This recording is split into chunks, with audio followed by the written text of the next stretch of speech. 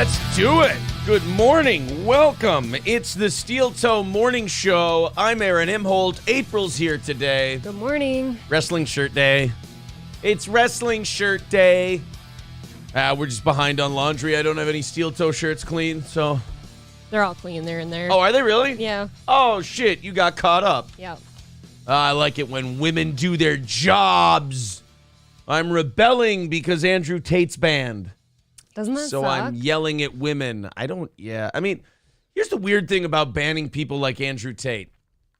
I don't care about him until you ban him. Right. Now there's a problem with you. He's just a shitty guy. Like, there's millions of shitty guys on the internet. We're shitty guys on the internet. Yes, I am. We're all shitty guys on the internet. And then they pick one shitty guy and they're like, this guy's especially shitty and he's bad. He's specifically worse than everybody else. Like, why? He says shitty things about women. It's like, well, that's not a good metric. So do I. Yes. Do you think this makes every other man better now? Right. If anything, it takes the people who were like on the fence about him, and now it gives him a victimhood thing that he can play. And now they're going to go, oh, maybe I should check out this Andrew. Anytime you censor somebody, anytime you get rid of somebody, all you do is make more people curious about them and go try to find where they're at. Yes, because now they're wondering, ooh, what kind of naughty boy is he? What did he do? Right, like how shitty can this guy be? I can't. And every time they have like a new shitty guy, you go and you watch him and you're like, this? Like, if I would have discovered Andrew Tate on my own, which I think I did. I just didn't know he was Andrew Tate. You did. It was the Muslim thing. You stumbled on it. I didn't know, even after, like, Cambodian River Pig clipped me talking about it and said, Aaron agrees with Andrew Tate. And I'm like, I didn't know that I was agreeing with a guy. What kind of death sentence was it? I was just watching a dude shit on, like, people in the UK and America, like Western people, who, like, you know, his whole point was, the reason Muslims are driving nice cars in the UK and they're doing this and doing that is because they have families and their brothers live together and their wives stay at home and hang out and the guys all go work. It could even be some shitty job, but they all pool their money together. Yep. And then they buy this nice shit. And I was like, that's an interesting take. I just really thought that was wild that somebody put that together.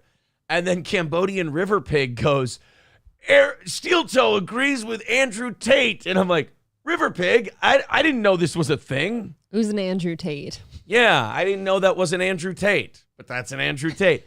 But like, if people like discovered him individually, they would go, oh, this guy's kind of a fucking tool. That's all I think. I look at him and like, oh, what a douche. They'd be like, this guy's maybe doing a trolling thing. I don't know. But like, if you ban him and you go, he's dangerous. And then people go, well, I got to go check him out. They watch him and they go, really? That's what you're afraid of? It's not much. I watched Joe Biden give a speech last night in front of what looked like a Nazi stage. It looked like, did you see the pictures of that? Not yet. Oh my God. Boy. I watched Joe Biden give a speech that looked like it was straight out of one of those shows where like it's an alternate history where the Nazis won back in the 40s. Got it. And now the president now is going, we need to protect the country from these people and this.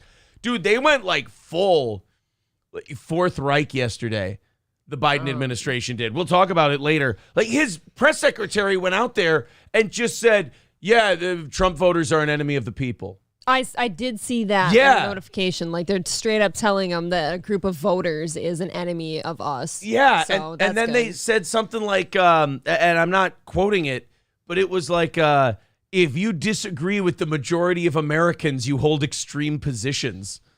Like that's woo. How doesn't that stuff scare you more than a shirtless dude smoking cigars? Yeah, I don't. The guy shirtless smoking cigars fucking Jordan Peterson's daughter. Like, that guy doesn't bother me as much as the person going, hey, if you're in the 47%, you're an extremist. I'm like, whoa. When is the Civil War? That sounds about right. And then Trump yesterday goes, yeah, if I'm president, I'll pardon all the January 6th people. So, like, everybody's just losing their mind. Everybody's just like, oh, what did my opponent say? It's like a game of rhetorical poker. And they're like, what did my opponent say? Okay, I raise them, you know? Oh, man. Trump goes, I'll pardon all the January 6th people. And Biden's like, fuck that. If you vote for him, you're not an American. It's like, whoa. So far, Joe Biden has taken away black people's ability to be black if they don't vote for him. That's true. And he's taken away your ability to be an American if you vote for Trump. So 47% of us. And then you're an extremist. Mm-hmm. Wow. So like I said, when is the Civil War? That's a whole half of us. Can I check my Google Calendar real quick? Do I have that? I don't have that scheduled yet. Oh, no reminders? Yeah. I don't, not sure. Okay, we got a lot to talk about today. Many things going on. All that stuff we just mentioned, we will be there in a second. Matt Meltfett said, that's how I found Morgan Wallen. Also realized he's way better than Eric Church. You bite your tongue until it falls off. You understand me? Watch your mouth around these parts. You bite your tongue until your tongue falls off. Grinch Girl says, great, Andrew Tate gets banned and Aaron hates women again. Wait, hates more women? Wait, I'm going to hide now. No, my feeling... What is the again? Right. What the fuck? Fuck did I stop? Don't call it a comeback. I've been here for years. Also, I heard Andrew Tate went to Rumble and set records on Rumble. I was wondering how long it would take him. Yeah, I saw Andrew Tate went over to Rumble, and like Rumble had one of its biggest days in its history. Lovely. When Andrew Tate went over there. So shouldn't that say something? I mean, stop banning people. Like, all you're doing is hurting your platform. It ends up being the same playbook every time. The same shit keeps happening. Yeah. You ban a guy, he gets big somewhere else. You do it again you create another boogeyman, you create another guy, like Fresh and Fit will probably be next or something like that. And then they'll go to Rumble and then they'll get big until, it's crazy. Like YouTube and Twitter are going to end up building their own competition. Yes. Yep. They're going to end up, it's like when WWE had too many people and then like a lot of the mid-card guys started jumping to WCW. And then all of a sudden WCW was full of WWE mid-carders. And then WCW ended up doing better than WWE. Well, basically, there's always going to be an answer for whatever behavior you're exhibiting, right? Yeah, like people wanted to watch Andrew Tate and you got rid of him. They have this weird daddy complex where they think, well, we're in charge. So if we tell you can't listen to this guy, you won't go find him.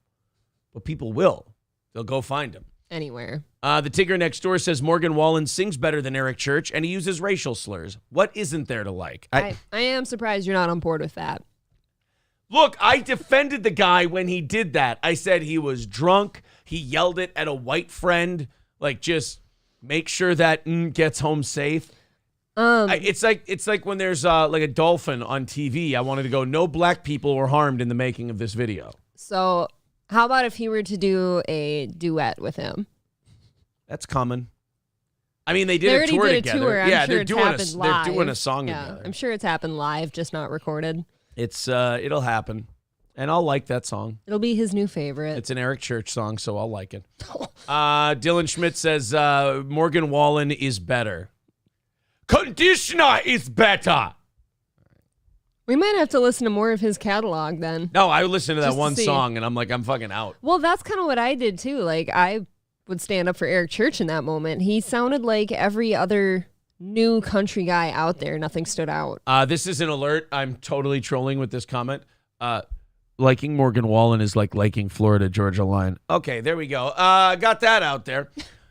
Busy show today. Lots of stuff to talk about. I tell you what, I have really rattled a hornet's nest with my last two DSP videos. Really? Oh, I have. You know how I keep saying, like, we need to keep evolving our DSP coverage to make it fresh so it's not just doing the same thing all the time? It's working. It's working because now I'll tell you this. I am not a member of the detractor community. I want to make that very clear. I'm a guy doing a show making fun of people. Mm-hmm. And I'm making fun of DSP. But I'm also making fun. I've also got my ears open and my eyes open for anyone else to make fun of. Sure, why not? So the newest thing with DSP is people were making these channel strikes against him, trying to get him kicked off YouTube because they thought it would be funny. Well, I draw the line at cancel culture shit. Yep. You know, but what I didn't realize was I thought a lot of these DSP detractor people were like in on that cause, like they had an opinion on cancel culture. It turns out, I don't know, the newest video has 80% upvotes. So I would say 20 to 30% of the DSP detractor movement is okay with cancel culture. Like, they never said, I'm not saying they're hypocrites. I'm saying they never said they were against that. Sure. They actually, like 30% of them endorse it. That's not good. It's not good. And I'm not going to associate myself with anybody like that who thinks that canceling people is a good idea, because you're too stupid to realize that that eventually comes to you and your thing. That's always what I think. It always does. Don't bother with it. Without fail. So I've been going after those people and making fun of them, saying, you guys are doing that to him. It's not going to work. It's going to backfire. He's going to use it to raise money. He's going to use it to play the victim and everything else. And guess what? It happened. I pointed that out in my video yesterday, and 20-30% of the detractor community got really butthurt about it. Oh my God, the comments. Well, then you're just a lolcow just like him. Oh, I'm sorry. I'm sorry. Did I point out that it didn't work and you're a little touchy about it, and now you're going to lash out? I mean, I don't understand what's so hard. We do it on this show all the time. What's so hard about going, yeah, you know what? You were right. I swung and missed on that one. Hey, you got this one, I'll get the next one. People have too much pride. Way too much pride. They did. They handed him a victim card now, though. They did. They handed him a victim card, and it's not a surprise. I knew it was going to happen. And, they just come at me and go, one guy said, this is how you make fun of DSP. This is what it's about. It's not about this. It's not about it's about mocking his ongoing failures or not mocking his He basically told me how you're supposed to make fun of DSP. Okay. And I just read that and I went, motherfucker, nobody's going to tell me how to make fun of somebody. Suck my dick. Ain't nobody going to tell you how to live. Ain't nobody going to tell me how to live. But it's true, though. I'm not part of some gay club where we're going to all talk about a guy the same way and we're going to say the same thing. I don't do that hive mind bullshit. So I don't know what kind of community I stumbled onto, but I'm an outsider from your community making fun of him. Sure. If you get in my way, I'll make fun of you too. I don't care. This is all for fun. Everything we're doing here, this is all 1,000% so I can laugh and my audience can laugh. That's it. Nobody's safe. Right. So if you go, yeah, you mock him like this, and if you don't, one guy said, if you don't mock him like this, then you are a lolcow just like him. And I'm like, first of all, we've established this on the internet. I've said it before. I've heard Rich from Review Tech say it before. I've heard Royce Lopez say it before. All of us who are doing this are lolcows. Yes, we can all be made fun of in some way. We're all targets of mockery because we're human and we all say stupid shit. The only people who aren't lolcows are the people with no audience. Like, the only people who are like, I'm not a lolcow, it's because nobody would pick up a microphone to make fun of you. That's the only reason you're not. You get to be held blameless because nobody knows who you are. Nobody knows how to find you. Right, but as far as the DSP detractors blowing a gasket that I called them out for trying to cancel him and that they failed, they're having a hard time with that. That they failed and I ended up being right about that. And them going, no, this is how you're supposed to do it. I don't know. Maybe I'm dangerous to you. Maybe I'm like this anomaly. But you must not have heard about Steel Toe before. We don't go with you on shit. We don't join a new group and then that's what we do. We watch people independently from the outside on a cloud and we mock and ridicule them however we want. Can you imagine how different this show would be if we decided to plant our stakes in one specific camp? Could you imagine if I decided, we're a DSP Detractor channel now? Nope. And then I would have to go with that shit? No, thank you. I feel like that's almost the end of a show at that point because you've put all your eggs in a basket. You're absolutely right.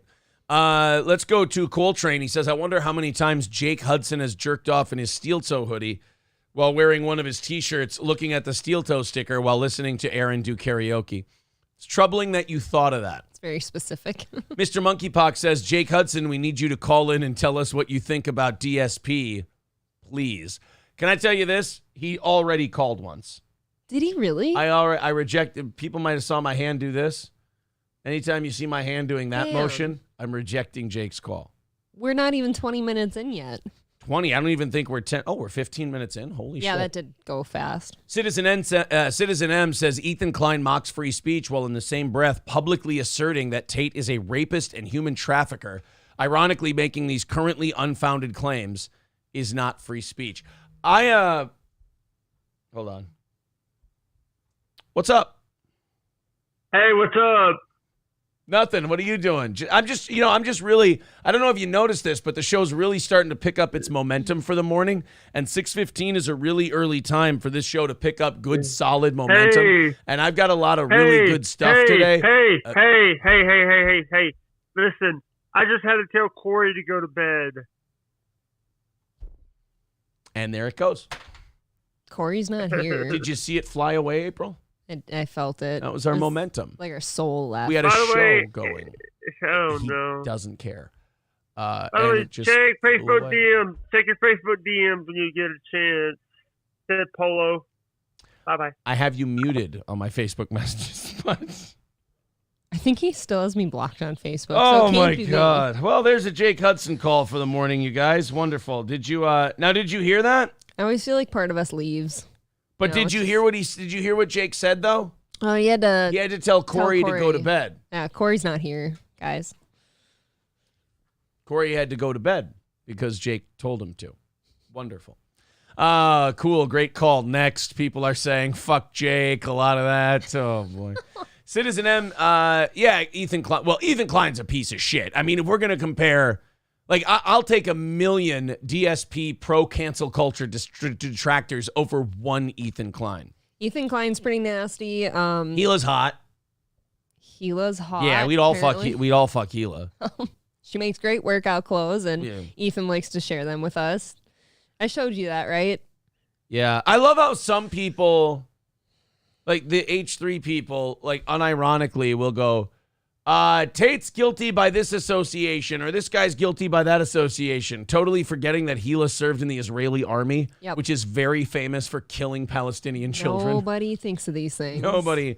Yeah, they're not held accountable. And by the way, I don't think she should be held accountable for that. She didn't do No. that personally, to my knowledge. But like playing by their rules, they'd have to do it that way. And aren't a lot of people over there like forced to like serve? Well, too? you have to. Yeah, Yeah. you have to. So I'm glad we don't take Jake calls that much anymore. Yeah, here you go. Ready? It was a Jake call. Ready? See this?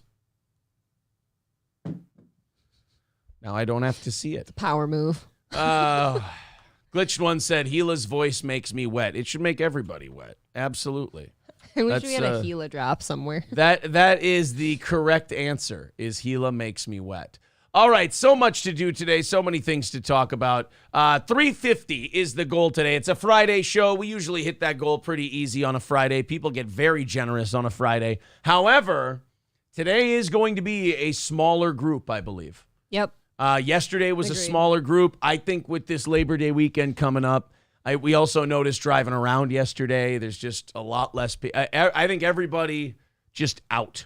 I think they've been out since starting yesterday. Yeah. The kids want to get rid of the rainbow play set, and they want a trampoline now. Yep. Which, as parents, we were like, "Fuck yeah!" Like cost to, like, well, how much a rainbow yeah. play set costs versus a trampoline? Hell yeah, To absolutely. upkeep a rainbow playset too. So then we put the rainbow play set up for $1,000 online. So and- like a third of its price. Well, if that. Right. If that. Yeah. So it sold in, no exaggeration, 15 minutes. 15 minutes. Probably 5 if we would have checked messages It was- regularly. Yeah, my phone was doing an update, so it was like off. So we go and we put it up for 1,000, and we get flooded and inundated, and everybody's tagging their husbands and wives in it. And should we get this? Should we get that? We sold it for 1,000 yesterday because we were like, well, if we sell it for 1,000, you buy a trampoline, you pocket a nice, little thing. Kids want a trampoline, they don't want the playground anymore. Nice trade-off. And we're sitting there going, well, shit, we could have done that for 15, maybe 2. 1,000's fine. My point is, the guy who bought it is like, oh, yeah, I'm not working a full day tomorrow, so I'll come by and I'll scope it out and check it out and this and that. And I'm like, yep, that's about it. Everybody's either off tomorrow or working a half day. They've all got plans. Yeah, everybody's got plans today. So $350 is the goal. There's the PayPal link in the chat. Super chats and memberships count as well. Anything you throw on YouTube, the membership, $5 goes to this show. Super chats and memberships, 70% goes to this show. Over 90% of what you throw in on PayPal goes to this program. So hitting that goal is a must. That's what keeps us going. And we give you 30 minutes of overtime when we hit it. One more for the road says, for Aaron's increased homeowners insurance? What? Trampoline, there's a chance. Why? What? It happens with some yard things, like, pools. I'm guessing maybe wait a minute. trampoline's a liability. Who's going to fucking know if we have a trampoline? I don't know. That's a good question. I don't like this shit. I don't believe that America's a free country for multiple reasons. If you pay off your house, you don't own it. Like, if you pay off the value of your house, you can still have your house taken away for not paying property taxes. So you don't own shit. You're just leasing the land from the government. Sure. That's, to me, communism. But then, like, a trampoline, like homeowners insurance wise, nobody should fucking know if I have a trampoline or not. So here's what I'll do. Go fuck yourself. I'm buying my trampoline. I'm putting it up. Nobody needs to know a goddamn thing. Right. Thank you to BP Oil Crisis for throwing $100 in super chat at the show here. Thank you. Thank you very much. What does that move us down? That's $70. That's oh god damn it, am I bad at math? $275? Yes. $275 Good job. is our goal today. Look at me being good at math, and look at BP Oil Crisis just saying, take my money. What a fucking sweetie pie, What a man. guy. That's very nice of you. Thanks a lot. Keep the neighbors' kids off it. My trampoline never hurt my pocket insurance-wise, says John. The second I see you post a trampoline on your Facebook page, I am anonymously ratting to the Homeowners Association. What do you think I am, super rich? We don't have a homeowners association around here. We are just a loose confederation of people. Keep the neighbor kids off. It makes me nervous because all our kids do is go on the neighbor's trampoline, and they're going to be over here now. Fine with me. No getting hurt on it. That's fine. I don't tell the feds shit. Bone Cold says, tell your Karen neighbors to fuck off and mind their own business. That's what I say. I feel like ours always mind their own business. Yeah. Our next door neighbors are just single guys. One of our next door neighbors doesn't come home ever. Which one? The one, the one over there. Oh, yeah. He's never home. The one that buys like industrial sized dog biscuit boxes and doesn't have a dog. Yeah, right, exactly. And then he feeds the rabbits. He does. He feeds the rabbits. He's like Lenny. He's tending the rabbits. I've got a neighbor who's like Lenny from Of Mice and Men. He sees April in a dress. He always asks me if he can pet her. And I'm like, you fucking stop it. Should stop mowing the lawn in my bikini. Or you don't get to tend those rabbits, Lenny. No more rabbits. Just don't get hurt on it. If insurance finds out, they can raise rates and or not renew you. Well, then everybody jump gingerly. So that's how they would find out. Okay. Here's what we're going to do. We're actually, the only reason we're getting a trampoline, it's not because the kids asked for it. We actually want to start a backyard wrestling federation. Oh. And we figured a trampoline was the best way to do it. That's right. Freaky Deaky asking, show on Monday for Labor Day. Morning, no. Evening, yes. We figured it would make sense to do an evening show. Everyone's going to be back, settled in. But the morning show, no, we've done Memorial Day shows before. We've done Labor Day shows before. The first year we did this, streaming-wise. And the one thing we learned about doing shows those days is you shouldn't do shows those days. It's not worth anybody's time. Like today's show is going to go from like in the 400s at its peak to in the mid 300s. If we're over 350 at our peak today, I'm going to be happy. Me too. Because it's a holiday weekend. If you're doing it on the Monday holiday, it's probably like 175 at its peak. Maybe. Like it's been brutal before. It hurts. Oh, Korean Dan Schneider says Bumbaclo. We're going to talk about Dan Schneider today. Don't you worry. Zeke says, best of? Yes, I am going to have a bunch of clips up. How many do I have in the thing here? I know I can download more off our channel, but how many do I have just sitting around? 1, 2, 3, 4, 5, 6, So that would be I got about an hour 20. I'll scroll through the YouTube channel. You're on your way. And we'll get more of them. Yeah, we'll probably do a 4-hour. We'll put a 4-hour best of up there for you. Don't you guys worry. I used to live out in Aaron's neck of the woods. That area feels more like Sartell. Every time I come back from somewhere else, I'm less impressed by the divisions of towns here. I agree. Yeah. Like every time I come, even if it's like from Maple Grove or something like that, I just go, yep. St. Cloud and Sartell are kind of the same. Yeah, and then we're almost kind of in St. Joe, but St. Joe's got its own feel, doesn't it? St. Joe is cool. I love St. Joe. I would move to St. Joe. I would move. And sorry, for the worldwide audience, this is going to get very Minnesota for a second. Right. We're going to the state fair tomorrow with our friends. My favorite friend couple. Mine too. You know what? They're awesome. Not fair to Rhino. I just don't see him as much. The other two, well, that would they're mean wonderful. That these two are our favorites. That's true. Right. That would be our favorites. So I would move to. Here's where I would move. I would move to St. Joe, Maple Grove. This is like if like location and like children and schools and everything were out. It didn't matter. Maple Grove, St. Joe, Brainerd, Rogers, Monticello, and I think that's it. I agree with you, except I'd switch out Brainerd for Little Falls. And I like Elk River and Rogers. You know what I say? Brainerd, Little Falls, horse apiece. All right. Kind of the same vibe to me. Someone says Baxter, not Brainerd. Again, horse apiece. Same thing. So would you live in East St. Cloud because it's like Sartell? No, but it's like the trailer park in Sartell. I've spent most of my adult life in East St. Cloud. Wasn't worth Again, it. you guys, there's not this big a difference between St. Cloud and Sartell. They're kind of the same. Sartell has nice areas. St. Cloud has very nice areas. Like you want to go to Walden Woods sometime and tell me you'd rather be in Sartell? You can suck my dick. Oof. That Walden Woods is a nice little area. But East St. Cloud, yeah, Sartell's got dog shit, dingy looking parts of it. Like you go down, like you go on the main drag and then you take that down exit. Yeah. Woo! It can get really goofy. Not the greatest. Mick Marshall says Little Falls is pure meth. Brainerd too. Well, Look, most of my time is spent outside in those locations, and it's beautiful. You're gonna get some meth then. Gonna get a little bit of meth. I'll start Walter White in it. There you go. Jake, this state fair discussion is a dog whistle. You got the invite, bud. That's funny. Hey, man. Phone's on the floor, on vibrate. I'm not gonna know a goddamn thing is happening. Don't you worry. Your Tootsie will vibrate. Sharparelli, you're right. Otsego and Albertville as well. Add them to the list. All right. Being too local for too long. I gotta keep.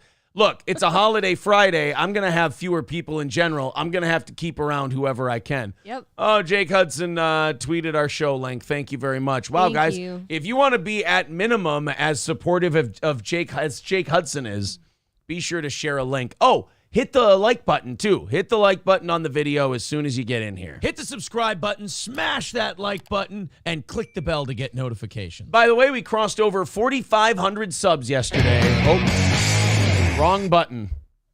That was not Crowderific getting over 4,500 subs. There we go. Whoops. That was my fault. Here, I'll show you when it's appropriate to say that. Okay. Hey, guys, I bought myself a dress yesterday.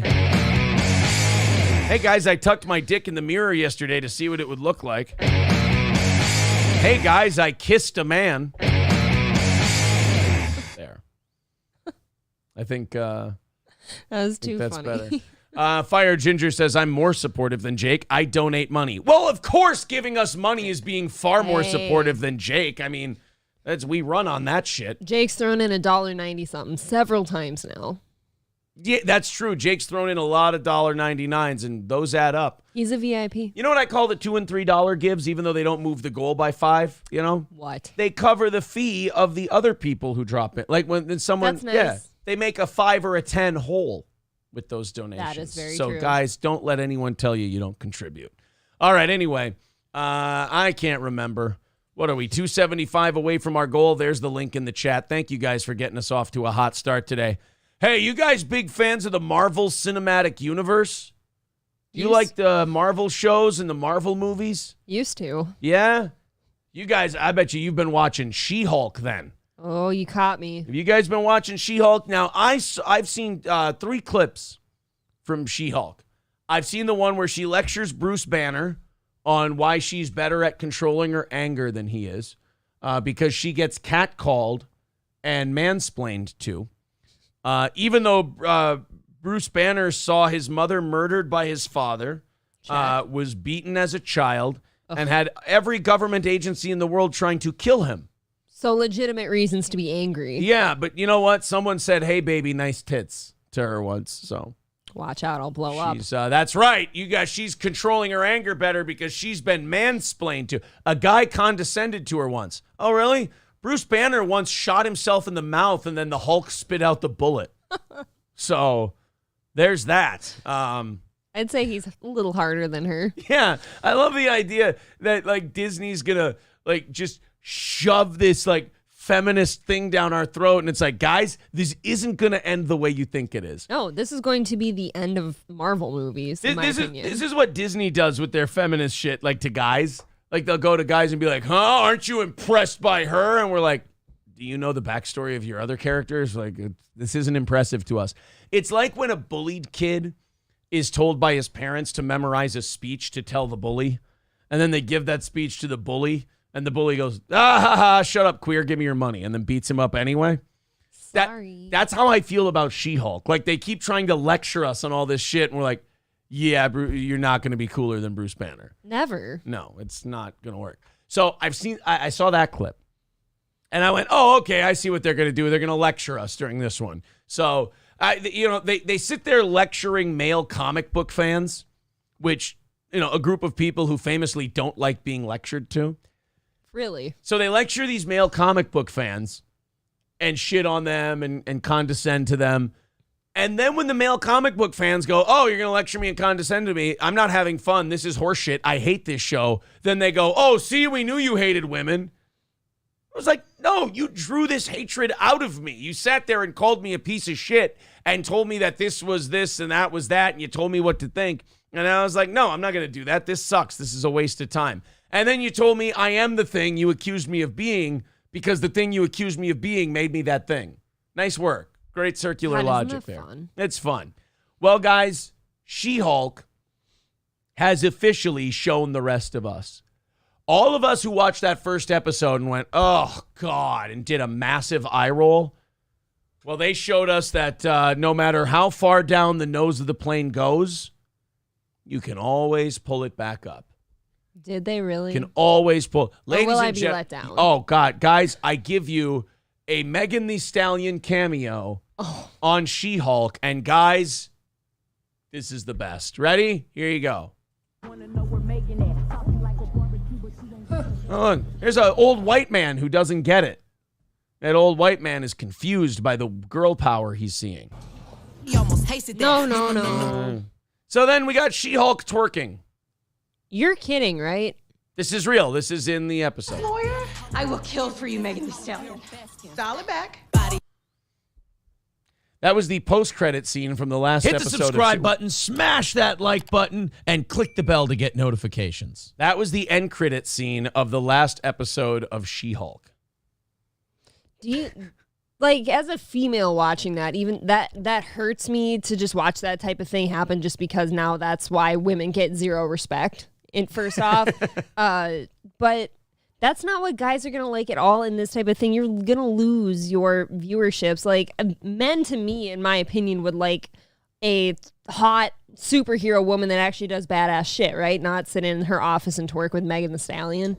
Or am I off It was base? a post-credit scene, and so far on the internet, I've seen most people say, oh, that is fucking bad, man. That does not belong. It's cringy. And then I've seen, like, the people who like She-Hulk, male or female, are going like, oh, these internet big babies are crying about the twerking thing. It's like, I don't see them crying about it. I just kind of see them going, ooh, this is cringe. This isn't. And their response has been, oh, yeah? What about when Star-Lord danced in front of Ronan the Accuser and he did that weird dance? He challenged him to a dance-off. I'm like, yeah, that was part of the story, and the whole point of that bit was that it was cringe. Yes. Like Star-Lord was being cringe to distract Ronan the Accuser so they could do some badass shit over here. They're doing this unironically and pretending that this is what makes you a bad bitch. Yeah. So, good luck to She-Hulk. One more for the road says She-Hulk's Kegels are lethal. They certainly are. Don't insult their cultural mating dance, says Triple N. I've always felt that way about twerking. You have. The You've one said thing that. I've hated about twerking is it looks like a primal mating ritual. That's like, the one thing you hate about it? It looks like it should be done like in a tribal setting in a tiki hut. And then afterwards, 4 of the males should mate with the female. Yes, I picture like there's birds that do that. Like Right. where they'll dance around the little female bird kind of like doing that and fluffing their feathers. Twerking to me, I feel like has set us back to the Bronze Age, Yes. like before the Bronze Age. Romans, I feel like, would look at twerking and go, yeah, this is beneath humanity. Yeah, we've fallen apart. We Yeah. have fallen from grace. It I don't really know. is. It's presenting. You're just sitting there presenting your big ass for the man folk. That is all that is. It's just another example of female empowerment leading to men getting more pussy and women crying alone with ice cream. That's the best part Wow. about things You like know what? twerking. You couldn't have like boiled that down any more perfectly. That's twerking is like, it's like Tinder. They did that research on Tinder where they're like, hey, 10 years of sexual empowerment for women on Tinder. What's it led to? It's led to a small percentage of men getting a shitload of pussy and women being sadder and lonelier. Oh, cool. It's almost like, you know, the great. feminist movement to me is very reminiscent of a Wile E. Coyote cartoon. They come up with their great ideas and this is going to lead to women being happy. And then we go, all right, we'll let you do it. Go ahead. And then we check in on them a few weeks later and we're like, hey, how's it going? And they're like holding their knees in the shower going, it didn't work the way I thought it would. And we're like, are you going to would you like some advice? No, mansplainer, let me do it. It's like watching a kid try to do something and he keeps failing and it's very simple and you're like, I can do that for you if you want and we can move on. Like, no, quit condescending to me. And it's like, fuck me for helping then. The problem with twerking in women is that somebody famous did it once and got paid like a lot of money for it, and now they see it as that's a way to make money and be the bad bitch. Who brought twerking to the forefront? Was it Minaj? Maybe. Was it? Might have been Nicki Minaj. Who's the 1st I'm person? gonna guess Nicki. Who's the first person I remember doing that? The first person I remember is Nicki. Okay. So Who made twerking a thing? Before Miley Cyrus. Sean Hatfield. Sean Hatfield, known as Twerk, back in 1989. He was a skinny six. No, that's not. That's a very weird statement. That can't be it.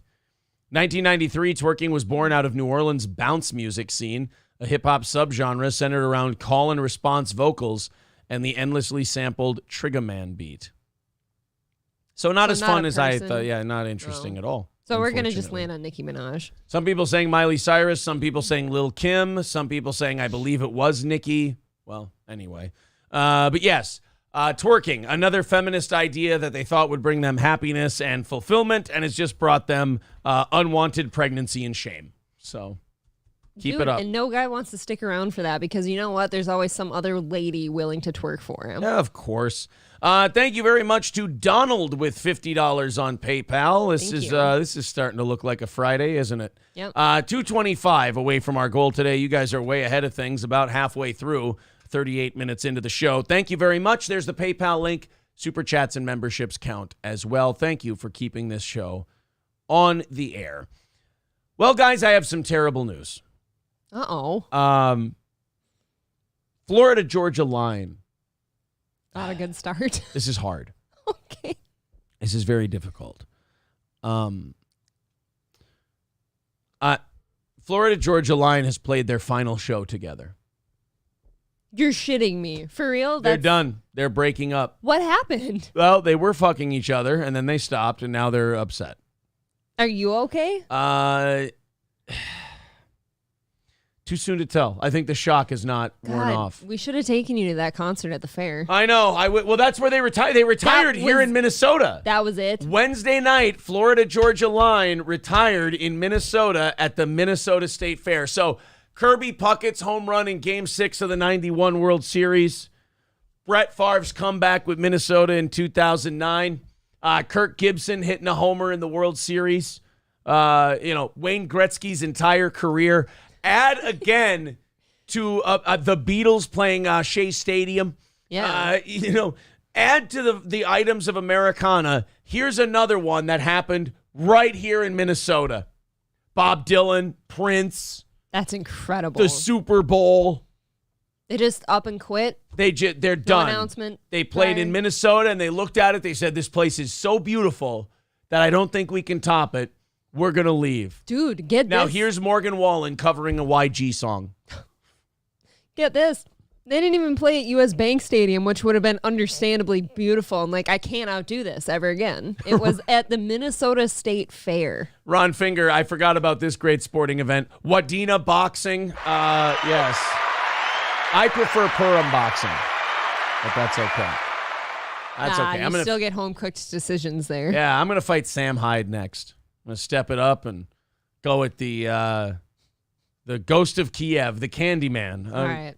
Hey, I got a message for Sam Hyde. I'm coming to kill you in Los Angeles at your house. Or in the ring. No, in real life. Triple N just writing, I will remember you. Yeah. I feel like this is like the end of an era for some. Oh, man, the end of the era where douchiness was culturally acceptable. Florida Georgia Line duo Tyler Hubbard and Brian Kelly. By the way, Tyler Hubbard, very famous for His cupboards. being Jason Aldean's co-writer. Isn't that what we found out? I always forget that. Yeah. I don't see that's the thing. I don't think he's even famous for it. Nobody knows. If you like Jason Aldean, you've probably really gone crazy to a song written by Tyler Hubbard from Florida Georgia Line. I certainly have. I mean, that's unfortunate. I'm not saying he's written a few of his songs. He's his 100% for a shoot writing partner. Yep. I almost called myself a victim of being liking Tyler's music. You're a victim of the Tyler Hubbard troll. I don't want to get caught liking Tyler Hubbard's music. Carlos says, whatever will shitty country bars do now? They'll play Morgan Wallen. Morgan Wallen, yeah. Well, fuck, they'll be fine. Dude, relax. Luke Bryan, come on. Ugh. Do you want to know what I saw the other day that just made me like hard eye roll, actually? We didn't have time to come back to St. Cloud before the kids' open houses, so we took them bowling. And at this specific bowling alley, they always have like a table of these really awesome sports memorabilia they auction off. And they had a fucking Morgan Wallen, like signed like guitar picks and a framed picture up there for like $250. Jesus. That's just the audacity. Silverwolf says, correct me if I'm wrong, boss, but with that 50, I'm a 2-time VIP, correct? I thought you already became a VIP this week. I thought we already counted him as one. Jesus. I'm writing him down now. Well, write him down for sure, because that definitely made him one. That's definitely a 2-time one then. Yeah, I never took the 100 out from the goal for that because it happened in pieces, so we'll eat that one. But thank you very much, Silverwolf. Awesome. Very, very cool. What will Walmart play in the electronics department now? Yeah, there's a lot of questions being asked right now. As you can see just from our chat, the retirement of Florida Georgia Line is leaving a hole in many parts of our society.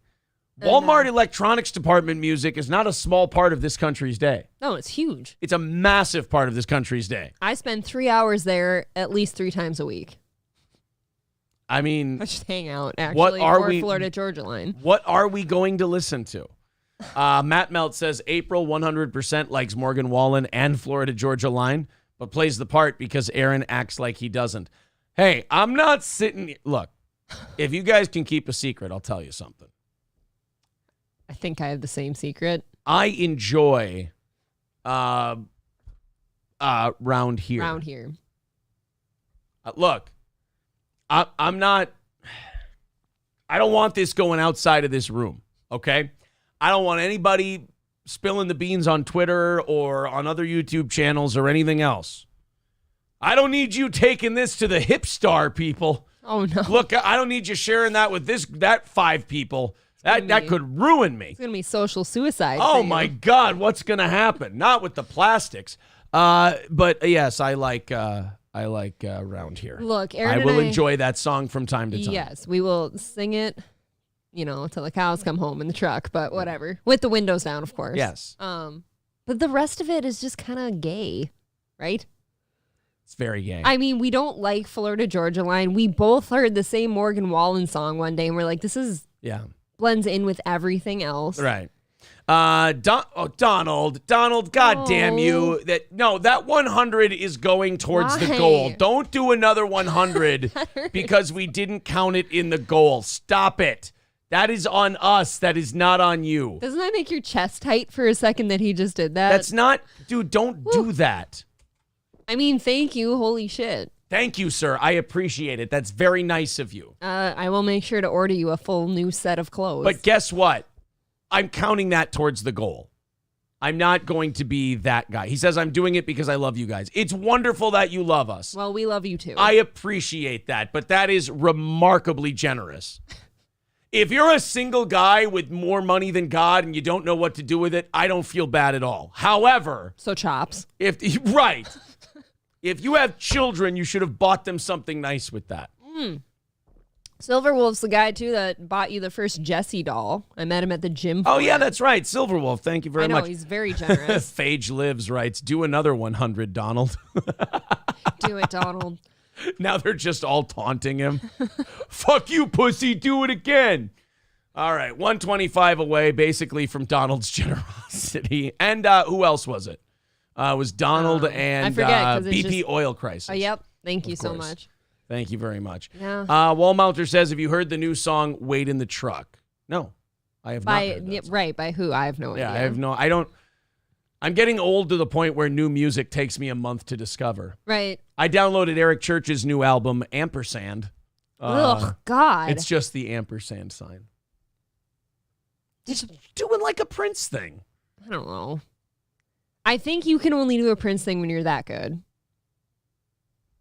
And? I'm not shitting on Eric Church. Like, I think he's got a handful of really good You've never songs. heard Eric Church called the Prince of country music? Just kidding. Can't say I have. He's the chief, bro.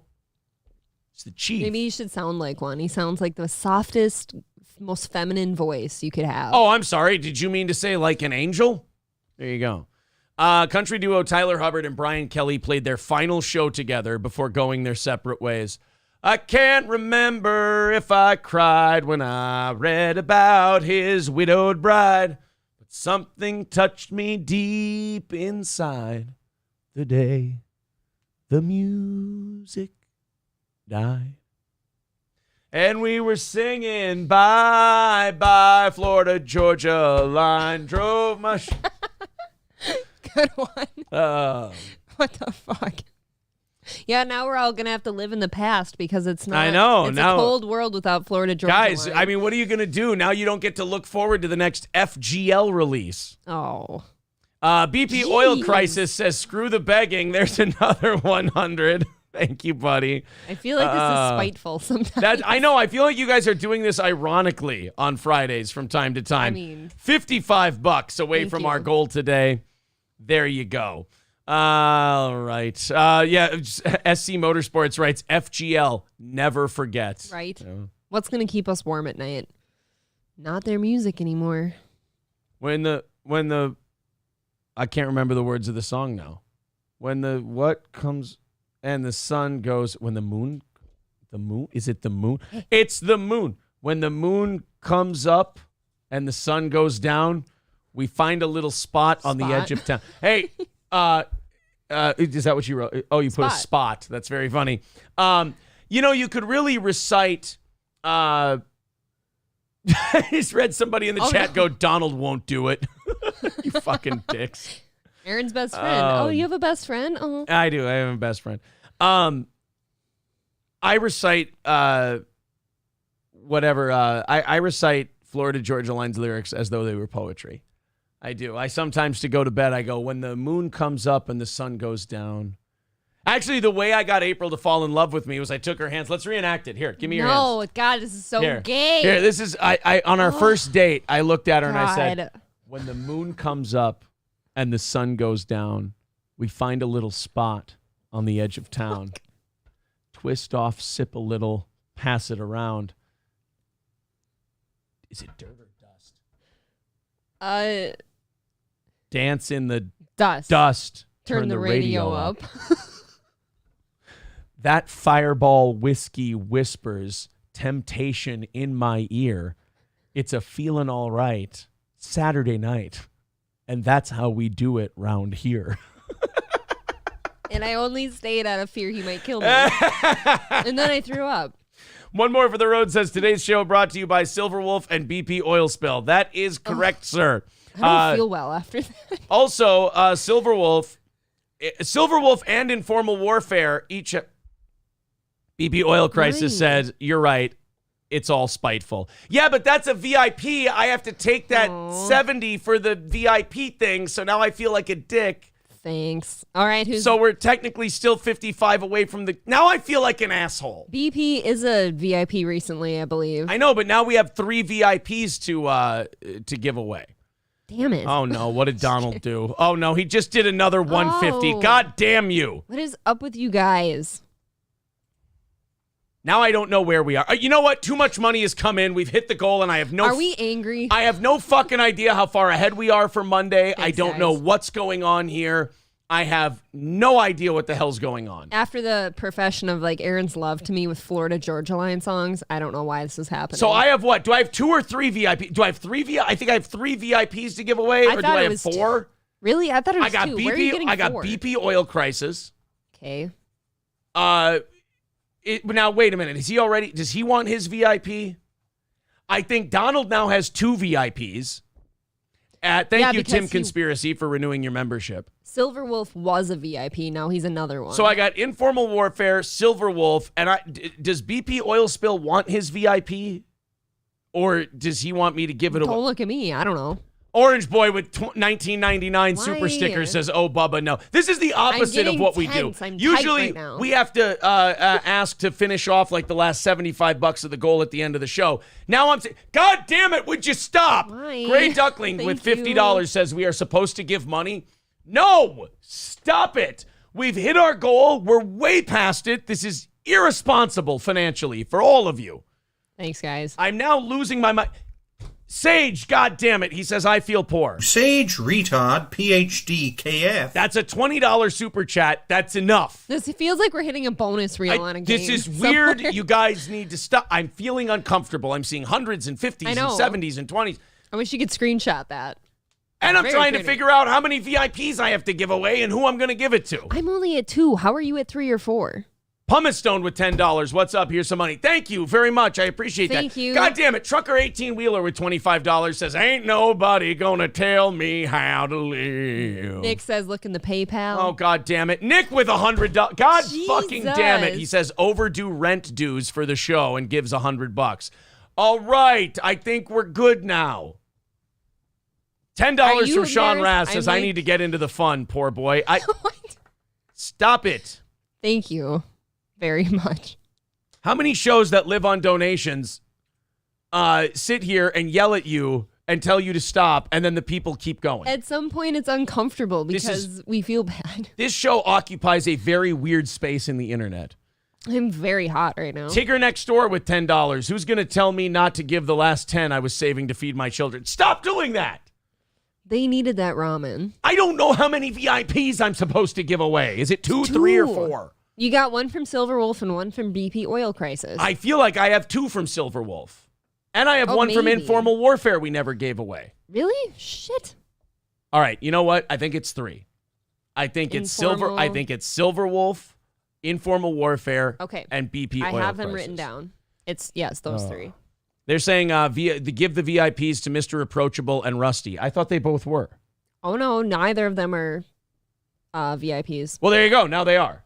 Yes. No, Grinch Girl is absolutely right. If Mr. Approachable and Rusty Grammar are not VIPs, they are. How many do I have left to give? 1. I have 1 VIP. Congrats, you guys. Unless BP Oil Crisis wants his. I don't know. Well, I think he is 1 times 2, so doesn't he still get 1? Silverwolf says I became a 3-time VIP. So we have 1 to give away from Silverwolf. I figured he did because he gave like $500, like $450. Staska's asking for VIP.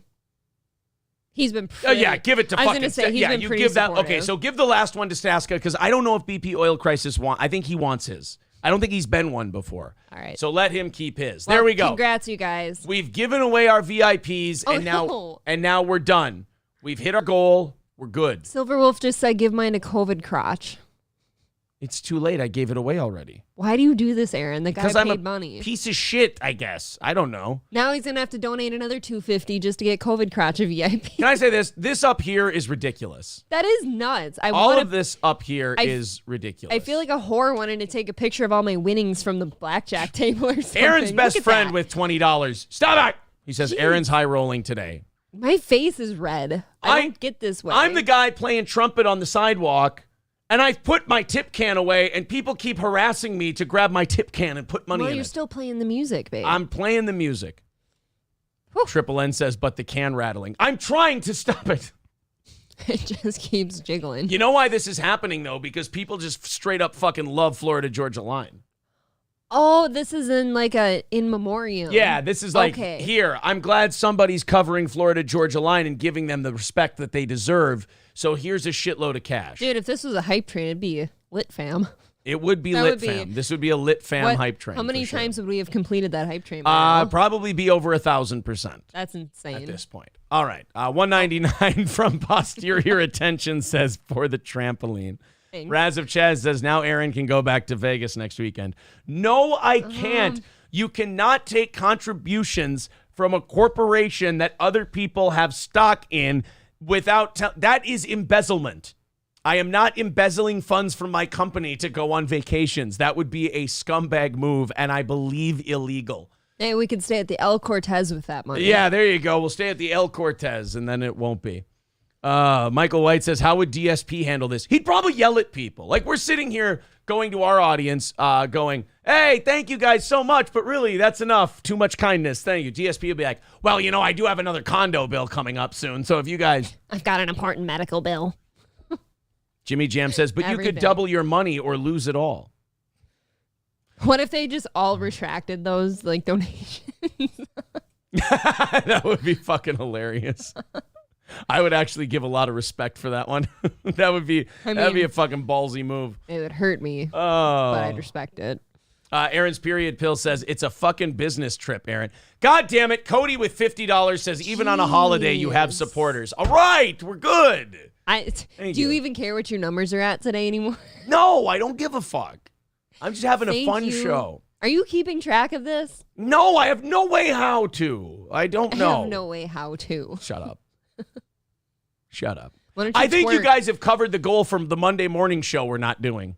Yes, that's actually what I was thinking. This is covering up for a holiday. Yeah, I think that's for sure. Orange Boy says, what's the goal for Monday? I don't have a Monday show Now to have a it's goal for. zero. I think you guys are knocking it out already. Here, I can count. Keep going. Work into Tuesday. Here, would you like me to count? Well, it's hard to count because there's VIPs Here, to figure you out can- and all that. Oh, Here, let's I was gonna say I'll help you. let's call it. I have no fucking clue. There, that's what we're calling it. I have no guys. I can't even begin. I can't even begin. Thank you guys very much for your kindness and generosity. Thank you. Now, I do need to do a show. Principled Uncertainty says, are you going on Who Are These Podcasts? Well, you asked if I was the secret guest. So I don't want to say if I'm going on Who Are These Podcasts or when I am. So I don't know. I'm terrible at shit like this, but you'll have to listen and find out. Huh? Look at that face. I don't know if we're going on Who Are These Podcasts. Maybe I am. Maybe I'm not. Stay tuned. TK 800 kilowatt says, Bearded Trucker with $10 says, here's Aaron's tire fund for the Tahoe. Guys, we just sold a playset for a bunch of money. I think we're fine on my rotten tooth, my Isn't fucking that funny? tires. We got everything taken care of around here. Not like we would have been in trouble if we didn't have that. No. Guys, we're fine. But it is funny that anytime you and I have extra money we didn't count on, it's spent as soon as we have it. For sure. Came home with winnings from Vegas. I needed new brake lining. I had plans for some of that. Kids wanted a trampoline, so we're like, all right, fuck it. We'll sell the playset, pocket the rest after we buy the trampoline. No, dude, your tooth fell out. Okay, cool. I'll get that fixed. So yeah, am I going on Who Are These Podcasts? I guess you'll have to tune in and find out. The bathroom door fund, we never fixed the bathroom door. It just has holes in it. That's true. Why haven't we done that? Because I'm a fucking redneck, and I went out and got the same colored. I got duct tape that matched the door color, and I just duct taped the holes. Yeah. Brandon says, this is funny. Brandon says, biggest flex, meet the goal and then immediately shut it down. All right, guys, we'll see you later. We're doing a weekend thing. Yeah, what if? It'd be the biggest shit heel move of all time. Guys, actually, what I want to talk to you about is the Raleigh's show today. Not. I guess I shouldn't say show, but it's Event. the Raleigh's event. I want you guys to come out to Raleigh's today at 3 o'clock. If you're not working and you're not out of town and you're here in Minnesota, come on out to Raleigh's Rednecks and Longnecks. I'm going to pin that to the top of the page, actually. There you go, guys. It's free to come out. I'd like it for my own sanity if you signed up on the Eventbrite, but you can just go without the Eventbrite. The Eventbrite is, if you're absolutely sure you're going, you'll be there. Boom, click it, let me know. It's like an RSVP type of thing. But if you just want to come out to Raleigh's at some point this afternoon, say hi, take some pictures. I was going to ask you something, and I'll ask it on the air because I'm boring. Could we put markers down on the floor here and bring this with us? And then people could take pictures in front of it, because everything else we have has Twitch on it still. We forgot to do the banners and shit. I don't care. Like, we're going to have to totally deconstruct, but Will that take very long, though? we're going to figure it out. All right. We'll see. BP Oil Crisis with $5 says, I'm already a VIP. Give the one from today to Brandon Miller. Also, I love all the spiteful giving, guys. Well, we already gave... Oh, no. We didn't give his away yet. Brandon Miller. Didn't we? No. Remember I said I don't know if he wants to keep it or not? So Brandon Miller is now a VIP. So we gave it to Approachable, Rusty, and Brandon Miller. Perfect. And Staska. See, And that's Staska. 4. Well, we had 2 from Silverwolf, Okay. and then we had 2 other ones. There we And go. COVID crotch, Silverwolf's like requested VIP, didn't get one. Sorry. He had 2 to give away, and we didn't get Oh, one. man. Principled Uncertainty says, if you go on Who Are These Podcasts, don't bring a beef. Why would I bring a beef? Bring a beef for what? Aaron doesn't have beef with anybody. You want me to bring a meatloaf instead? SC Motorsport says, Aaron just labeled you guys rednecks, and now you're going to Raleigh's. Makes me laugh. That's true. Pumice Stone says, Lastman would shit his diapers with that much donation. Well, yeah, or that much advertising. Are you kidding? All right, I think we're done now. I think we can... no more donating. No more donating. I think we're good. Just come out to Raleigh's and have fun with us today. Oh, Principled University says, look up Chad Zumach's career-ending Who Are These Podcasts appearances. Oh, really? This sounds interesting. How did he kill his career on Who Are These Podcasts? Who Are These Podcasts? If I could spell. Chad Zumach. That sounds like a itching disease you get. Stuttering John and Chad Zumach drama. We got Poison Zumach over here. All right, Chad Zumach on Stuttering John versus Who Are These Podcasts? 1 year ago. But I gotta ask you as well about it. Husey. I like Husey. He was like a Opie and Anthony guy. He would cover Opie and Anthony shit. So is this... Stuttering John, when you were on WATP, did that cause any problems between you and Stuttering John? That's again, I fucking another guy I didn't know. I went in there trolling on Who Are These Podcasts. I took that route, which was dumb because it bit me in the ass because I didn't. John is everything people say because he turned on me. So I'm like, oh, that was a dumb move on my end. What did you do? What did he do to you? It's just he turns on everybody. That's what he does. I mean, I don't know the specific situation, but I was just like, that was a bad audible I called. Bad move. I don't know what he did. Yeah. You're gonna have to fill me in on this one because I'm way behind. I feel lost watching this. We're All missing. right, Matt Melton, Cody, we appreciate it. Thank you. He says, let's take down Tuesday's goal. Don't try to do that. I have no way to count. I have completely lost count of how many VIPs, what I need to deduct for the VIPs, what then we are over for today. I'm warning you. If you try to attack Tuesday's goal, it's not going to work because I have completely lost count of everything that's come in today. That's why I keep telling you guys, stop giving. I have no way to count it. It's a wonderful problem to have, and I thank you guys very much for your generosity, but I have no idea how to count everything that's coming in. Thank you. Thank you very much. Oh, boy. All right, let's get into some newsy type things. The Raleigh's show is up there, pinned to the top of the page. If you want to come out today, it's 3 o'clock to 5 o'clock. You know what? COVID Crotch says Silverwolf gave me a VIP. No, we gave it away before he could give it to you. So I don't want to take it away from Rusty or Mr. Approachable because, or Stasko or anyone else. Doesn't that fucking suck? I fucked it up. It's almost like we should Sorry. read first. You know what, though? For the Raleigh's thing, we're going to figure out how to get this down and bring it. Yes. So. Rusty Grammer says someone needs to send a clip of this to DSP. His head would explode. Don't do that to the guy. Beluzier says, are you doing a members show for this Sunday? Yes, we are. Orange Boy $4.99. Grab a calculator. God damn it.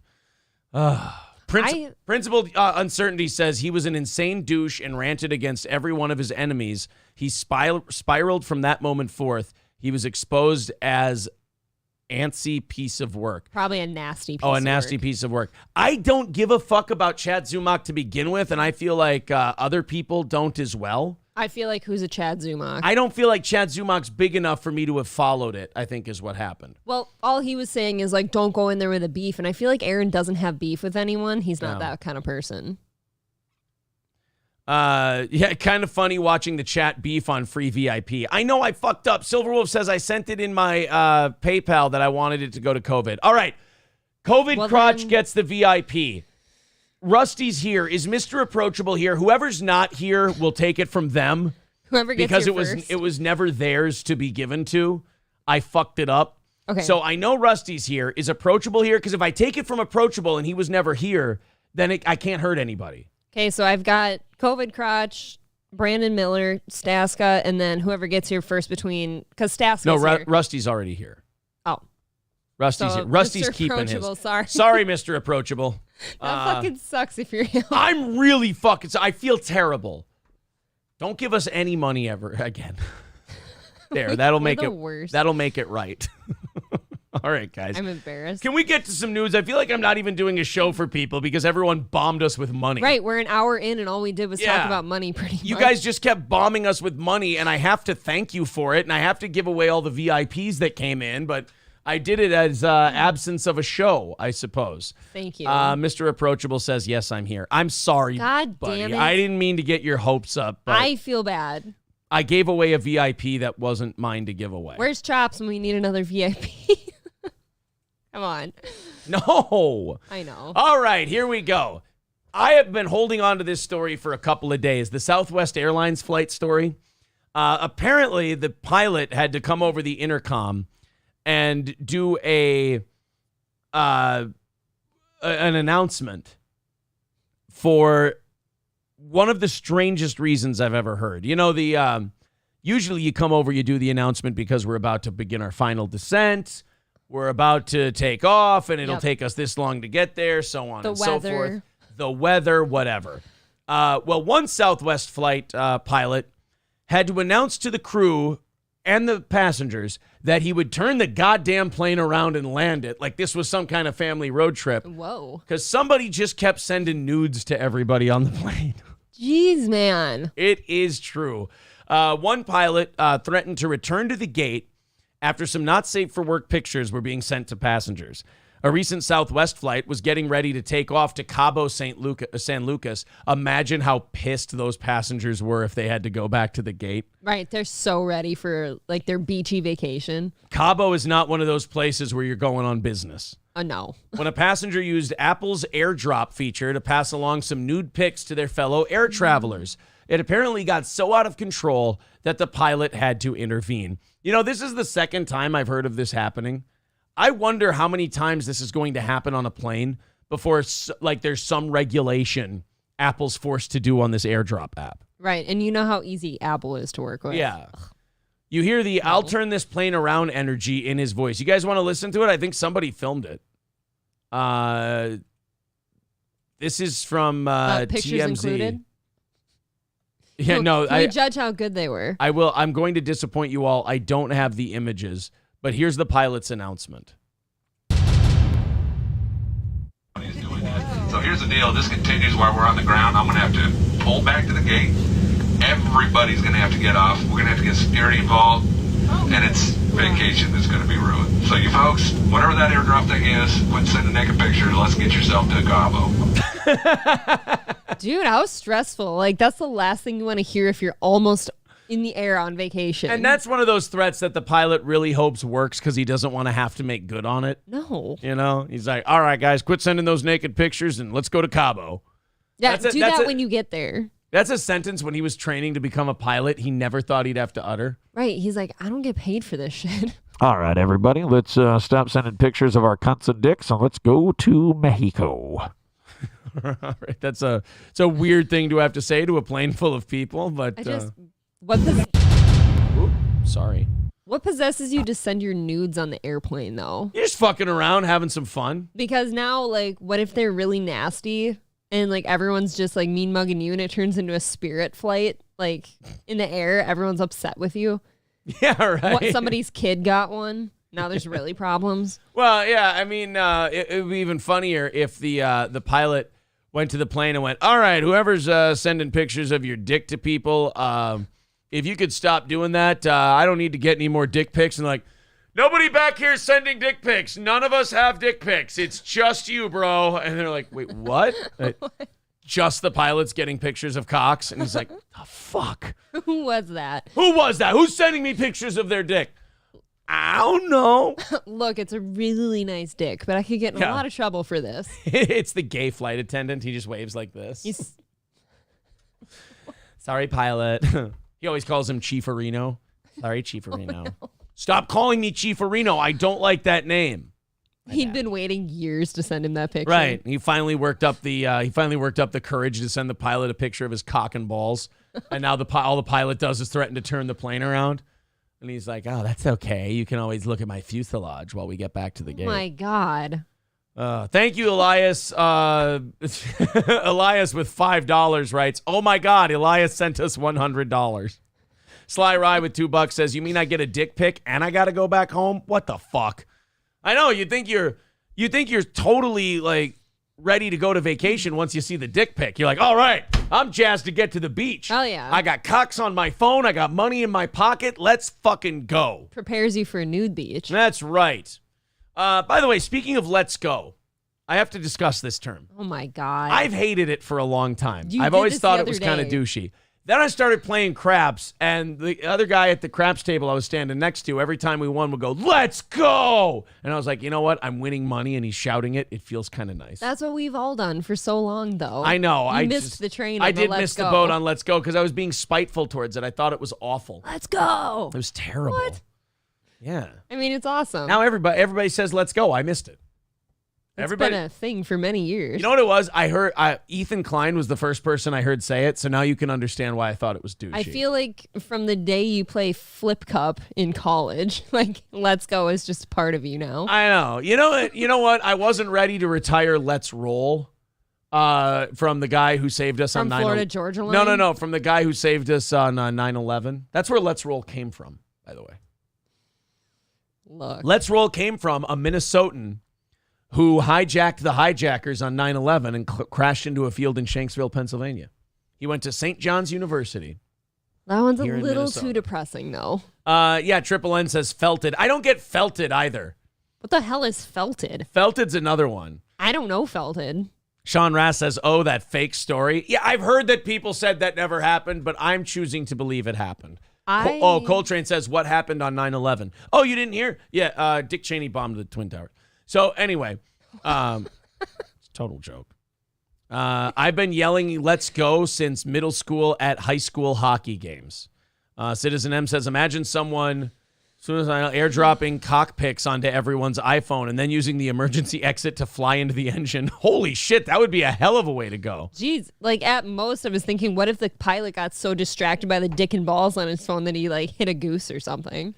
Sage says, I live 10 minutes from Shanksville. That plane was shot down, LOL. No, it was the Let's Roll guy. Let Aaron believe it was the Let's Roll guy. What's that fucking bit? Oh, I can't remember.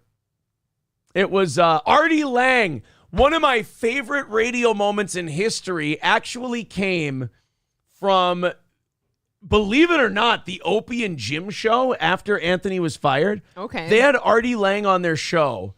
and they had Chris Hansen on at the same time. No, it was the Anthony Cumia show. It was totally Compound Media.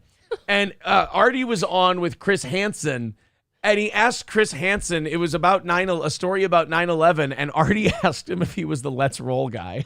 Oh, no. The Artie Lang talking to, there's 2 great Artie Lang bits post-Stern. Him doing his Liam Neeson impression, and him talking to Chris Hansen about 9/11. I want to see if I can find that for you guys because it's totally worth playing. Artie Lang, Chris Hansen. I love looking at your YouTube home screen. Oh, this is awesome. Yeah, this is where Artie asks him if he's the Let's Roll guy. Oh my, Artie! By the way, Artie is geeked out of his mind on heroin during this show. Obviously. So I don't know if you know the background of this. Anthony hired Artie as his co-host. So Anthony's platform, Compound Media, was starting to gain traction. He had Gavin McInnes for a while. He had Red Bar. He had Legion of Skanks. He had just all kinds of great shows on there. I was a subscriber until Gavin left, actually. And he hired Artie Lang to be his co-host. That was going to be like the over-the-top move. Yep. Unfortunately, Artie Lang was in the middle of probably his worst heroin spiral since he left the Howard Stern show. That I heard about. And it didn't that show did not last very long. Artie was always late or not showing up. His nose would be bleeding. I mean, Artie was a flaming wreck, the version he got. But here's how talented of a guy Artie is on radio. I don't think his stand-up's that great, but on radio and podcasts, he's fucking hysterical. Artie would come in, nose bleeding, fucked up, sunglasses on, and he would still give classic shit. I remember one time he told a story about a buddy of his from high school named Peppy Chimpers, who had to leave the country because he was wanted on drug charges. And he was talking about how Peppy Chimpers was laminate in Brazil. And I fucking laughed so hard at Peppy Chimpers. And I'd give that one a listen. And then Artie also had this great segment with Chris Hansen, which one of the best things ever. Well, you were obviously involved. We're fucking a kid. Oh my God. Oh my. Artie. He told Chris Hansen that he was fucking a kid. It's not comedy. That's offensive. Well, they're laughing. Why would you say that? Those heroes are laughing. They're as weird as the rest of you. It's Hansen versus Predator. It's not. I risked my life protecting children. Artie. He's protecting. Everyone knows it's a joke. Look at the two of us. I got about a year. Everyone's laughing. Got about a year. Look at the two of us. I got about a year. Why do you wear your hat backwards, by the way? Oh, because I'm a frontwards kind of a guy. Yeah, well. Why, is that a signal or something that I'm fucking a kid? Pretty much. Why do you ask that question?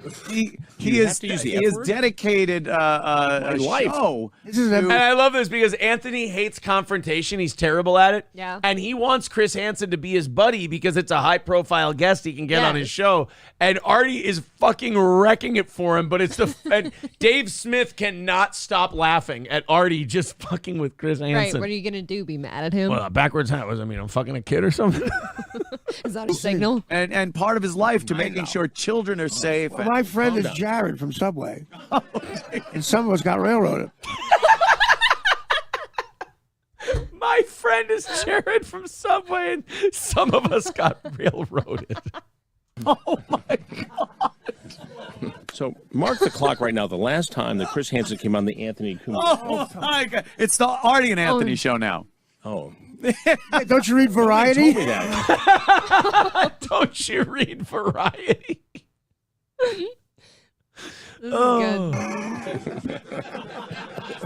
That certainly was in the New York Times. What are we gonna do without you? So you're Don't worry. so you're playing. I'm playing in the game. Yeah. Michigan State guys, all kinds of guys. It was a fundraiser for a thing. That About Look at Artie. it's totally boring when Artie's not talking. I know. And then Artie is like nodding out from heroin in between dropping gold nuggets on this show. So he's sitting there. He's so pasty, dude. And all of a sudden he goes, "Oh, my friend is Jared from Subway. Some of us got railroaded." And it's just you're watching Artie and you're concerned for him. And then out of nowhere, pop, there's this line, and you're like, he's the funniest fucker of all time. And you like to believe he's like okay for a second. He's right? not. He's totally not. British Grand. Look at how pale he is. Dude, he looks He was sick. at the Tigers before he went to, The Yankees. the Yankees. The Grandy man. So, Subway man Jared is there. Oh, God. He's playing the game. After he fucked the kids? No. We Everything he says is fucking hilarious. did not know about that at that time.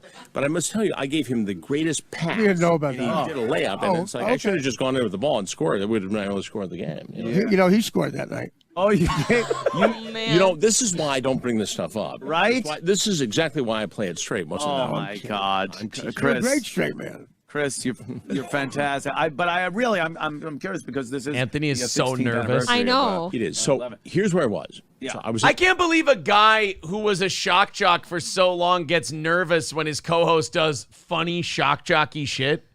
Yeah, you would think you wouldn't have Hanson on here to like. No, you would. No, you would, and then Artie would fuck with him, and you'd think it was hilarious. Right. Or you'd play That's the kinda where I straight was man. going But with this. yeah, but Anthony's just being nervous and scared that Chris Hansen won't come on again. Yeah. I will be honest. This is where, as an Opie and Anthony fan, Opie was better than Anthony in this regard. Opie would have just would've- sat back and let this happen. Yeah, he'd have had fun. Yeah. This is the 16th anniversary of It is. So 9/11. here's where I was. Yeah. So I was in Toronto. What a long-winded answer. Toronto. You could have just said the bathroom. I'm sorry. What a look. He's asking him. This show was on 9/11, by the way, 2017. And they go, where were you on 9/11? He's about to tell him, and Artie goes, what a long-winded answer. God, to say you were in the bathroom. It's all about you, right? Bother you? No, Well, did you invite me here to talk about you? I don't do about I don't have anything to do with the guests. Thank God. Clearly. I had to hide a kid. Oh, my. Oh, I had to no. hide a kid. I'm kidding. Famous. This is how, So you're in Toronto. I'm in Toronto on a story. Thank you, Anthony. So this plane leaves Toronto. I had my coffee waiting for the crew to start the next day of shooting. Right. And Matt Lauer comes on and says, there's something at the... He's a friend. He's a little uppity.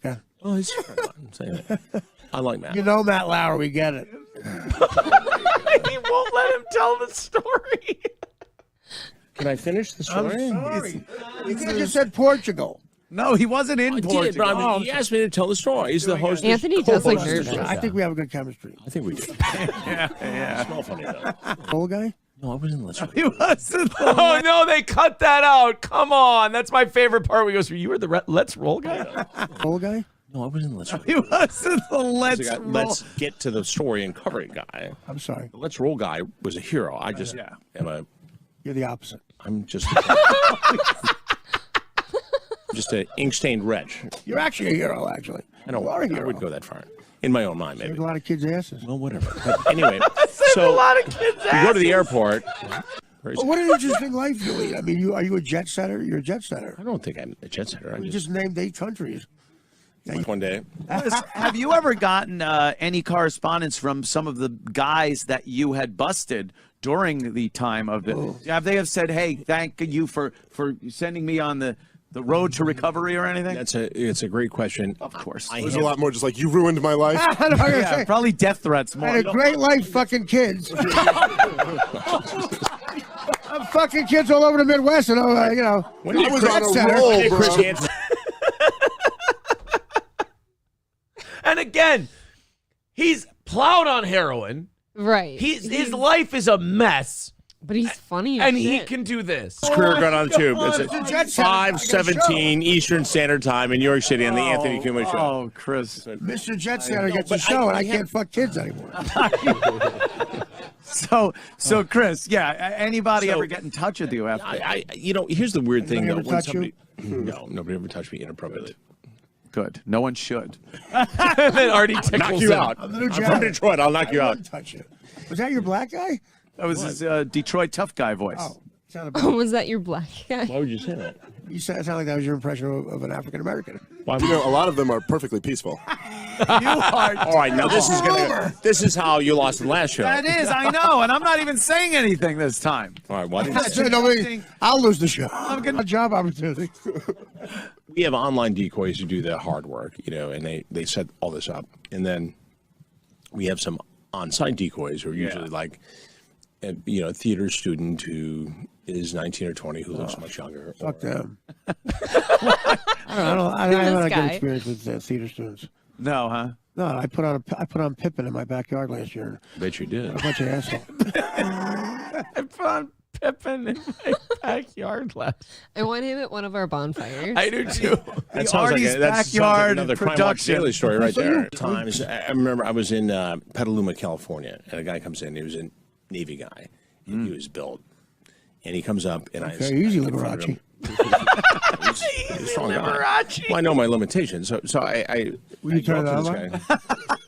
I was scared. What are you trying to tell us, Chris? The guy. What I'm trying to tell you is that I was out of position with the security guy, and I thought I was going to get punched. And I said, "I'm Chris." Oh wow, yeah. Let down, and that was it. Was he a problem when they got him outside? No, complied. Yeah. Are your kids handsome? Yeah. Are your kids handsome? The group? But they are in the business, though. I'm telling you, that's a lot of scratch. Yeah. Wish. Hang up the arm of the rest of That's kids' boots. That's Owen, not Ian. With the Mbop royalties. Your son works in Mbop. Anthony trying to change the subject every time. He tries to straighten the wheel every time. Oh. I'm not against this level of green screen. That doesn't look obtrusive, does it? Or am I tacky? It's not obtrusive. I mean, this is okay. Yeah. I guess. Right? He Traverse City. Well, that's how you do such a good My youngest job. guy is a reporter in Traverse City, Michigan. So they must be proud that The you're oldest like. one is my assistant camera and associate producer. Oh my God, who are you, Evander Holyfield? A lot of kids. You ever stop talking? Well, that's my job. I know, but you can't let me.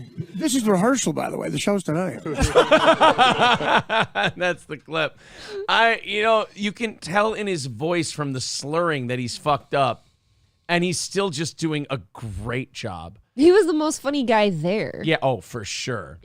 Elias, we read your super chat, buddy. Cody says, out of pity for you saying Eric Church is better than Morgan Wallen, and he gives $10. Oh, boy. Bumbaclo says, the Colin Flaherty-Ron Bennington fight is also great. Yes, that's an awesome one. I guess I forgot to laugh. That's where that comes from. Danger Bear Wolf Turtle with a $5 super sticker. Thank you. Thank you very much. Kumia's girlfriend at the time played the decoy in a skit he did with Chris Hansen. That's 100% true. Yes. Kane B writes, Artie is great. May he rest in peace. Sorry, ahead in the chat. That's mean. The saddest part is I had to think about it for 2 seconds because you wouldn't be surprised if he was wrong. Do you guys want to see where the Liam Neeson bit came from? Yes. This is Artie imitating Liam Neeson. This is on the Opie and Jim show. God, he's a big boy. Yeah, this is on the Opie and Jim show. Again, he makes a list of why he's a bad person, but he can do the one thing. Yeah. I'm not a good person. I was a bad cop. I beat my wife. I cheated on my children. But I didn't hijack this plane. And with your help, I can save this plane. Listen, you're going to read a lot about me in the next 1 hour on the internet. Dude, I can't. I'm not a good person. I can't pay I'm not you. a good person. I raped a child once. I punched a nun in the face. I can't put beer bottles on my hands and fight a wolf. I used the N-word once, but I didn't hijack this train. I haven't really mastered an American accent ever. There's no way. I didn't steal. I didn't kidnap this child. Dude, do you ever see him on A-Team? Just him doing Americans the funny. It's like, let my team handle it. Shut up, Kurt. Let Artie do his thing. Your thing sucks. Stomping all over this. Get out of here. Every single movie is the same script now. He's an anti-hero who's a loser, an alcoholic, but he can do one thing that'll save the world. Yeah. And at some point in the first act of the movie, he lists all of his shit. He's like, sure, I beat up my wife. Yeah, that's fine. I ran guns to Cuba. Sure, you're going to read that. That's true. I molested several children in secret over a long period of time. I'm a heroin addict. I've smoked crack. I've sold crack to children. Yeah, walk among the tombstones. He does that, right? Kurt, he is no selling Kurt Metzger right now. That's the funniest part. He's like, shut the fuck up, Kurt. I'm doing this. I wish Kurt would shut up. Yeah. Kurt, I was the second mic on the greatest show of all time. This is my turn now. The whole thing, and then he goes, but I'm your father. And I'm going to save you. And then he kills a guy who looks like me. That's actually funny. I didn't sodomize your wife. That's bullshit. I'm not a good person. I love that. Sure, I had a few drinks at Christmas. What the hell? Kill me. But I didn't hijack this train. I didn't hijack this train. Oh my god. Oh god. That's the best Taking thing phone ever. speech. Let's try. I got to hear this now. I don't know who you are. It is. It is. Who you are? I don't know what you want. I have If skills. you're looking for a ransom, I can tell you I don't have money. But I do have. What I do have. A very particular set of skills. I've never made money in my life. I suck at the stock market. I've never been employable. I have a drug habit, so I don't save. And I made a list once that I regret. Sure, I I tripped refugees in Syria. I blindsided the referee during a high school game. You gotta see all of that. I won't let the fags get married. It's all gonna, it's all gonna come out. I tweeted some very questionable things about a black woman. I refuse to give gays a marriage license. Sure, you're gonna see all that. Like what I can do. But I didn't invent AIDS. Yes. I didn't invent AIDS. Again, Artie on heroin, falling the fuck apart, is funnier than all of us, like, sober. Do you think that he sat at home chuckling to himself about shit, or was he sad as fuck at home? No, I think Artie, I think he would just come up with this shit out of no, it's almost unfair. It's like when Minnie Driver is upset with Matt Damon in Good Will Hunting when she's like, it takes me hours to do this homework, and you just do it. You just do. Like nothing. Yeah. And you're doing nothing with this information. He's like, look, some people can look at the piano and they can play Mozart. I look at your, papers. I can just do them. I feel like that's Artie Lang with comedy and radio. Yeah. It's like he can be off his tits on heroin. He can be fucked up beyond all repair, and it's just gold can come out of him.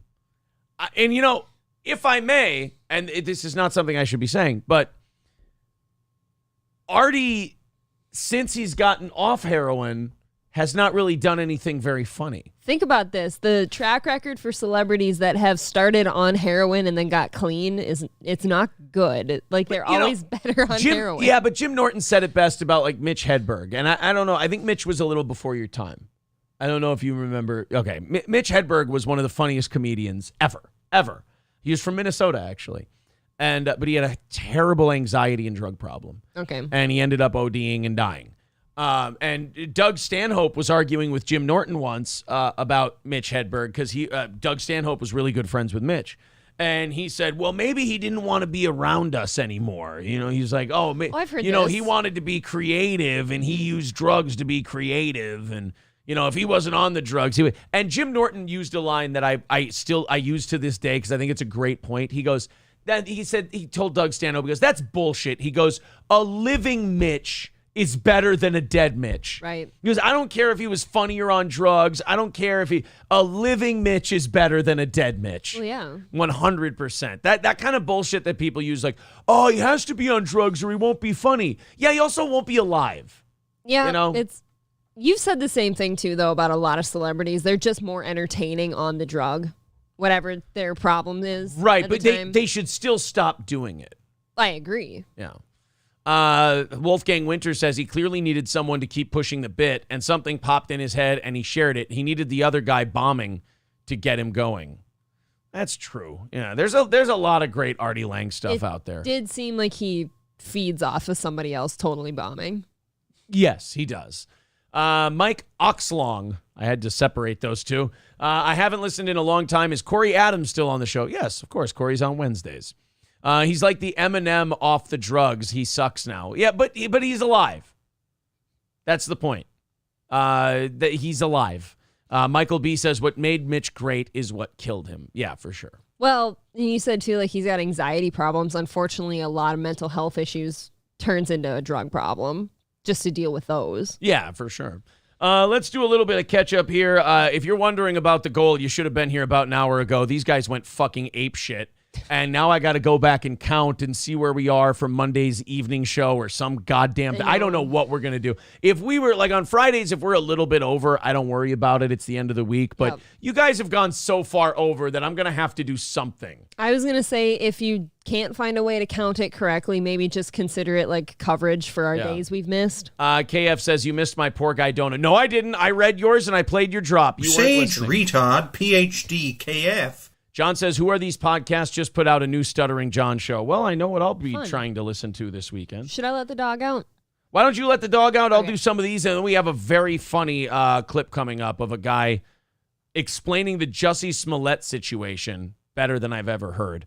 Sage says, no, my $5 one. Oh, sorry, $5 for Monday's bonus show. Really appreciate it. Oh, I'm not doing a bonus show Monday. We're doing an evening show, and we're doing the members-only show on Sunday night, which will be available to you. BetUS.com, promo code SteelToe. You know, very cool. We brought BetUS.com back to this show. And BetUS, you got a couple of you have been signing up already using that promo code SteelToe. So you can get a $150 or 125% sign-up bonus using BetUS.com when you use the promo code SteelToe, up to $2,500. So if you put like $100, $200 in, that's what I usually do. Whenever I'm out on BetUS for sports betting and blackjack and all of that stuff, I always throw in about $100 to $200.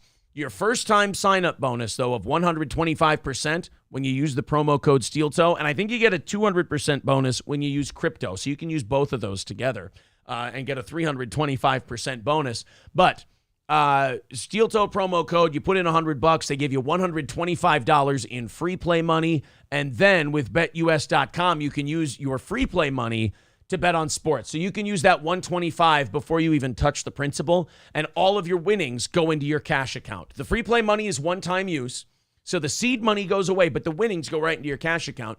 So you can start ahead. It's great. Bet on the go, fast payouts. Once you get, a lot of betting places, you have to win a certain amount of money each time to withdraw it. With BetUS, once you hit a threshold of bets, you can withdraw at any time. Now, like all betting places, there is a limit you have to hit in order to get your payouts, but in my opinion, the way BetUS does it is better than all the other ones. It's once you hit that bet threshold and they know you're going to be a customer of theirs, withdraw at any time. It's I find it to be very beneficial. That's BetUS.com. Promo code SteelToe. Get hooked up with BetUS.com today. And Old Capitol Tavern, 2 North Benton Drive in Sauk Rapids, oldcapitoltavern.com. Our friends at Old Cap. Great old fashions. 240 different bottles of whiskey. They also have, Zach, you can still do that. Absolutely, sir. 240 bottles of whiskey, 50 beers on tap. Delicious menu. And I got to say, if you're going to brunch this weekend, make it Old Cap, 10 a.m. Saturday and Sunday, and get that Monte Cristo sandwich. That's Old Capitol Tavern, 2 North Benton Drive in Sauk Rapids, oldcapitoltavern.com. All right. Victor Davis Hanson. I don't know who Victor Davis Hanson is. Apparently, he's a guy. He broke down. He was at an event recently. Okay. And he was talking about, it was some kind of legal event. And he was breaking down the Jussie Smollett case.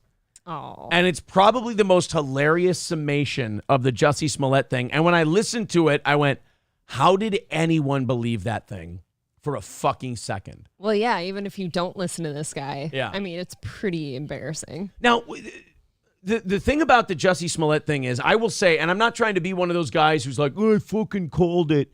But when I first heard the story, I went, well, this is complete horseshit. This guy's either covering up for someone or he's making the whole thing up. Same thing with the NASCAR race guy. The pull string on the garage. Bubba Watson or Wallace? Bubba Watson's a golfer. Bubba Wallace. Yeah. Bubba Wallace said that somebody left a noose in his garage. Which, if you're a driver and you see a pull string, it turned out to be a pull string for a garage door. Yep. You've seen those a million times in your life, so you know what those are. So in my opinion, he knew what it was, and he was trying to get on the news, and he was trying to get coverage, and he used it as a way to somehow advance his career. Yep. They all walked his car out to the starting line after that, and they treated him like he was this big fucking hero. And I still don't think he ever apologized for it. I still don't think anyone's ever called out the fact that it was a pull string. And we all went, that's not a noose. That's for the fucking garage door. Everyone has one of those, right? Mm-hmm. So this was, I have to comment on this because it's fucking hilarious. It's a Scarface reference. Redbeard writes, April, you look like a lady tiger, man. Maybe like a lady tiger. Fun. So Bubba Wallace hasn't won a race, and Michael Jordan picked him up as one of his racers. Ooh, there's a bad investment. Ugh. So now this Victor Davis Hansen, and I feel like an idiot. I feel like one of those people who's not in on something. I need to know who he is. He's an American commentator. I don't know him either. He's an American commentator, classicist, and military historian. He has been a commentator on modern and ancient warfare for the New York Times, Wall Street Journal. Oh, so he's a heady dude. He's like a bright, he's a dork. Yep. Victor Davis Hansen. Well, here was his take on Jussie Smollett, and it's so goddamn perfect. About that, as I did with the Jussie Smollett case. That was another example. I love how Dave Chappelle has totally changed Jussie's name to Juicy. I know. Yep. That bit of him calling him Juicy Smollett. People actually think his name is Juicy Smollett now. Like, that bit has caught on so much that a fucking dork from the New York Times is calling him Juicy. A total nerdy dork guy said Juicy now. I like this. Sort of. I mean, wasn't that kind of the ultimate trajectory of identity politics? Because what he was saying to America was, I'm going to create the most unlikely, impossible, illogical scenario in the world, and I'm going to make America believe it. It's true.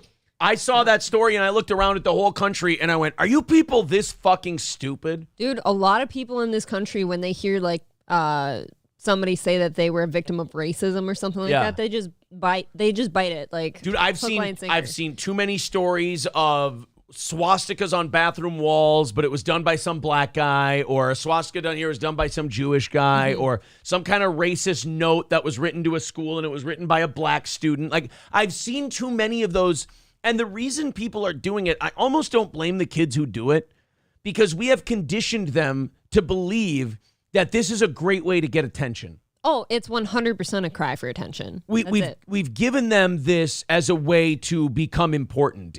We've given victimhood currency. You become like a weird form of a hero to some people. Right. Just like the Bubba Wallace thing. But you become a hero. Like, it used to be you had to do something to become a hero. Right. There was a difference. Like, a victim was not automatically a hero. Now victims are heroes. Mm-hmm. You know, a hero is someone who protects and helps the victims.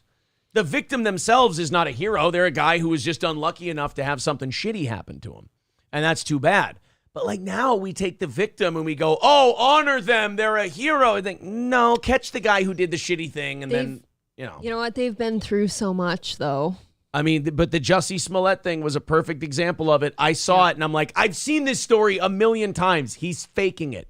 But the problem is, it's like seeing someone who's faked cancer a bunch of times. If you call him out, you're going to look like an asshole until you prove it. You are the asshole, yeah. But remember, he's not suicidal. He's not suicidal. And I bet you all the New World Order people were like, the nerve of this fucking guy to think that he's important enough for us to kill. That's kind of what I thought. Like, who are you? Yeah, right? Juicy. You're the dramatic gay theater kid from Empire. Because they're so deranged that I can get away with it. And so it wasn't just, I'm African American, but I'm going to be African American and gay. I'm not just going to be African American gay. I'm going to be African American, and I'm going to hate Trump. I'm not going to be just African American and hate Trump. I'm going to be young and hip on Empire. I'm not just going to do all that, but I'm going to be walking at 2 a.m. And I'm not just going to be walking at 2 a.m. I'm going to see two white guys who happen to be prowling around liberal Chicago. Not just two white guys are doing it. They're going to have a MAGA hat on. Like, when you listen to someone else describe the scenario, it's a fucking SNL sketch. It's ridiculous. It's ridiculous, and people bought it. Yep. They're not just going to have a MAGA hat on. Two white guys with a MAGA hat in liberal Chicago are going to say, we're going to prowl around because maybe Jussie Smollett, whom we immediately recognize and yell out as the enemy of Empire, because we always watch Empire, and, you know, Bob says to Fred, let's go out and look for Jussie Smollett type people tonight. And by the way, let's take some lynch rope with us. And then and if that's not enough, let's get bleach that freezes at 5 degrees and we'll throw it and defy the laws of chemistry. It won't freeze in our case. Sure. And then not only will we do all that, we'll beat him up, and we're very big, but Juicie's very small, but he's a better fighter, and he's going to fight us off while he's got his sandwich in one hand and his cell phone in the other, recording the whole thing. That's what we were asked to believe, and the nation did. If you had that, that's why I couldn't buy the fucking story. It was like, first of all, there's 2 white guys in MAGA hats in Chicago at 2 a.m. Nah, sorry. That didn't happen. Number 2, they just happened to stumble upon you, and the 2 MAGA white guys knew you from Empire? They were watching a Terrence Howard show? Unlikely. I don't know. Yeah, to me, there was too many coincidences, and it was too many specifics. Like, just too many things in a row that it just seemed sus. You wanted to say suspicious, and you tripped over it. I know. Aha, you couldn't talk like right. That. Thank you to Redbeard for becoming a Yeehaw Club member. Remember, for Sunday nights, we do members-only shows every week, 7 to 8 p.m. Central Time. And then also, you get entered in a $100 drawing at the end of every month if you're a member. Wolfgang Winter says, Matt Christensen does an entire bit every week about fake hate crimes and never lacks an article. Oh, yeah, absolutely. I had to stop following them. The fake hate crime stories. There were too many. Oh, yeah. It would be like Pitbull attack stories. I can't do them all. You got to pass them up until there's one, the extra special. You could do a DSP segment every day. I want to do a different kind of show. I don't want to do that all the time. Yep. Redbeard says, I want my proper recognition, YouTube. Where do I press the button that says I've been here since day one? I don't know. Don't yell at me. I don't know Yell either. at them. Happened to find a noose laying around. Kept the noose on, too, just for the police. Oh, that was the cringiest part when they released the police video, and he still was wearing the noose around his neck.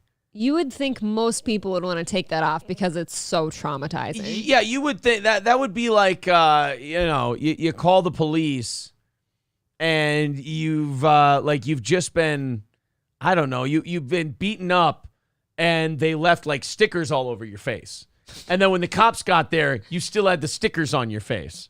Still got the stickers. Yeah, still got the stickers. So yeah, that was I loved that. He just gives you stickers and lollipops after you got beat up by a dentist. Oh, I was gonna say that's what happened. Pediatrician, but yeah, you got beat up by a pediatric dentist. Okay. And he also put fake vampire teeth in your mouth from the prize bin. Oh, fun. Yeah. Did your dentist have a prize bin? Yeah. You went in there and you picked out your shitty. It was. I lost the carnival game prize. No, I was usually like, we're too small town. It was like you could either choose between a free small fry or a small shake at McDonald's. Really? I know. You go to the dentist and you go eat shitty food as a prize. Fuck, you guys got cool shit. I know. I got shitty vampire teeth or like clappy hands. Those vampire teeth are nasty. All your saliva pools up in them. Ugh. Sometimes I did get the small magnetized checkerboard. Really? Yeah. I've never had one of those. Sometimes we had the small. Well, you never played it because they're so tiny that you try to move them with your little friends. Pudge fingers can't quite move it. When you're a little kid, you don't have the patience to play a whole game of checkers. It's fucking boring. I just remembered how ironic that always seemed that, like, after getting my teeth cleaned, they wanted you to go eat a milkshake or something like that. Like you said, it's a farm town. Yeah. They'll figure it out in 20, 30 years. Okay. What you drinking says, Aaron316 says, look at my tits. I have no tits today. I'm only 2 pounds away from where I want to be before we go to the state fair. So I'm going to eat light today. I'm going to have water. Leftovers, veggie leftovers. Nice. Got it. Nice. I'm going to have a shitload of corn today. I'm going to be pooping like a madman. It looks the same coming out. Yeah. King Kong Dong says the checkerboard was sweet at the bottom of my toy bin. That's always where it ended up. Absolutely. Static says he wanted to be the Flava Flav of lynching victims. Right. He had to keep the noose on him. Jussie Smollett. Cops were like, you shouldn't be that happy. You just got beat up racially. A noose is like a new fashion statement for some, Yes. like racism awareness. Everybody went out, like everybody who believed it, like Monique and shit, who went out and like praised Jussie Smollett for being so brave. They would all just go out the next day and they just wear nooses all over the place, like a new fashion thing, for sure. Robert Rasmussen with $4.99 says, April, was your dentist Dr. Hugo? Dr. Hugo Strange? Number one, I think he means Dr. Hago. Okay. Because there was that guy, but no. First of all, you're pronouncing his name wrong. Hago? It's Haugo. Haugo? Yeah, it's Haugo. Is it? Yes. It's been a long time. I only know that because I was in radio in Litchfield, Minnesota, and one of the first Miss Litchfields of my career was Anna Haugo. Yeah, I think I graduated with her brother. Yeah. So that's how I know that name. I'm very smart.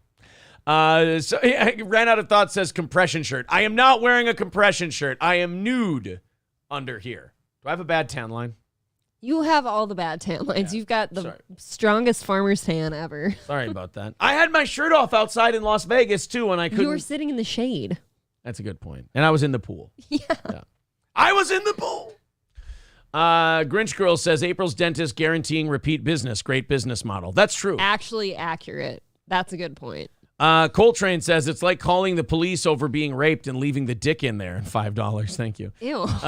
Yeah, that is a very strange thing to do. I mean, that would technically. He's right here. Yeah, he's right. I've got him attached. I'm kegeling him. I've kegeled my rapist. I've got the guy. I can hold this all day. I've been doing exercises. Go ahead. I trained for this. That's right. You thought you were getting your dick wet, didn't you, Pally? Well, now you're all tied up. Like a couple of dogs attached to each other. Are you even a victim at that point? Like, you've caught him. You kind of turned the tables on him.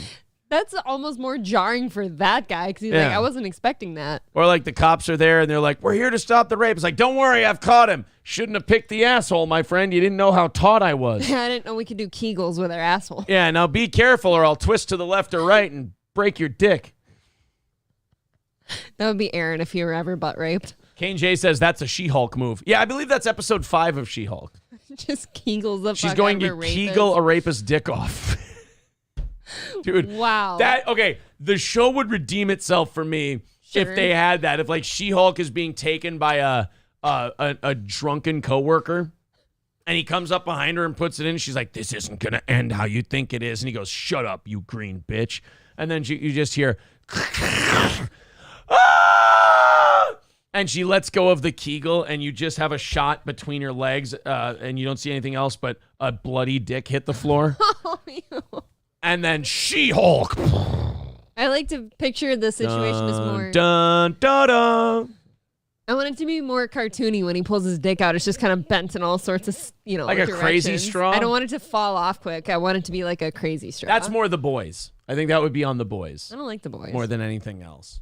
They're too predictable and in your face and boring, to be honest. I'll tell you why I don't like. Why I'm still watching it. When are you watching it? I don't see you watch whenever this. you're gone, I'll turn on The Boys.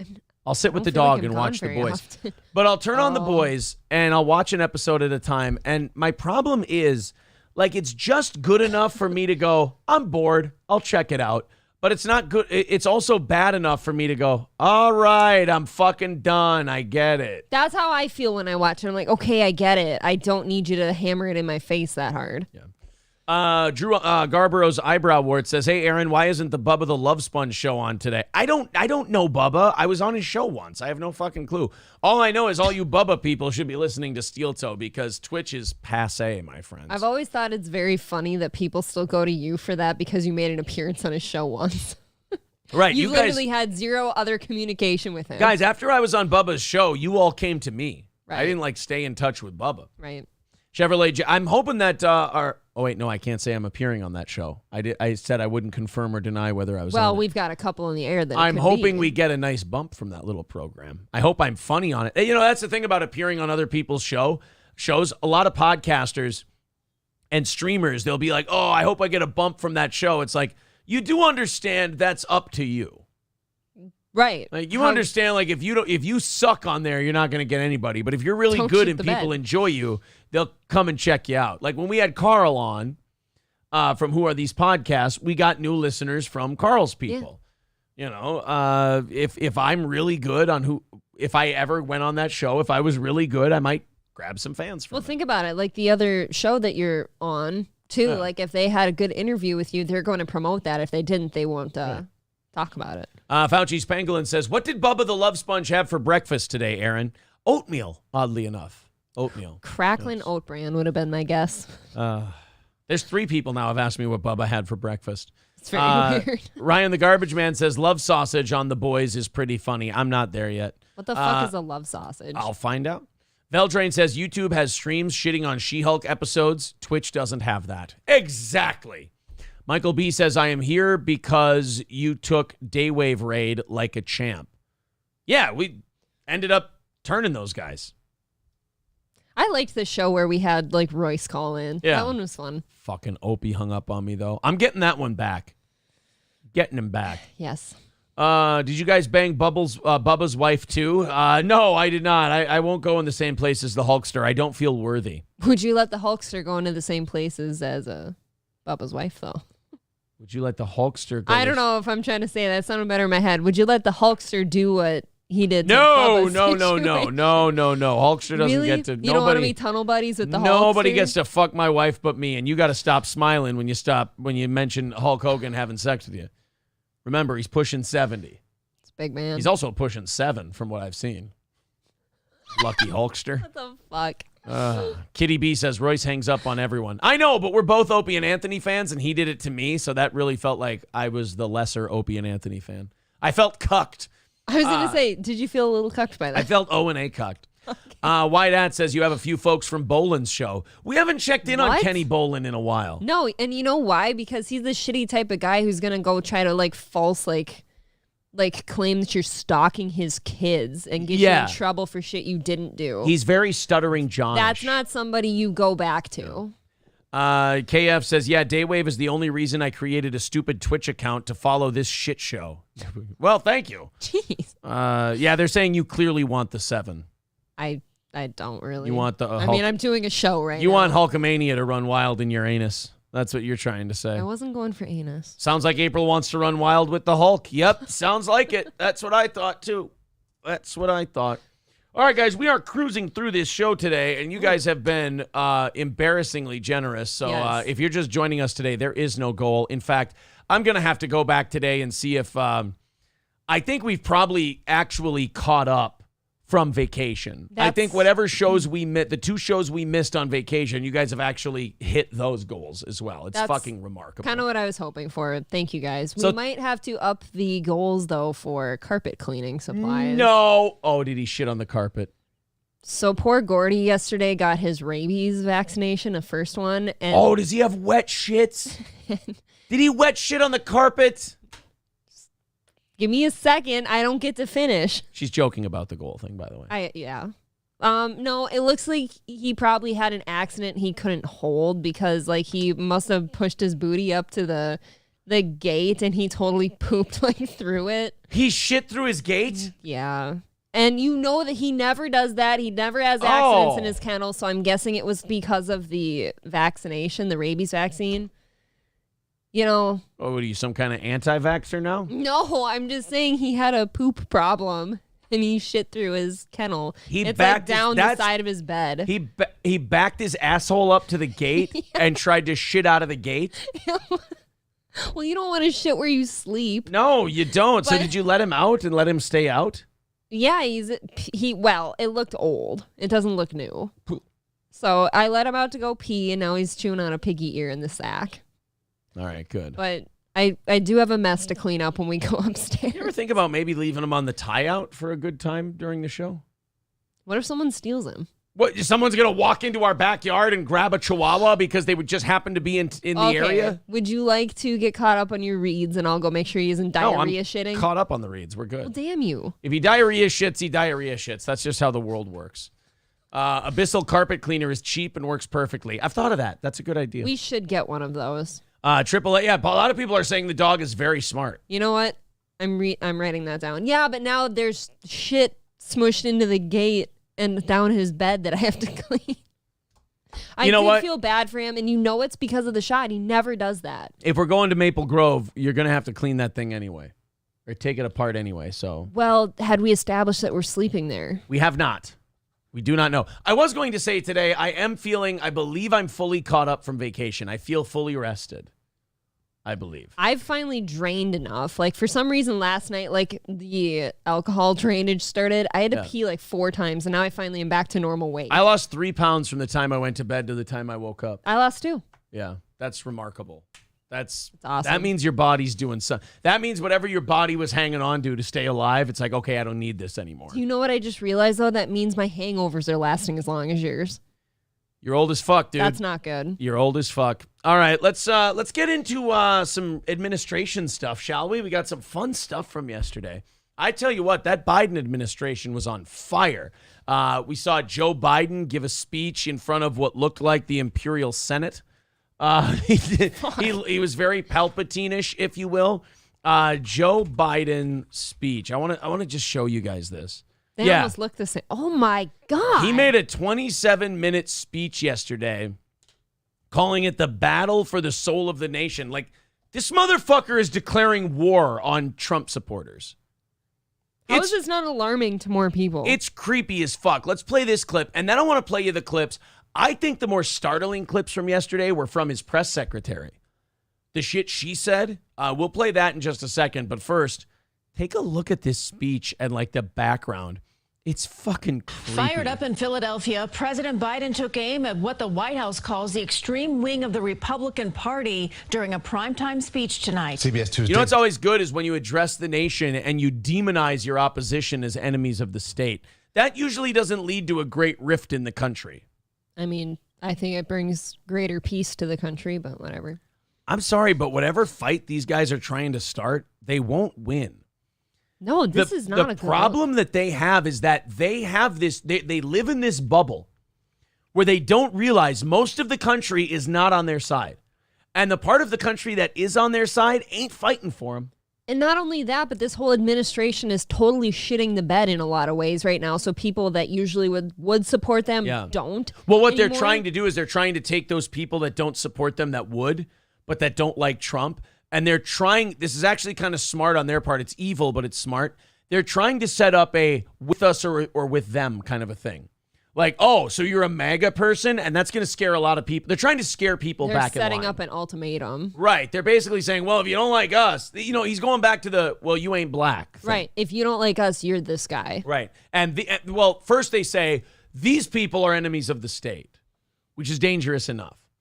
And then you say, if you're not with us, then are you one of these enemies of the state? And that's going to scare some people into going, well, no, I'm not one of them.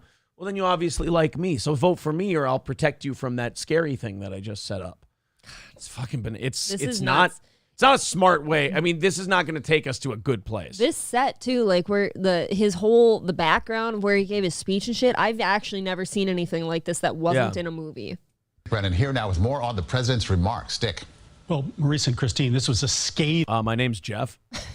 Dick. What's up, Dick? Scary. Yeah, I know. Speech aimed at what the president called over and over again Donald Trump and the MAGA Republicans, separating them from mainstream Republicans. Mr. Biden was an independent. A divide and conquer thing. Like he's trying to make these people seem radical and evil and then fight against scary shit. He's putting all Republicans in the same camp too. Like there's a lot of people that vote Republican that are not like all in on the MAGA thing. A lot of people vote Republican because they just don't like Democrats. They're not even Republicans. Mostly that's what I've done. Yeah. And it's all he said to argue for the soul of America, but he was also making the Democratic case for the midterm elections. No, that's all he was doing. Look at that. Look at that fucking background. Soldiers, red, dark. It's dark, and the red is supposed to create a sense of alarm too. This is weird psyops shit. It's scary. Yep. The MAGA Republicans represent an extremism that threatens the very foundations of our republic. You understand this is like 40% of the country you're talking about. A little more than that. 40% of the country likes that guy. Yep. And you're calling them extremists that damage the foundation of our country. I would argue, sir, respectfully, because I don't want to be called an enemy of the state and taken to a camp. I would argue that making that argument tears at the fabric of this country. That's saying people who just like a certain guy and want to vote for a certain guy threatens the fabric of the country. But that's just me. President Biden says democracy is at risk and puts the blame firmly on the followers of former President Trump, whom he vows to stop. I will not stand by and watch. I will not. The will of the American people be overturned by wild conspiracy theories and baseless evidence-free claims of fraud. I will not stand. Bro, you won the fucking election. It's over. You don't have to listen to those claims anymore. Yeah, at what point do we stop talking about that? Because they're failing and they're trying to bring up this other shit. It's like how they always go to January 6th.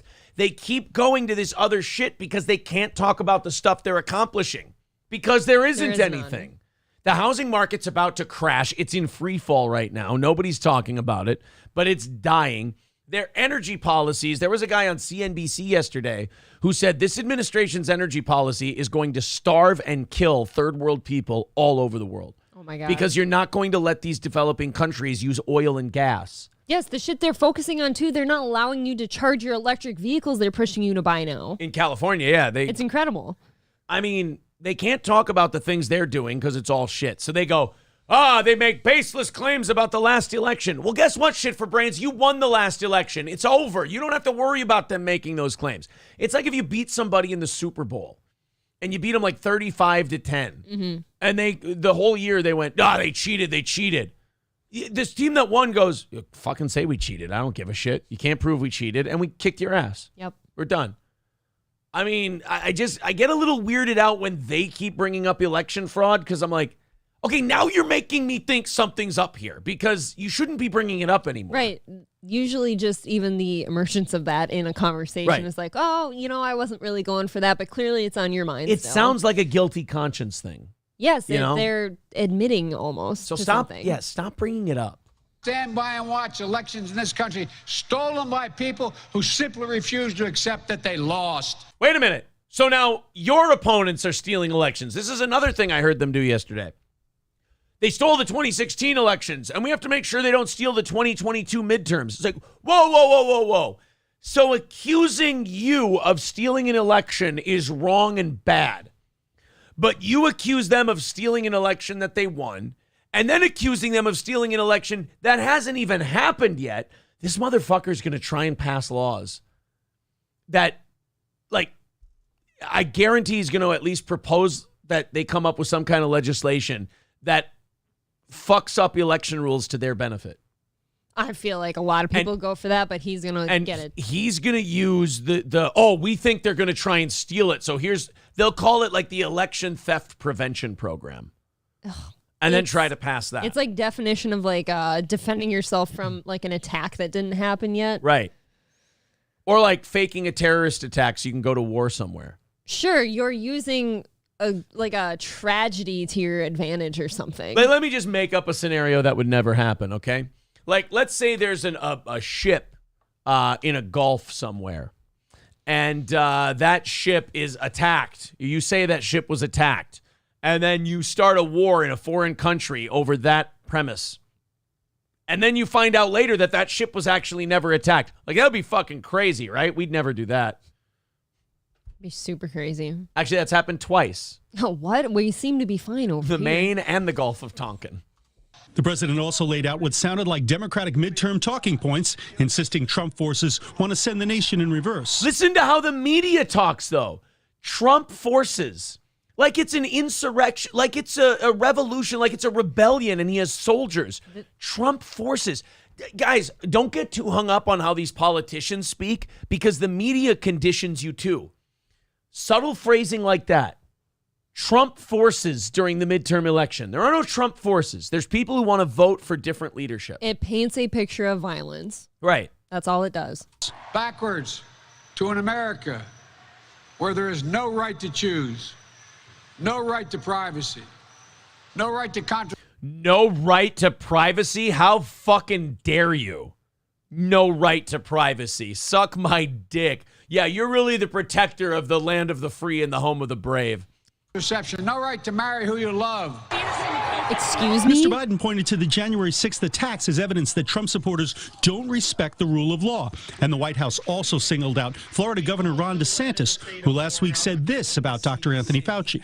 Someone needs to grab that little elf and chuck him across the Potomac. That's fucking hilarious. Has not everybody thought that, though? Right. Everyone? And that's where they're going to fuck themselves, is they're going to realize that, dude, most of this country doesn't think like you anymore.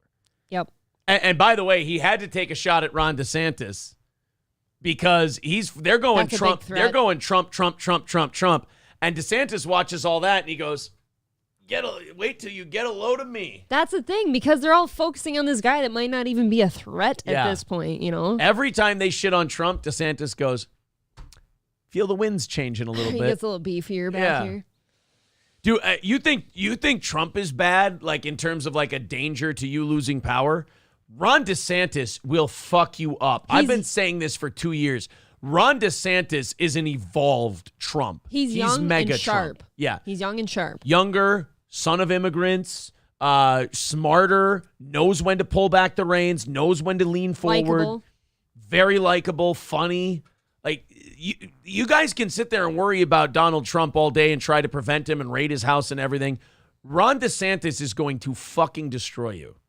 A new Quinnipiac poll shows some 67% of people believe democracy is in danger of collapse. House Minority Leader Kevin McCarthy gave a rebuttal to the president. Yeah, they don't tell you why people think that. Yeah, it isn't because of all the mega guys. Right. God. In fact, most of the group of those people who think that the democracy is in danger of collapse are probably mega people. They're trying to paint it as like Biden supporters and Democrats are worried that our republic will collapse. Most of that 67% is Trump people. Afraid of the things you're doing. Right. Before he even spoke. Joe Biden is right. Democracy is on the ballot in November. There you go, yeah. And Joe Biden and the radical left in Washington are dismantling Americans' democracy before our very eyes. See, and that's not necessarily helpful either. Like saying like this radical left, they're dismantling the country. Like, well, yeah, you're making radical comments. Can't we just say that like we think we have a better way to do it than they do? Like, does it have to be Trump forces versus leftist radicals? And like, well, that's just how campaigns work. I know, but we got this warlike language, and I know the politicians are. I know it's a work for them, but we've met enough people in this country to know that a lot of people think this shit's a shoot. Well, they've been conditioned to feel that way. And former Trump aide Stephen Miller said tonight, it's the president who's dividing the country. He is truly and irrevocably now committed to splitting this country in two and beginning an era of division and an era of hatred that will wound our soul if it is not repaired for generations to come. Look, the hyper-autistic troll may be a little on edge, but he's not wrong. No, just the way, like we've been talking about, the way that Biden phrases things, like he's causing division right now. And all this because they can't do their fucking job and get legislation passed and do shit they want to do. They failed, so now they're going to try and split the country apart so they don't lose an election. They've screwed things up so bad, I would actually give them credit at this point if they just came out and said, I'm really sorry, let's try to fix this. Let's try to work on I this. really fucked up, let's fix it. Give us one more chance. Joe Berger says, you aren't getting King DeSantis. We are keeping him. Screw you, blue states. We fucking need him. All right. One more for the road says, not all divorces are bad. Bone Cold says, the more these dipshits keep opening their mouths, the more I'm leaning towards Trump's side, and I don't really want to. Wolfgang Winter says, he said hyper-autistic troll, and I wasn't sure at first if he was talking about me. You're right. This is the internet. I should be more specific. Sure. That is 1,000% my fault. I apologize for not being a little more specific on hyper-autistic troll.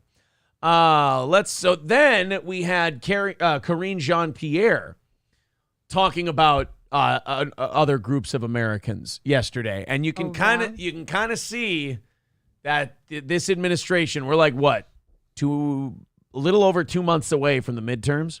We're getting close. You can tell they've coalesced behind one message, and here it is. The president thinks that there is an extremist threat to our democracy.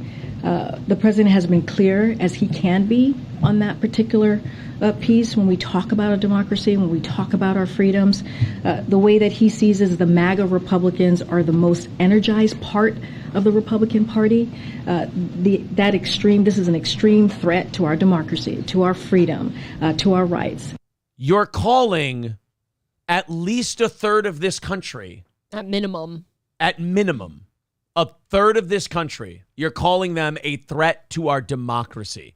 Remember, Hillary Clinton tried this with the basket of deplorables thing? How'd that work out for her? This country doesn't feel very American anymore. Oh, man. You know, when you start doing this, like, you're either with us or against us shit, I know a lot of, like a lot of totalitarians and a lot of despots, when they do that you're either with us or against us thing, they think that it's going to work out in their favor. But more often than not, in my opinion, I see someone going, you're either with us or against us. And, you know, I end up looking at it and I go, well, I've never been a big fan of them. Right. But I know I'm not with you. So if you're making me choose you're either with me or against you, well, then I wasn't on their side before, but now you forced me to be. Now you forced me over there. There's so many of us out there that just want the option to sit in the middle and try to just pick which one that we think is going to do the better job. Yeah. And not pick a camp. And, you know, Corey mentioned this on Wednesday's show. He's like, so the January 6th thing, in the eyes of their opponents, made that look acceptable. So now what's going to happen if the other side loses this time? What are they might up the ante and do something crazier the next time. And you're creating this. Yeah. Skeezy says this is all divide and conquer. Yeah, it is, but it's like you're using words like enemies of the state and extremist threat, and like you're kind of ratcheting it up. That quite a bit causes a lot more tension than it fixes. Well, now we talked about they went after a third of the country. Now get ready for them to go after 49% of the country in this next clip. This is something. And again, we see majority of Americans who disagree. And so when you are not with where majority of Americans are, then, you know, that is extreme. That is an extreme way of thinking. When you're almost split right down the middle. If you aren't with where the majority of Americans are, then that's an extreme position. You're being extreme. If you aren't with the majority.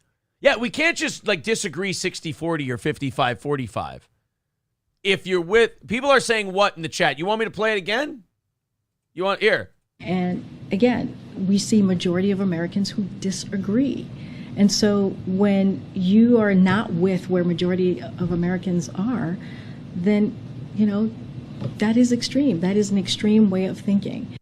Why don't you smile some more? If you aren't where the, you know, at one point in my life, there was at least 80% of America believed it was a great idea to start a war with Iraq. Mm-hmm. So if you weren't with that, I guess that was an extreme position. An extremist. And by inference, being in an extreme position is bad.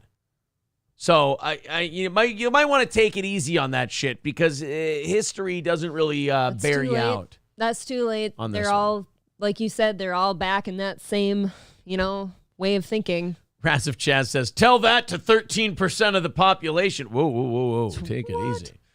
Take it easy, my friend. Isn't this how Hitler rose to power? Well, they already have power. That's the difference, I think. Yeah, someone says make 1984 fiction again. Yeah, the way they're talking, it almost sounds like you're right. They would be of the mind to try to pass like laws and rules and shit where there's punishments for not being on their side almost. Well, let me see something. Poll on oil drilling. Well, because remember, if you're not for what the majority of the Americans want, you're an extremist, right? Even if that means 49% of you. Even if that means 49%. So let's use that logic. March 2nd, 2022. A nationwide survey showed that, where is it? 85% of Americans want the U.S. to produce more oil and gas. I mean, the Biden administration doesn't want us producing more oil and gas. So does that make them extremists? I believe they're extremists. 9 in 10 Americans support American energy production. That's March 1st, 2022. That would mean that that's an extreme position. Yep. to not want more oil drilling. Poll on bringing troops home. Let's see. 3/4 of Americans support bringing U.S. troops home from overseas. Okay, so if you believe in continuing to put our troops in these different countries overseas, that must be an extremist position. I guess so. Well, there you go. It's all bullshit. There are already social punishments for not being on their side. Well, that's social, yes. Yeah, social, yes. Here, poll on the Trump raid. Half of Americans say Trump should be prosecuted over Mar-a-Lago docs. Most in new polls say FBI search of Trump home was appropriate. Okay, well then, I guess, we're extremists now. Because I felt like that was a little heavy-handed. That is incredible. And the guy's been out of office for over 2 years now. Yeah. Joe Berger says, I don't like pineapple on pizza. I'm an extremist. That's true. Most of the country is okay with pineapple on pizza. So you're all Are they crazy. really now? Coltrane says, I normally don't get worked up by rhetoric, but this shit is infuriating. Me too. Like, it takes a lot for me to go, oh my God, they're actually doing something to the country when dumb fucking politicians talk. Right. But between that backdrop, his press secretary and his speech, I went, okay, I just felt a shift. Like, I just felt the country move in a bad direction during this. I'm maybe the least political person in here right now. Yeah. I don't pay attention and stuff, and I hadn't seen this yet, and it's jarring, it's infuriating. It doesn't feel good. Right, like this is a show, even its fans are like, these fucking politicians are full of shit. We all know it's a work, we all know it's bullshit, but there's many people in our chat going, yeah, that speech last night even got to me, says Kane J. Mm-hmm. There's a lot of us who like take this shit for what it is, and we don't make our life politics because that's lame. But we watched that one and went, that's not a positive direction to go in. These are the people in charge, and they're almost calling for, like, division. Right. Like, in most people's opinion, that would be seen as division. Yeah. Citizen M says, I'm not with you guys on this one. Sorry. I loved Biden's speech. But Citizen M, you're an agent of chaos. Skeezy says, remember when Trump's rhetoric was so super dangerous that it was going to get people killed? Those were the days. Piffy Puff says, I have to be politically aware being from the area. I don't know what area that is. Washington? Michael B says, tiny tit cat shirt lady is not happy with the speech. Tells you something. You're tiny tit cat shirt lady. Thanks, Michael. Michael's having a weird... And then what does the tells you something thing mean? Because, even if you are unhappy with it. God, if tiny tit cat shirt lady is upset, boy. Yeah. Watch out. Well, he says jokes. So I think that means it means nothing. Citizen Vulgar says tiny tit cat was enough to make me laugh. There you go. We do have to get to butthole sunning at some point in the show today. We will get there. Wait, are we trying it out live? I'm not. You know what? If I look outside, I don't think we got a lot of sunlight this morning. No, it looked like there was a couple thunderstorms in the area. Yeah, it's pretty cloudy today, so I don't think we're going to get a lot of. And I should use the proper phrasing. Perineum sunning. I can get you a lamp. I don't like artificial light on my anus. It makes me feel fake. Warm and tingly? Yeah. Peter's Tarot Show says, don't most cats have small tits? I'd be afraid of a cat with giant knockers. That's a good point. They've just got like one with a fresh litter and they're sagging in the ground. That's the kind of autism I like with this show. That is frightening. Thank you, Joe Smash, for renewing your membership for a 4th month. He says, riding with Biden. Of course you are. That's actually a new bit coming from the James Corden show. Jessica J says, I like your bracelet, April. Thank you. Mr. Monkeypox says, fucking finally, butthole tanning. God damn, my prayers have been answered. Yeah, we're going to get there. Isn't that always the weirdest spot on your body, though? You always get the worst tan lines right in your ass crack. Well, it's the wrinkles, too. Like the wrinkles in your anus. It's like you got to spread them out to get the sun evenly within them. Yeah, it looks like the outside of an octopus beak, and you got to, like, the cracks. I hate every time you say that because it reminds me octopuses have beaks. Is it octopuses or octopi? Not only beaks, but beaks that will fuck shit up. I forget that. Here, bite force. Octopus is one of my favorite weird foods to octopus. The 10 strongest bites of marine life. Yeah, I think the octopus. Don't click on that. Octopus is up there though. What is the bite force of a giant squid? The preliminary reading indicated the jumbo squid had a bite force of more than 1,000 pounds, stronger than the killer jaws of the hyena, though not quite as strong as the crocodile. That's still going to fuck you up. I see a giant squid. Those things are fucking gigantic. I hate this shit. Have we caught a live one yet? I think we've only caught dead ones. Oh, but we have captured. Is it really catching at that point? Okay, but we've captured images of giant squid. Look at that fucking thing. No thanks. That is an alien. I mean, you taste good, but I don't want to see you. Look at how big. You see the head down there? Look at that picture. The one, yeah. I think that one might be fake. Oh. That's got to be fake, right? Not that. Oh, that one? Just how big are the eyes of a giant squid? That is a huge fucking animal. Can't be real. It's an albatross. Oh, it's a hoax. Okay, 160-foot giant squid hoax. There's a painting. There's one. That's actually the alien that killed Dr. Oken in Independence Day. Oh, okay. Yeah, it's a totally different guy. It's a different guy. Yeah. Oh, there's one killing a whale. Is that a real picture? That's a real So squid that's a photo. sperm whale, right? Those are pretty big. Every whale's a sperm whale if you touch it right. Can you imagine how much nut they have? That's really off-putting. Proper answer, enough. Okay, let's look, we're not going to get to butthole sunning if I don't get to our next story, okay?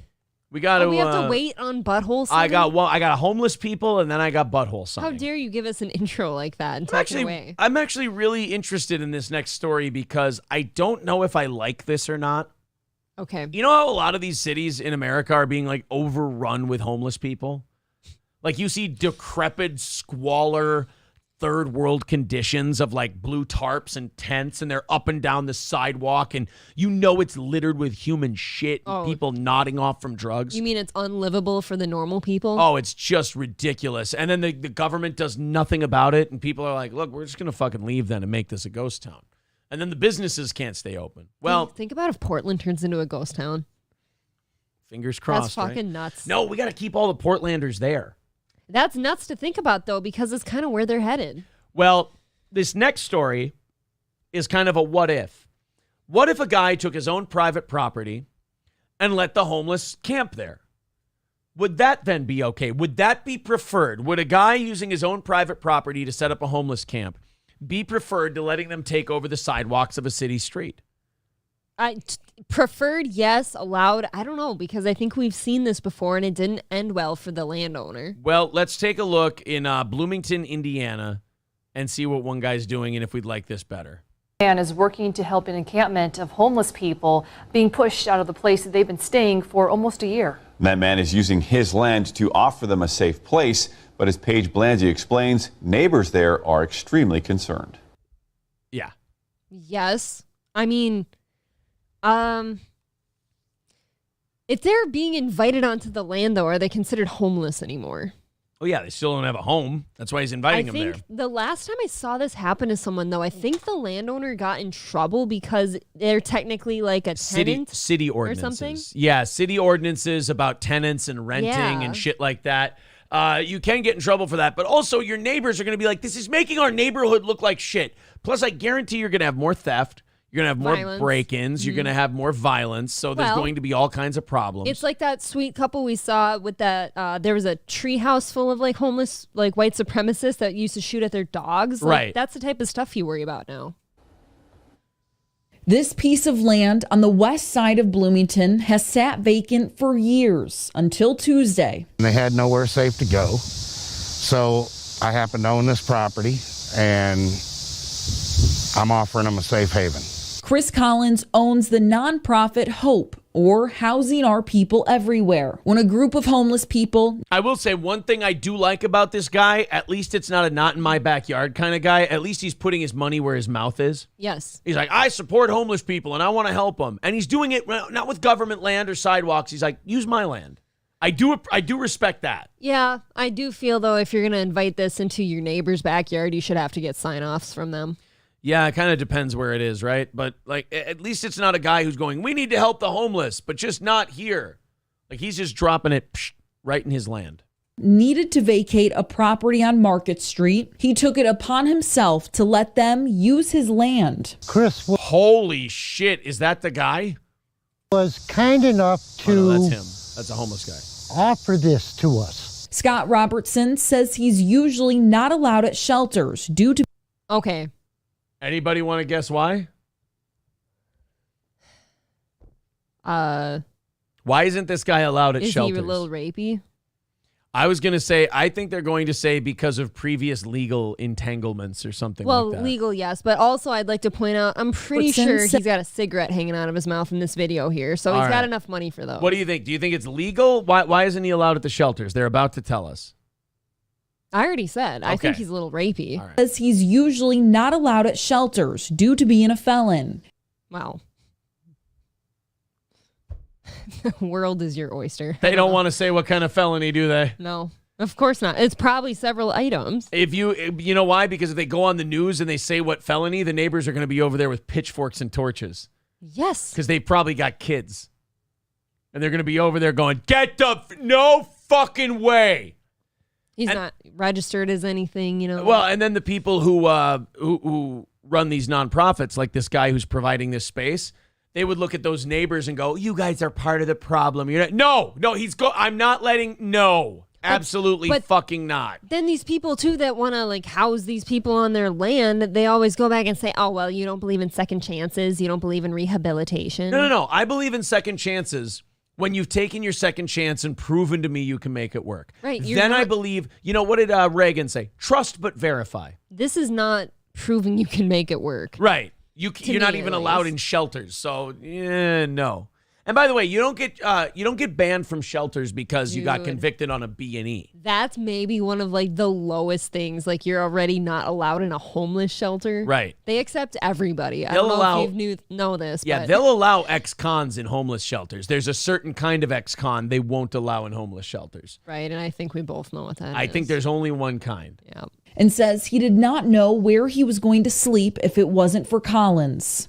Blessed in more ways than one. This property is right next to a neighborhood of homes. More than 4 people I spoke with say they are very concerned. Oh, yeah, they're not going to let this stand. There's no fucking... These neighbors are going to raise holy hell until they're all gone.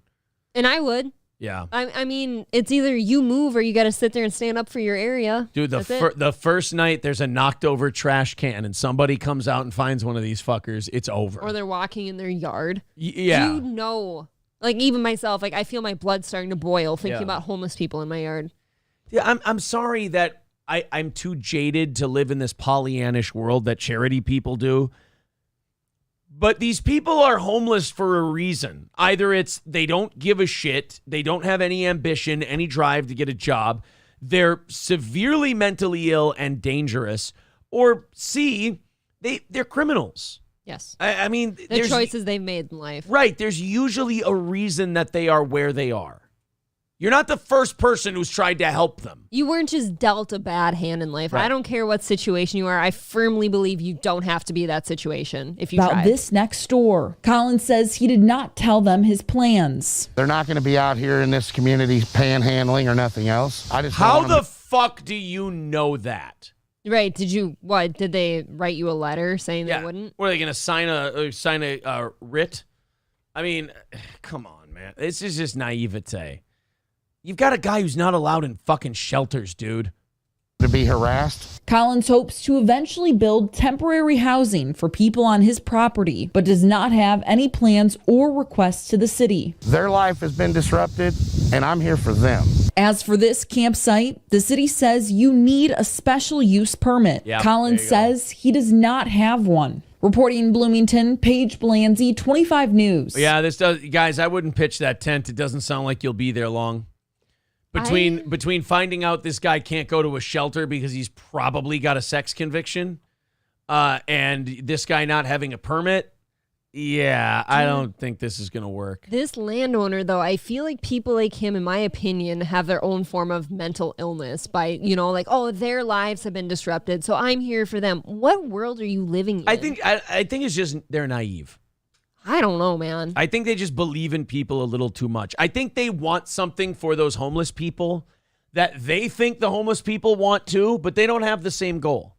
You know, not everyone wants what you want. I know you want them to get a job and get an apartment and be a productive member of society. A lot of these people are homeless because they don't really give a shit if they have any of those things. That is just the thing. Like that, you're right. That landowner's like, maybe if I give them a place to stay right now, they'll start turning this around. Maybe that was like the thing they needed to get off their feet. Right, but you're projecting your shit onto them. Have you asked them if that's what they want to do? You're thinking about how you would handle that situation. They just need a place to crash.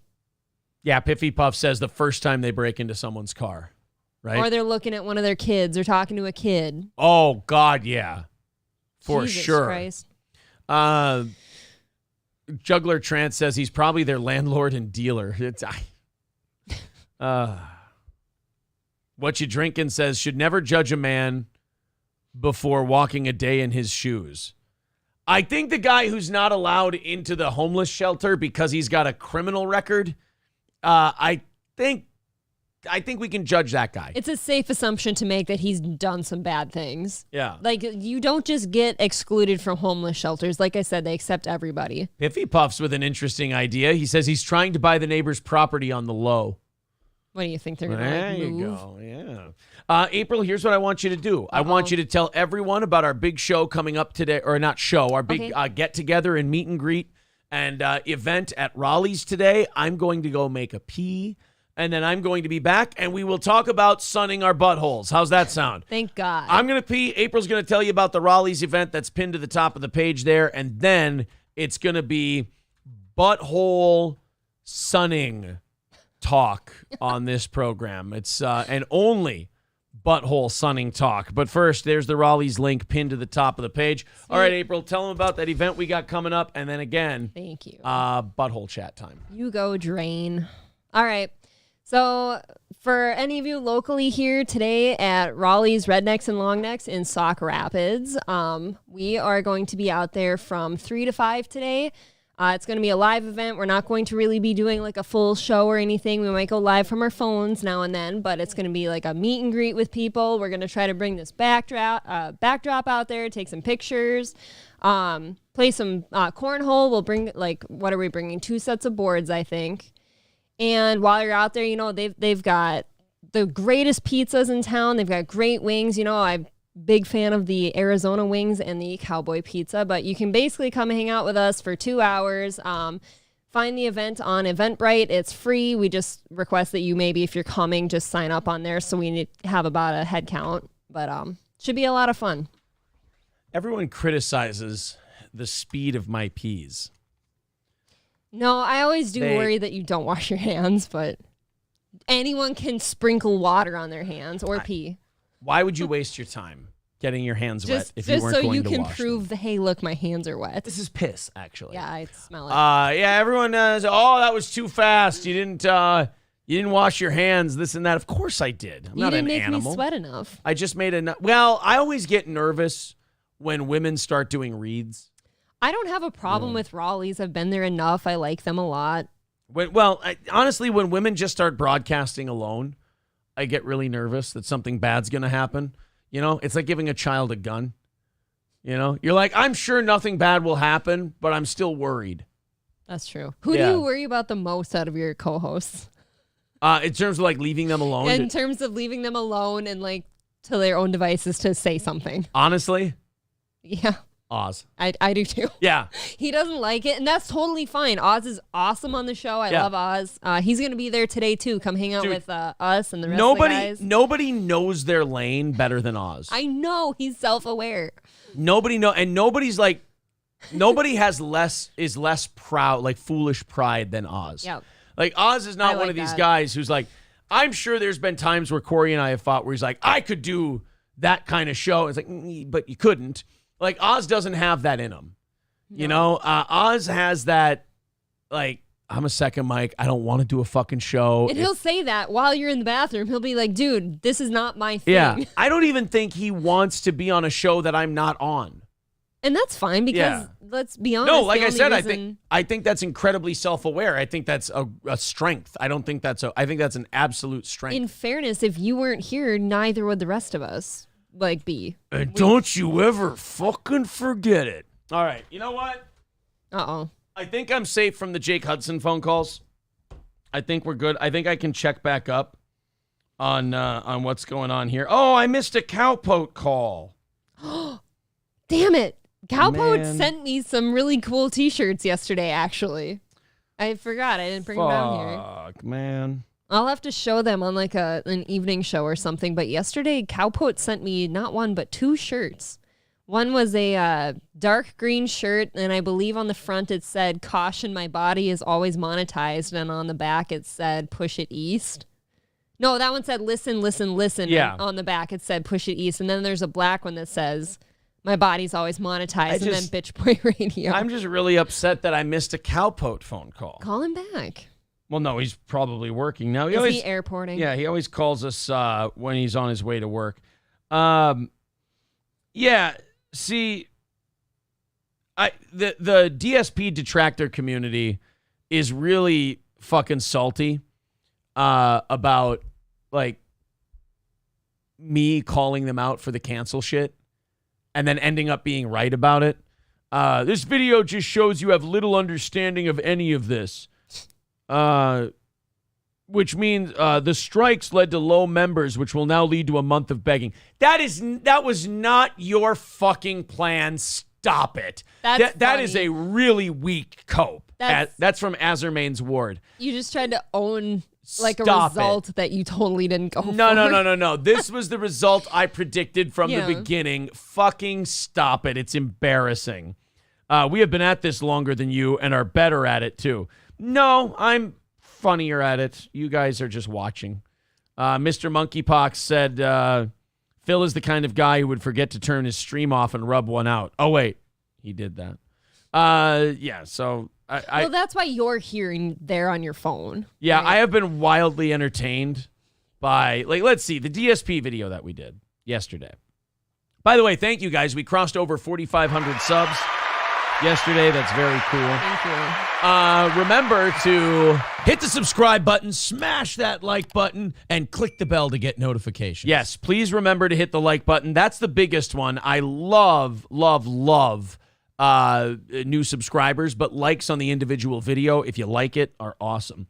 Yeah, 76.5% like to dislike ratio on the latest DSP video. There are about, like I said, there's about 20 to 30% of the DSP Detractor community that's really salty. Yeah. That we kind of called this whole cancel thing accurately, and they're not backing down. Hey, Lemmy, take care of Nix.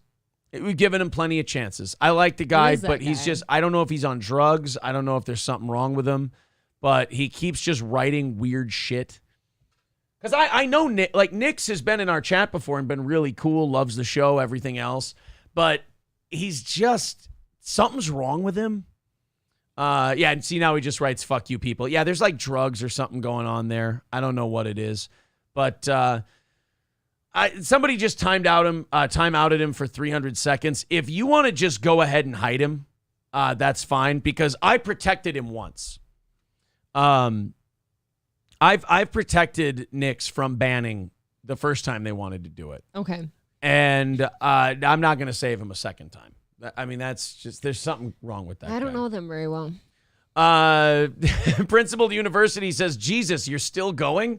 I thought you had retired after earlier. No, we don't just hit our goal and then just fuck off on everyone. We do our 4.5 hour show. That's what you paid for. Yeah, Jesus. Somebody asking, one of the Bubba people coming in, who was it? Cable Dog says, what happened to the Twitch show? We got banned on Twitch like 4 months ago, dude. Isn't it funny that people are still discovering that? Yeah, there's people who still discover that we're not on radio anymore. Dude, yeah, we'll go to a local county fair around here and people will grab our shirts and be like, hey, is that you? What happened to the radio show? Or no, some will still go, oh man, I love your show. And I'm like, oh, you mean on Twitch or YouTube? And they'll be like, what happened to radio? Yeah, you're a big fan. That's actually more insulting. Like, if they were listening right now and they considered that you. Yeah, you're a huge fan. Grinch Girl says, did Approachable ever get a VIP from someone else? No, he did not. We had to take it away because the person that gave it to somebody else, and I didn't know that. Imagine this. Look at this stellar lineup of people that were going to be gifted VIPs, and you Yes. singled him out. Sorry.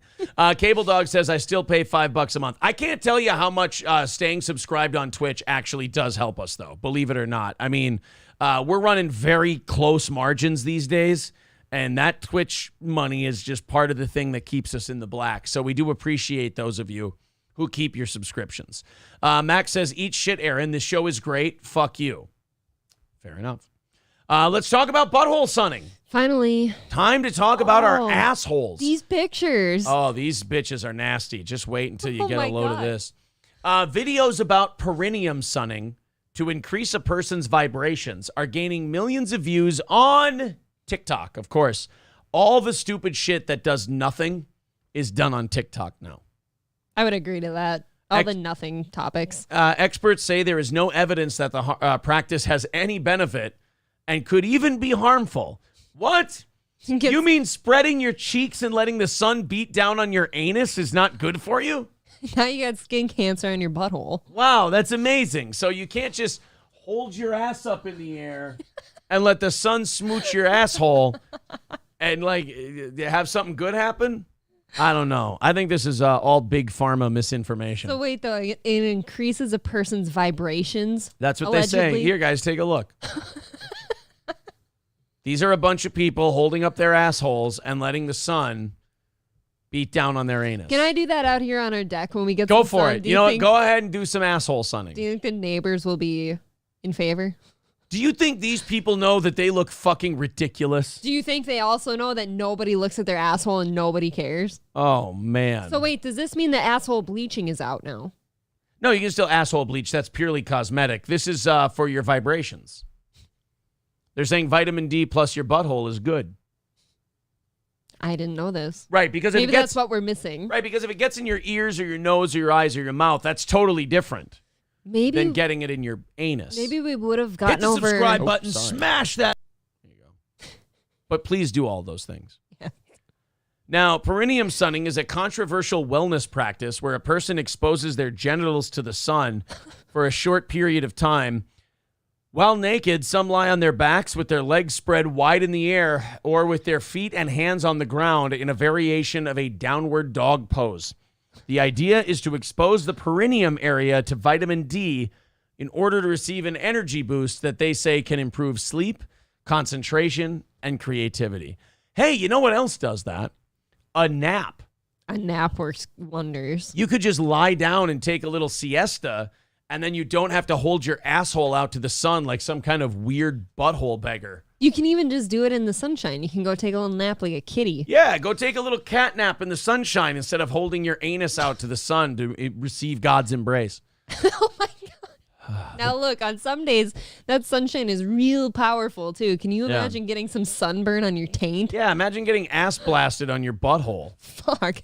The practice has been promoted by wellness influencers in the past, but has blown up on TikTok in recent months. Now, in fairness, that's only because every dumb fuck in the world is on TikTok, and they believe absolutely everything they see on there. Yes. See, if you're on TikTok and you take it as like, oh, this thing's a goof, like this whole thing is just horseshit, that's fine.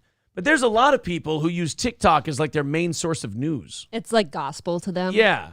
I remember when I was younger, and young people said that Jon Stewart was their main source of news, and the whole country was worried about that. I would gladly go back to those days because now I think the majority of young people get their news from TikTok, and they're talking about sunning their asshole. Dude, it reminds me of like weird holistic people that like take it too far, that just think like a paste will cure whatever thing you've got. Yeah. Like, to me, that's these people. Like, there's that scene in Breaking Bad where, oh, by the way, thank you, Silverwolf. He says, $5, I'm already a VIP. I got 2 VIPs today. Send one to COVID and one to Mr. Approachable, please. No, we already sent the other one to Rusty. I'm sorry, buddy. Remove it's it. Too fucking late. Remove it from Rusty and give it to Mr. Approachable. No, I can't. Yeah, Trident says, a nap. Why didn't I think of that? I've been doing this since birth. Yeah, sorry.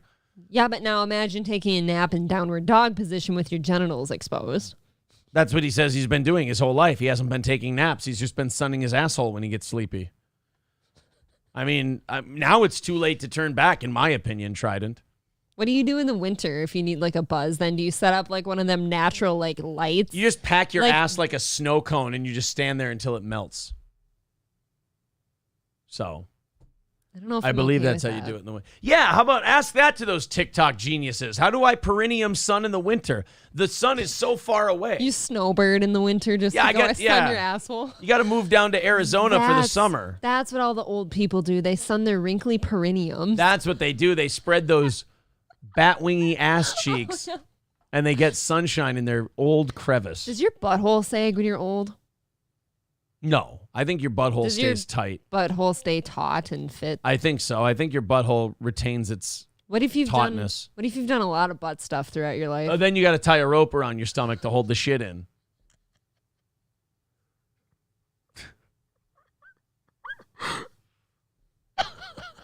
I mean, don't ask questions. If my answers frighten you, Vincent, perhaps you should stop asking questions. I don't like how straight-faced you said that. Look, I know my shit.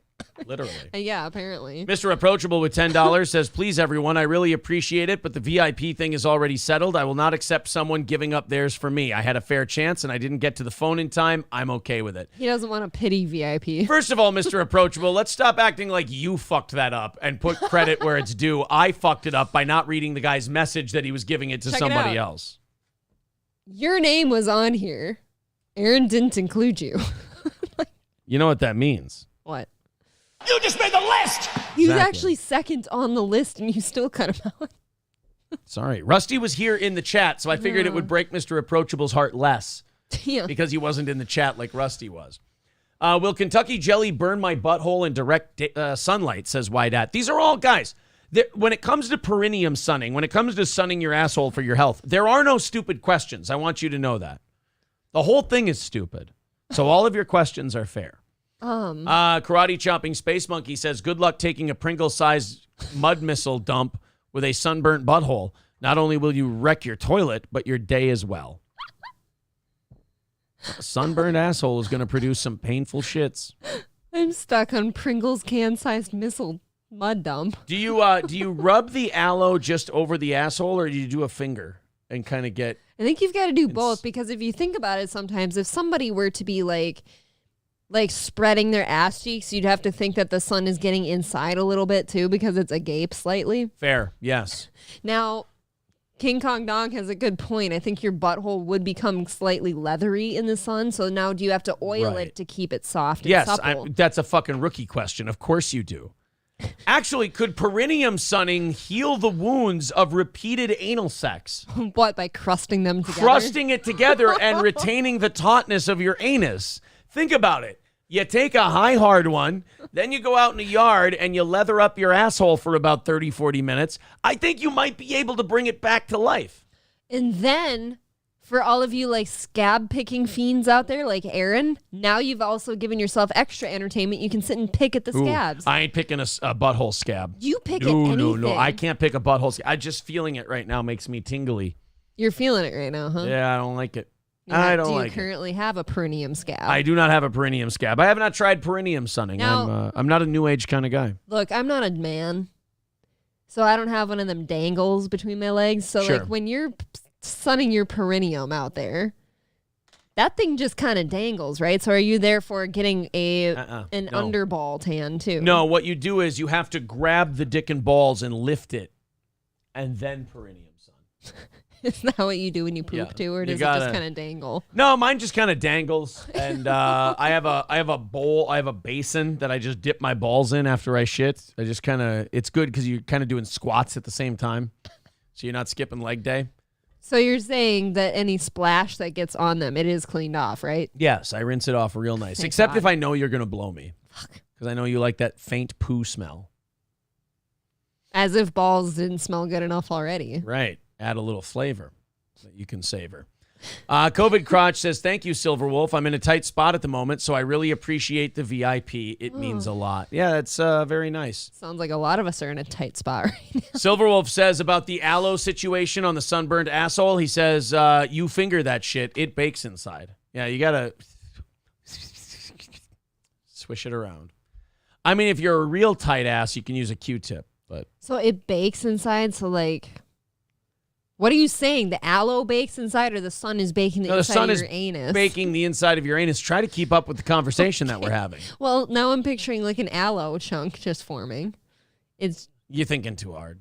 It's an asshole, Okay. Zio Gold says, can't believe that Aaron's talking about butt tanning to fix the damage caused by gorilla grinding. That's a great way to put it.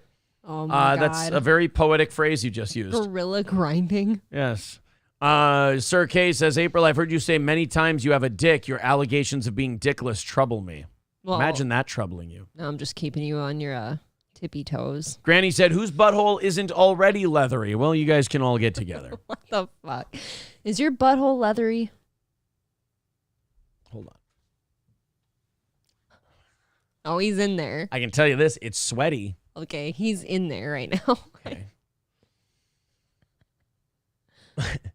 One of them boys says it's deep.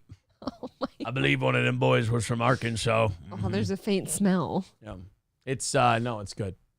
I was play acting. See? That was in his pants. Okay? Was not in my pants. She doesn't know what she's talking about. It's an optical illusion. I watched Penn and Teller and I got inspired. Why Dad says, as long as you ain't living in some dude's backyard, you're okay. Yeah, I guess esoterically. The only difference between Penn and Teller and Aaron is he can make a spotted African pygmy elephant disappear in his anus.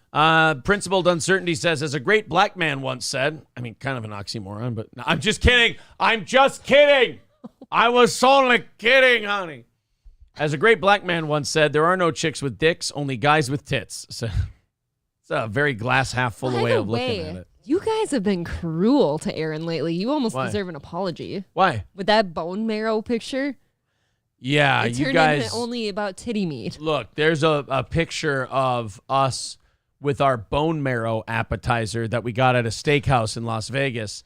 And I will say that your guys' comments on it I found to be very, very mean. They keep coming too.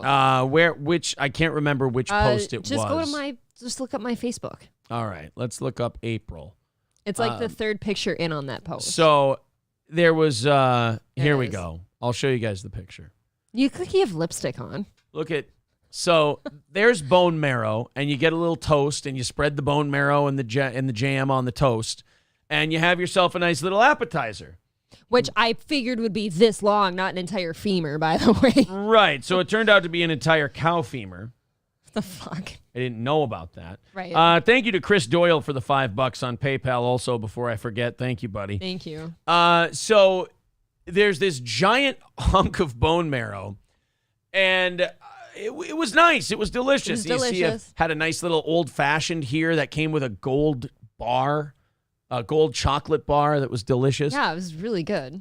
So then I go to the comments section, and I find... so far, polar bear femur, that's fine. Go to all comments, it's most relevant. But then you go to all comments and you see, the first comment is damn nice tits. From one Guy Sartell. From Guy Sartell. Bill wrote voluptuous and meaty. Then you have somebody with a gif of a candy heart that just says, I heart boobies. Didn't even notice those bad boys. Notice the big ass forehead first. That's very sweet of you. Sir K here. Can I ask why you only gave the Downsy guy a bone instead of a whole meal? And then Granny wrote, the tit vulture leaves no meat. Blake then wrote, Gordy would be fucking pissed. Probably. Andrew says, please tell me you picked it up with both hands and started chewing on it like an animal, making extremely loud gnawing noises. There's the Aaron we all know, all over a big bone. Buzzy wanted to know if that was a Sasquatch leg. No, that's a cow femur. It's a cow femur. And again, I expected like a 6-inch section of bone. Okay. Her tits look great in that shirt. Saggy tits, nice love from King Kong Dong, says Marty. So we decided we'd post a nice picture from our vacation, and instead I just ended up with, Oh.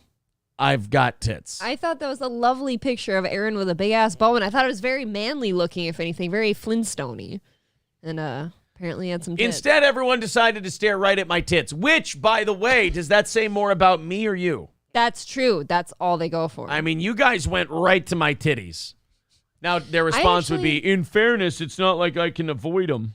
So there is that. I actually thought that you looked pretty. I typically don't like that polo on you because it's just weird. It's not your shape for some reason. Sure. It looked really good on you that day, I thought. Well, gee, thanks. I appreciate it. And in the earlier picture in that post of us in the wind by those trees, and they say that you can start to see the outline there, I thought that was a good picture, but apparently you have polio. So. Never put up a picture thinking this audience is going to say nice things. Even my parents go to me sometimes, like, they'll say just the listener comments clearly. They just crack them up. Yes. So we talked about, so butthole sunning, I think we figured it out. I think, look, if you're not buying into butthole sunning now, I don't think we're going to change your mind at all. Did we ever decide if it works or not? Experts say they have no idea why the fuck people do this. I think it's just a good reason to get that butthole out there. That's it. Open for business. 3K says, Aaron, you are funny and sharp too, like David Letterman. Well, thank you very much. I would definitely list David Letterman as an influence of mine. Perky. So that's... like your personality. Thank you. Yeah. I appreciate that. Robert Rasmussen says, Aaron, do your tits slap you in the face when you are running? Do you have to tape them down? No. Citizen Vulgar says, butthole mooning, still the gold standard. Yes, get it out in the moonlight, and your asshole turns into a werewolf. Oh, my God. That's what happens. That's what all that hair is for. Yeah. Okay. All right, guys, so we got you the Joe Biden administration perspective on the MAGA people, right? They're enemies of the state. If you disagree with the majority, then you have an extreme position, this and that. Well, Donald Trump decided to respond to all of this. And, Donald Trump has this keen ability to be handed a win and turn it into a loss.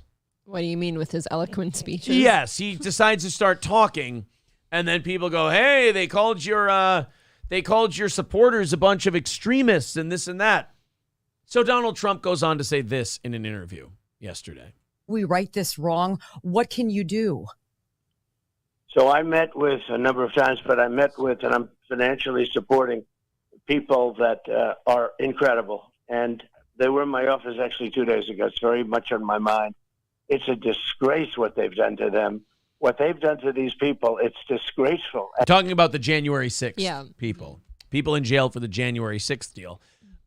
So just as Joe Biden's saying they're extremists, they're this and that, Trump goes and does this. And mostly, I mean, it's they're firemen, they're policemen, they're people in the military, they're people that were, you look at what took place with the police where they're ushering them in and so many different things. And we're working on it very hard. We're working with legals. This radical left system, these people are sick. There's something wrong with them. Nobody's ever seen anything like it. They're sick. And they don't mind. And they're cold. This woman is having a mental breakdown, by the way. How the fuck does this lady have Donald Trump on our show? You know what? Write down. We're trying to get Donald Trump on this show. Oh, my God. How the fuck can Body by ATM 360 get Donald Trump on there? This woman is having some kind of breakdown as Donald Trump's talking. Yeah. They were telling me that some of the legal people on the other side, they're the most cold-hearted people. They don't care about families. They don't care about anything. And you see what they're doing with the sentencing. And I will tell you, and I'm looking at it very carefully. I've studied it. I study cases, and contributions should be made. We have to do that because, they have some good lawyers. But even the good lawyers. So Donald Trump, the day of Joe Biden calling the MAGA people extremists and this and that, is going, we need to start giving money to these January 6th people. We got to start raising money for them. Now, wait, that's not the worst part. Can't beat fraudulent judges. You get before. Amen. Yeah, you get some of these judges that are so nasty and so angry and mean, the sentences. And I will tell you, I will look very, very favorably about full pardons. Not good. Again, I feel like DeSantis watches Trump and Biden talk, and he goes, yep, this should be a lot easier than I thought. Right, as long as he doesn't behave like these two. Yep, he's I fine. think we're going to be good. I'll talk about throwing the elf across the Potomac, and Trump will talk about pardoning the January 6th people. That line about the elf in the Potomac, that's so fucking funny. I'm sorry, Don, but I don't know if you want to throw your lot in with the Q shaman. I don't know if that's the guy you want to run your campaign around. I think we should avoid that, probably. Yeah. If I decide to run and if I win, I will be looking very, very strongly about pardons. Amen. Full pardons. Well deserved. I think that's probably going to be the best, because even if they go for 2 months or 6 months, I mean, they have sentences that go a lot longer than that. Years and but years. we'll be looking very, very seriously at full pardons, because we can't let that happen. What's happened here. Jesus. So, again, Trump is handed this big victory in Joe Biden going, all those Trump people, they're a bunch of extremists, and we need to treat them like extremists, and they're enemies of the state. And then Trump goes, yeah, that's a terrible, divisive thing. Anyway, everyone who stormed the Capitol, I'm going to pardon them. It's like, no, even if you believe that, it's just like, shut the fuck up. Right, You've got to win here. Take the W. He's always been bad at that. He's always been bad at taking his victories. Yes. I guess in a way he's kind of in a spot, though, where if he doesn't say that those people should be pardoned, a lot of people wouldn't be happy with him. I don't think they care. I think if he just didn't say anything, he'd be fine. Right. I think we just have to start avoiding that topic in conversation. Yeah, like, it's not a winner for you. Like, even people who tend to see themselves as Republicans look at January 6th and it's embarrassing. You're like, oh, God, come on, guys. Because even if you did it and you're proud of it, it's like you still handed them something they get to beat you over the head with. Yep, they can dangle that for forever. They said that's Wendy Bell. She's like the female Alex Jones. Well, I've got this fire in me now where I kind of want to keep reaching out to people. So where do I contact him, though? What's my best option? I believe an FBI jail cell, because he's going to jail this time. I saw that Ethan and Hassan were creaming their pants over that one yesterday. Trump could go to jail. It's like, guys, nobody's going to jail. Fauci's not going to jail. Hillary kept confidential information on her own private server, and she didn't go to jail. No. The last thing I saw Ethan Klein creaming his pants over was the Andrew Tate thing. And I actually thought that was kind of a... Ethan Klein got fucking decimated by Tim Dillon over the Andrew Tate thing recently. Did he really? Yeah, he brought Tim Dillon on his show, and Tim Dillon just swatted around him and Gila badly. I wish we could play both of those clips on here. I wish we could play the Ethan Klein getting... The clip I showed you on Instagram, I wish we could play that one and the Tim Dillon thing then. Robert says it's like he's trying to lose. Kind of. Apologize for that. I've got a tickle. Silverwolf says, please note I may have the same first name, but please don't associate me with this man. Michael B says, give them baked Alaska. Yeah, let them keep baked. Please. What you drinking says, be thankful you had Trump. Could be worse. Imagine Boris Johnson running the place. Fuck you. I like Boris Johnson. Yeah, you're talking to the wrong person. Yeah, I like him. I don't know. He's right. Maybe I wouldn't like him if he was running my country, but I find him to be hilarious. I love He's Boris objectively Johnson. funny. Objectively funny. Well, a lot of people are not happy that I'm going to be resigning as prime minister, but them's the breaks. Plus, he has his own theme song. Boris Johnson is a fucking cunt. Yeah, that's true. He does. I don't think he comes out to that one, though. No. What you drinking says, BJ done a press conference a few days ago and said if you upgrade your kettle and buy a $20 kettle, you will save $10 a year on electricity. True story. Who the fuck is he talking? Who's BJ? Boris Johnson. I'm stupid. I'm really What if stupid. I'm not even right? I just would assume it's Boris maybe he Johnson. means Brian Johnson from AC/DC. You don't know. I did have someone write to me yesterday and say that the Johnny Rock shirt that he was somebody was bugging 101. Okay. And that he may have got them to put their stream back up. What do you mean by bugging? He was promoting. Let me see if I can find the message. I think it was a Facebook Messenger message. Let me see if I can find this. But we're going to check in on our old station here, perhaps. Yeah, it was Andrew. Here we go. Oh, no, it wasn't that Andrew. Definitely wasn't on Facebook then. Sorry, guys. I am just a fucking dummy. You were all over the place. Yeah, I don't know where it is then. Twitter DM? Should we see if it's a tweet? Oh, no, it was a tweet. It was a tweet. I'll get it, you guys. Don't you worry. Give me a second here. He's so prepared. I'll find the fucking thing, I promise. Try not to hear my loud tummy growls. I'm hungry. Suck my ass. What else? Here we go. Andrew Epperson got me on Twitter and says, I may or may not have promoted a certain radio station to get their live stream back up and working for additional comedy in the mornings, and it might be back up now. That's from Birdman. So let's see if Birdman got the Rockin' 101 stream back, and we can check in on some Johnny Rock this morning. I love that you put people's full names out there instead of just. It says it right on his Twitter. Like, he tweets it. It says his name when he tweets. All right. So there's nothing wrong with that. He's donated to this show with that name before. It is back. And of course it's music. What the fuck is this? John Elway, The Drive? I don't know why I had that up. Let's try this again. What did I have up here? Oh, this commercial. Okay, so it's a John Elway commercial that I'm showing you later today. I don't know what the fuck that was. That was very weird. All right, let's see. I think Johnny Rock might be done for the morning. It's 9:09. Does he only go until 9? What, does he need a fucking nap? He should go. No. All right, fine. He should go to 10, I'm pretty sure. I think he goes to 10. Yeah, it says weekdays 6 to 10 a.m. Yeah, so he's he just playing music. he never talks. No, he wasn't like your show where it was all, Look, man, when you got shit. when you got a 0.0 in the main demographic, you probably aren't talking very much. You're probably better off playing just music. Probably should just play music. Oh, still playing music. All right, we'll check out some Johnny Rock a little bit later in the show. Hey, guys, I've got crazy news for you. Test scores. We've been locking down kids the last 2 years, and we're bringing them back to school now. It turns out since kids have come back from the pandemic, all testing scores are down across the board.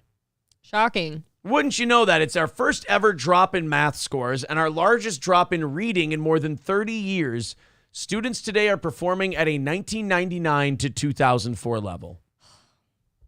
Wow, it's almost like parents either don't care enough or don't have time to sit and teach their children, and there's no teacher there to guide them through shit or make them do it. There's two things that could be responsible for this. One, lockdowns. Two, teaching kids social shit that they don't need to know. God. And all kinds of stuff that's not. What do we keep saying? We keep saying, they should be focusing on math and reading. Well, they focus on all this other shit, and now we're getting irrefutable evidence that it's having an impact on the test scores. Yeah. So more shitty news from the schools and more shit that probably won't change. Although it is nice to see people getting involved a little bit. On the local level, people are running for school boards. So hopefully that changes something. You've got a big point with the social shit, though. We're not focusing on the important stuff anymore. All right, let's see if Johnny Rock is back. Fame, MTV, K-Rock, New York, Howard Stern Show, all those things he's done. Donuts that our state fair is the best. But he's back in town at the state fair. He can be. Stop playing your goddamn background music so loud. This is terrible. And why are we playing 1950s background music on a rock station? I don't know. He's talking about some guy at the state fair. Some guy's at the state fair, and he's just so excited about it. Found in the freak show on the Midway. Hey, speaking of freak shows, let's see if this works. Chucker, are you No, he's not going to do the chucker. Stop pausing it. Stop pausing it. No, I have to explain to people what the chucker is. Okay. So for those of you who don't know, we're checking in on our old radio station that we used to be on that gave us an ultimatum. Give up all your social media stuff to us or else, or else. And we chose or else, and we went to the internet, and apparently it's still driving them nuts. Our listeners still see Gary, the boss man, out in public ranting about us like a crazy homeless person. He gets, I hate this word, but triggered over a steel toe t-shirt. He does. So they hired this 70-year-old man who was a sidekick in Minneapolis before most of this audience was born. And they thought that would be the solution to maintaining Aaron's numbers because we had 12 shares, 12 plus. Now they're down to like a 1 share 12 plus. Like, it's really bad. Yep. We had a 23 share 18 to 34 men. They're at a 0.0 now. Nobody under the age of 50 is listening to this That shit. is definition crash and burn. So it's not going well. And one of the reasons it's not going well, you could argue, is that this guy, John Lastman, that they've hired, does a character called the Chucker. And it's basically a pukey radio voice where he says wacky things.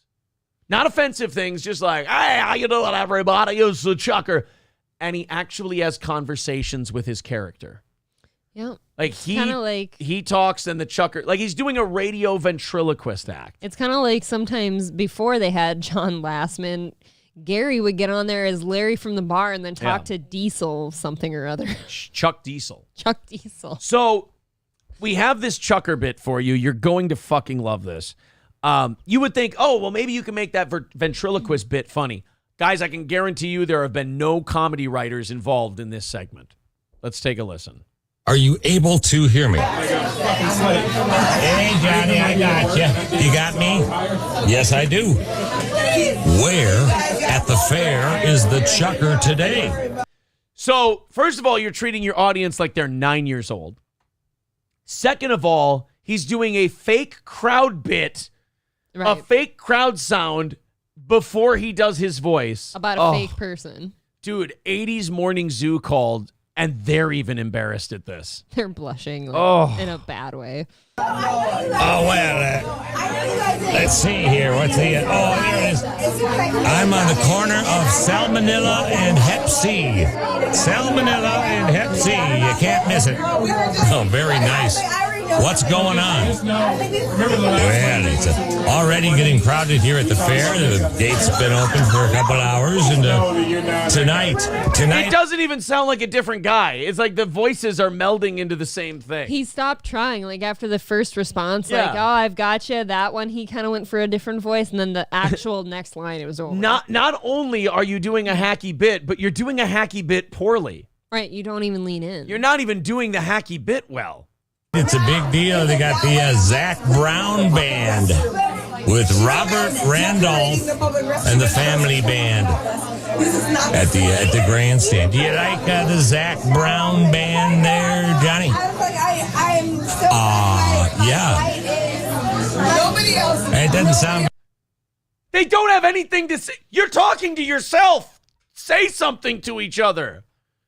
I don't even know how to insult this anymore. This is just like watching a guy do a show in his basement, like this one, really but hard. to nobody. I picture him as sitting in his basement, and it's kind of dark and dingy with like a too bright like LED over here, and he's got puppets, and he's talking to You himself. have to watch the movie The King of Comedy with Robert De Niro.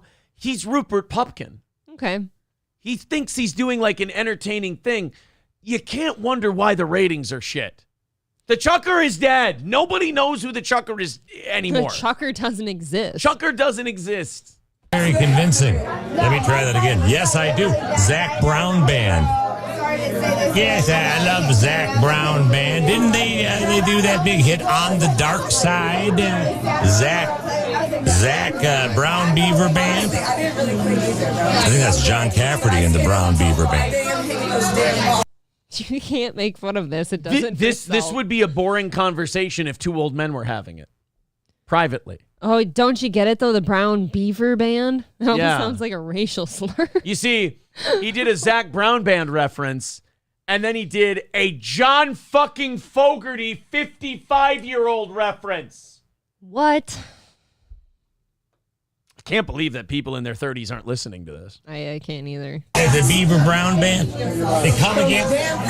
Now, tomorrow night at the grandstand, it's Diana Ross. I know, that's unbelievable. She's still alive, huh?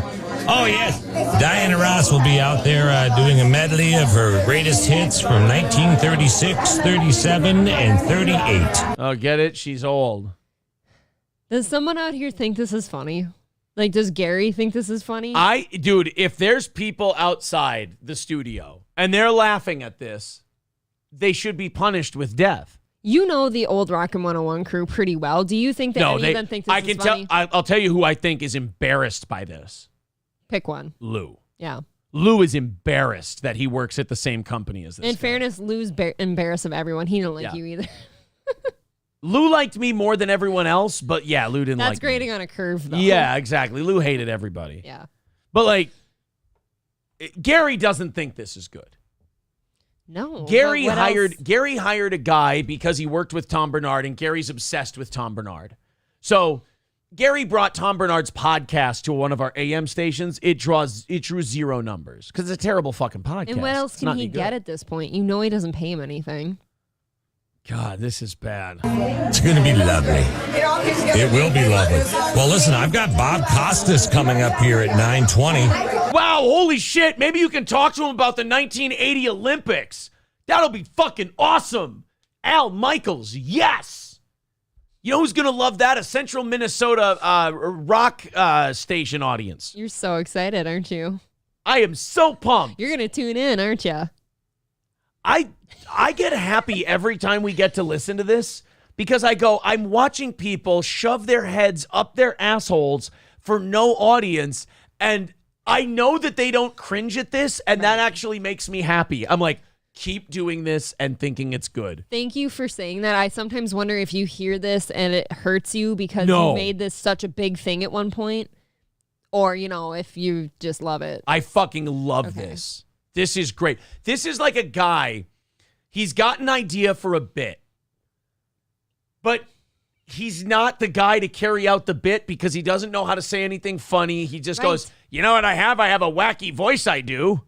It's like, okay, what else are you going to do? I'm just going to talk in the wacky voice. And this is, by the way, lazy radio hacks from the 80s. There's a dime a dozen of these. This is their attitude. Yeah, I'll just wing it and something funny will happen. The only way I could But history has proven that that's not going to happen. Right. Write something down. Have something ready to go. The only realm I could even tiny bit see this being funny is if back in the day when Opie and Anthony still did a thing together and they did it ironically. They jocktobered Johnny Rock. Yeah, that's about all you could do. Well, we'll check in with you maybe one more time before we call it another year at the fair, because you're off Monday.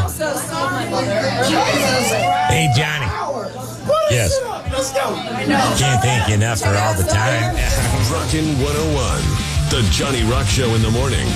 That was his whole bit for that segment of his morning show. It's gross. And that was... And that wasn't live, by the way. He took time No, to he record recorded that. Yeah, that was recorded. He recorded that, kept it, and aired it. Like, if you did that live, everybody bombs once in a while. It happens. He recorded that, thought it was good, and kept it there. That's the thing. Guys, in no way should you call that number. No way. 320-252-6200 to let the radio station know that was awesome. There you go. I don't want you guys harassing them. I don't want you doing anything mean. I want you telling them that that was a really good bit that they just did. Just call them and only say that. Just call them and say, dude, that Chucker bit was hilarious. Just everybody right now, call them, call our old station, and just unironically tell them that Chucker bit's hilarious. Here's what I want. I want them to get so many that Chucker bit was hilarious calls that they know something's up. Everybody says something nice. One phone call and they know something's up. No one's going to tell them that was good. Everybody call right now and tell them that was a great bit. Absolutely. My God says call the station to reserve a spot at Raleigh's today for the Steel Toe event. And Riz Digga, no offense, I know you always try to be a contrarian. You just so don't get how fun this is. Like, we're watching this and having a great time with it, and you kind of come off as a bitter ex-girlfriend. You're kind of coming off as just like an angry dick who can't have fun. This is just called, Riz Digga, this is called spiking the football, buddy. That's it. All this is spiking the football. So have some fun and stop being such a sad sack, would you? All right, here we go. Off we go to a John Elway commercial. I have to say, people who say advertising doesn't work are full of shit. Yeah, because I watched this ad, and it was on r/cringe yesterday. Okay. It is I don't know who their target audience is. I don't know who they're marketing themselves to. I don't know who can afford this service they're about to endorse. I'm very curious. But I love that they got John Elway to promote it. and watch John Elway promote this thing as if it's like a middle class, like it's a mop. Like anybody could use it. Do you guys know about Badget? No. Do you know what Badget is? Nope, never heard of Badget. Badget is a luxury private plane rental company. Well, that's fun, right? Unnecessary, it seems, but fun. Watch. This commercial feels like it's a troll to working class people. Like it just feels like it's a fuck you to everyone who like drives or flies coach or anything like that. Sure, like the country club that doesn't let poors in. Because they're laying it on like people who can't afford this plane don't exist. And I get it, you're supposed to do that in a commercial and it just finds its audience. Well, it makes you feel like you're above. Right. I absolutely love this commercial. I watched it yesterday. So it's a guy and his kid, which totally is who takes these private planes, not a billionaire with a bunch of hookers. Oh, yeah, and blow. Yeah. So it's this guy and his son, and they're suffering a hardship at the beginning of this commercial. Ready? Really gonna miss the game. It's not looking good. I think we're stuck here. I'm sorry, son. So, Dad, we're going to miss the game because we can't find our plane. And here comes John Elway to save the day. Father and son, because this is how you dress to a football game, by the way. That's what I thought. Yeah. Yeah. So here comes John Elway to save the day. So you miss your commercial flight. John Elway comes up to help you. First of all, why are you on the fucking tarmac for your commercial flight? Because that's probably that's why how you you missed do it. it. Yeah. Hey, you guys doing okay? Dad, it's John Elway. Our plane's having mechanical problems, and I think we're going to miss the big game. Well, I'm going to badge Our private plane. So that's the start of this commercial. Our private plane is having mechanical problems. We might miss the football game. You know how this commercial should have went? How? Well, then go rent out an entire bar, you dumb rich cunt, and stop pouting. Yeah, save the bar for yourself. Yeah. What the fuck? game. You're welcome to join me. In my With private Flights Badget, you're guaranteed a recovery plan. But how is that possible? My company just told me all the planes were booked and we'd have to wait till tomorrow. Not with Badget. Life's like football. It takes teamwork and preparation to make a difference. It's just, my God. I love how they're doing this. Like, it's just like anybody could have Badget. What are you, a dumb fucking poor person? I have a question before we go any Yeah. farther. Where is this aired? Where is this commercial Probably aired? Colorado. You think so? Because Yeah. I've never heard of this. Check out the Badget app. Search over 5,000 planes from... Look at that. $21,000 charter price, $12,000 member price. Oh my God. For you that guys. for that Badget flight. But any of you can do this. Anybody can do it. 500 of the best companies. Select your plane. Simply pay and you're ready to Badget to... So select your plane. It also said select amenities. I'm sure each one of those has an extra couple grand tacked onto it. Champagne Your and shit. destination. Wow, that's really cool. This food is incredible. It's like a beautiful, like, private chef. Prime rib and filet over there. Oh, with a nice bed of mashed potatoes. An orchid flower. A nice big glass of wine. Now, why is that guy got orange juice? Because he's gay. A blue Complimentary burger. with Badget. Everybody's treated like an MVP with this. Listen to that. Hold on. Food is incredible. It's all complimentary with Badget. Yeah. After you pay your 12 grand for your 3-hour flight, we'll give you a steak. Why not? It's nice. We're yeah. generous. Yeah. Even if it's like a top end, like in Wagyu, they're like, hey, when you pay us 12 grand for a flight, we'll give you a $200 steak. Fuck that. I want the cow with it. Yeah, exactly. Everybody's treated like an MVP with this program. Do you always have a chauffeured vehicle waiting for you? It's all complimentary on Badget. It's all... Why don't they just find a homeless person for this commercial and smash his face against the hood of the car? You know what sad moment I just had? Like, why is this shit okay, but like we can't have gas-powered vehicles? Right. Yeah, that's a great What point. the fuck? Here you go. Rent your own private plane for a 3-hour flight for To go 12 to a grand. football game. To go to a football. First of all, how far away is your fucking football game? Why don't you go to a different stadium that's close by? Why are you taking a flight to the football game? That is all very good questions. I don't understand this. I'm confused.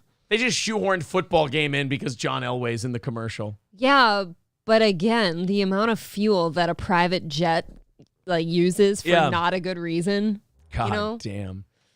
Hey, you always get a nice fucking murdered out SUV to pick you up. It's all complimentary with Badget. Again, a $100 cab ride from a nice SUV is complimentary with your $12,000 flight. Right. Vehicle waiting for you? It's all complimentary on Badget. It's all part of the flight experience. I'm really impressed with Badget. It's the one and only way to travel. Thanks, John. Fuck the rest of us. What are you, flying Delta? You piece of shit. What are you, a fucking bucket of jizz? You can only fly Badget. But, John, I can't afford Badget. Well, then I gotta go. Puts on sunglasses and leaves. What do you think? First class on Delta is bougie? Yeah. Look at this shit. Fuck you, poor person. You want to fly Badget? Well, I can't afford it. Good. We don't want you. Badget. It's the one and only way to travel. Thanks, John. You saved the day. Thanks, buddy. No problem, spoiled brat who's going to get bullied the rest of his childhood. Hold on now. Are they just walking off the tarmac without their ride? Yeah, John Elway won't give these poor fucks a ride. He'll give him a ride in a jet, but not the SUV. Yeah, John Elway will make this guy pay $12,000 to fucking fly in his plane with him, but yeah, John likes to jerk off in that SUV, so you guys got to skedaddle. No, you buy your flight and then you get the car. Right. Only the flight was free, queer. Go get your own fucking ride. Thanks, John. You saved the day. Thanks, buddy. Dad, can we badge it to all the games? Yeah, now they're just walking. Yeah, now you've turned your kid into a spoiled little twat. Can we take Badget to all the games? For some reason, you have to fly to all your football games. Oh, man, that is great. That is so extra. How about your John Elway and people pitched him like, hey, you want to shill this energy drink? Nah, I'm not really feeling that. How about a private $10,000 a flight plane service? Now you're speaking my language. Right. That's a good one to get because any endorsement you get, they give you free shit. Yep. So, like, if you're John Elway, like, fuck Hershey bars and shit, do Badget and they'll get you free flights. Duh. There you go. And free, like, Ubers. Nate says, April, you said you were going to change the backdrop. You know, sometimes, like, I just heard that and I envisioned pushing this over so they can just stare at the tan doors. See if he likes that better. Turd Ferguson says, remember, no gas cars after 2035, but keep flying these planes. That's what I'm screaming. Like, nobody talks about the private jets. Those are fine. Yeah. Skeezy says, more out of touch than Nancy Pelosi. Joe Berger, yeah, they could have started that commercial with, our butler forgot to gas up the helicopter, John. That sucks. Silverworth says, guys, if you donate me the money, I will go on there, fart, burp, and eat Reese's cups and leave the wrappers everywhere on this flight. And get just a little bit of that melted chocolate on your fingers and get it on the white leather seats. I do. I want to save up for years and buy one of these flights. Trash it. And then get a commercial flight back, you know, like fly Sun Country or whatever back. And I want to get one and fly cross country. And then, like, while I'm on the plane, just wear T-shirts and basketball shorts and flip-flops. Just pretend you're a Spirit Airlines and then, customer. Then when they go like, oh, do you have your complimentary meal? I'm like, hey, could you eat up this can of SpaghettiOs? SpaghettiOs, yeah. I got a loaf of Wonder Bread and some SpaghettiOs. I like to dip the bread in the sauce. I like to eat it that way. I actually like to sprinkle cinnamon and sugar on my Wonder Bread. Yeah. It's like a donut that I can't afford. And guys, could you pepper the SpaghettiOs when it comes out of the microwave? I mean, not too much, but just give it a little kick. Maybe a little Lowry's. Yeah. That sounds pretty good. Sir, do you have anything else? Yeah. Could you put these Ore-Ida French fries in the oven, and when they come out, just douse them in ketchup? Could you give these this can of sardines for me when you plate them? Could you put them in like a pleasing aesthetic manner with a little sliver of caviar on top just so I can feel like I'm doing something? Well, no, organize the sardines this way. I want one facing to the right, one facing to the left, one facing up, and one facing down. You can do it in whichever order you'd like. Feng shui for sardines. No, I just made a swastika. I know you did. Yeah, thank you. No. I was trying to get you out of it. Sir, I wanted to be in. I will leave you in. Gordy made a poop swastika this morning. It's true. Sir K says, Aaron, you are being unreasonable. Everybody can afford this jet. They just need to mortgage their home. The wife will understand. Actually, get a reverse mortgage from Tom Selleck. Yeah, exactly. Old people can fly in them. Joe Berger says, private jet fuel won't hurt the environment. Duh. That's true. It's all cow farts. Yeah, exactly. I'm going to, you know what? I'm saving the Badget segment from today's show. That's the only one I'm saving. Badget is a weird name, too. I don't like it. Marble Arms. Can my son bang the stewardess? What? No? Okay. Yeah, do you get to request what your stewardesses wear? If I'm paying $12,000 for a flight and those stewardesses aren't gorgeous and a hand job prone, Oh, is that what you want? you get fucked by the stewardess if you Fine. pay $12,000 for a Badgett flight. I'll get my own, and it'll be the cast of Chippendales. Oh, will it really? I bet Or you they all have small Men dicks. Down Under. Oh, Thunder from Down Under. Thunder from Down Under. Raz of Shaz says maybe John Elway owns Badgett. Yeah, not Magic. It's Badgett. Oh, boy. Rusty Grammer says murdered out Tahoe, $1,200 flight with high-class meal. Sounds like you a week ago.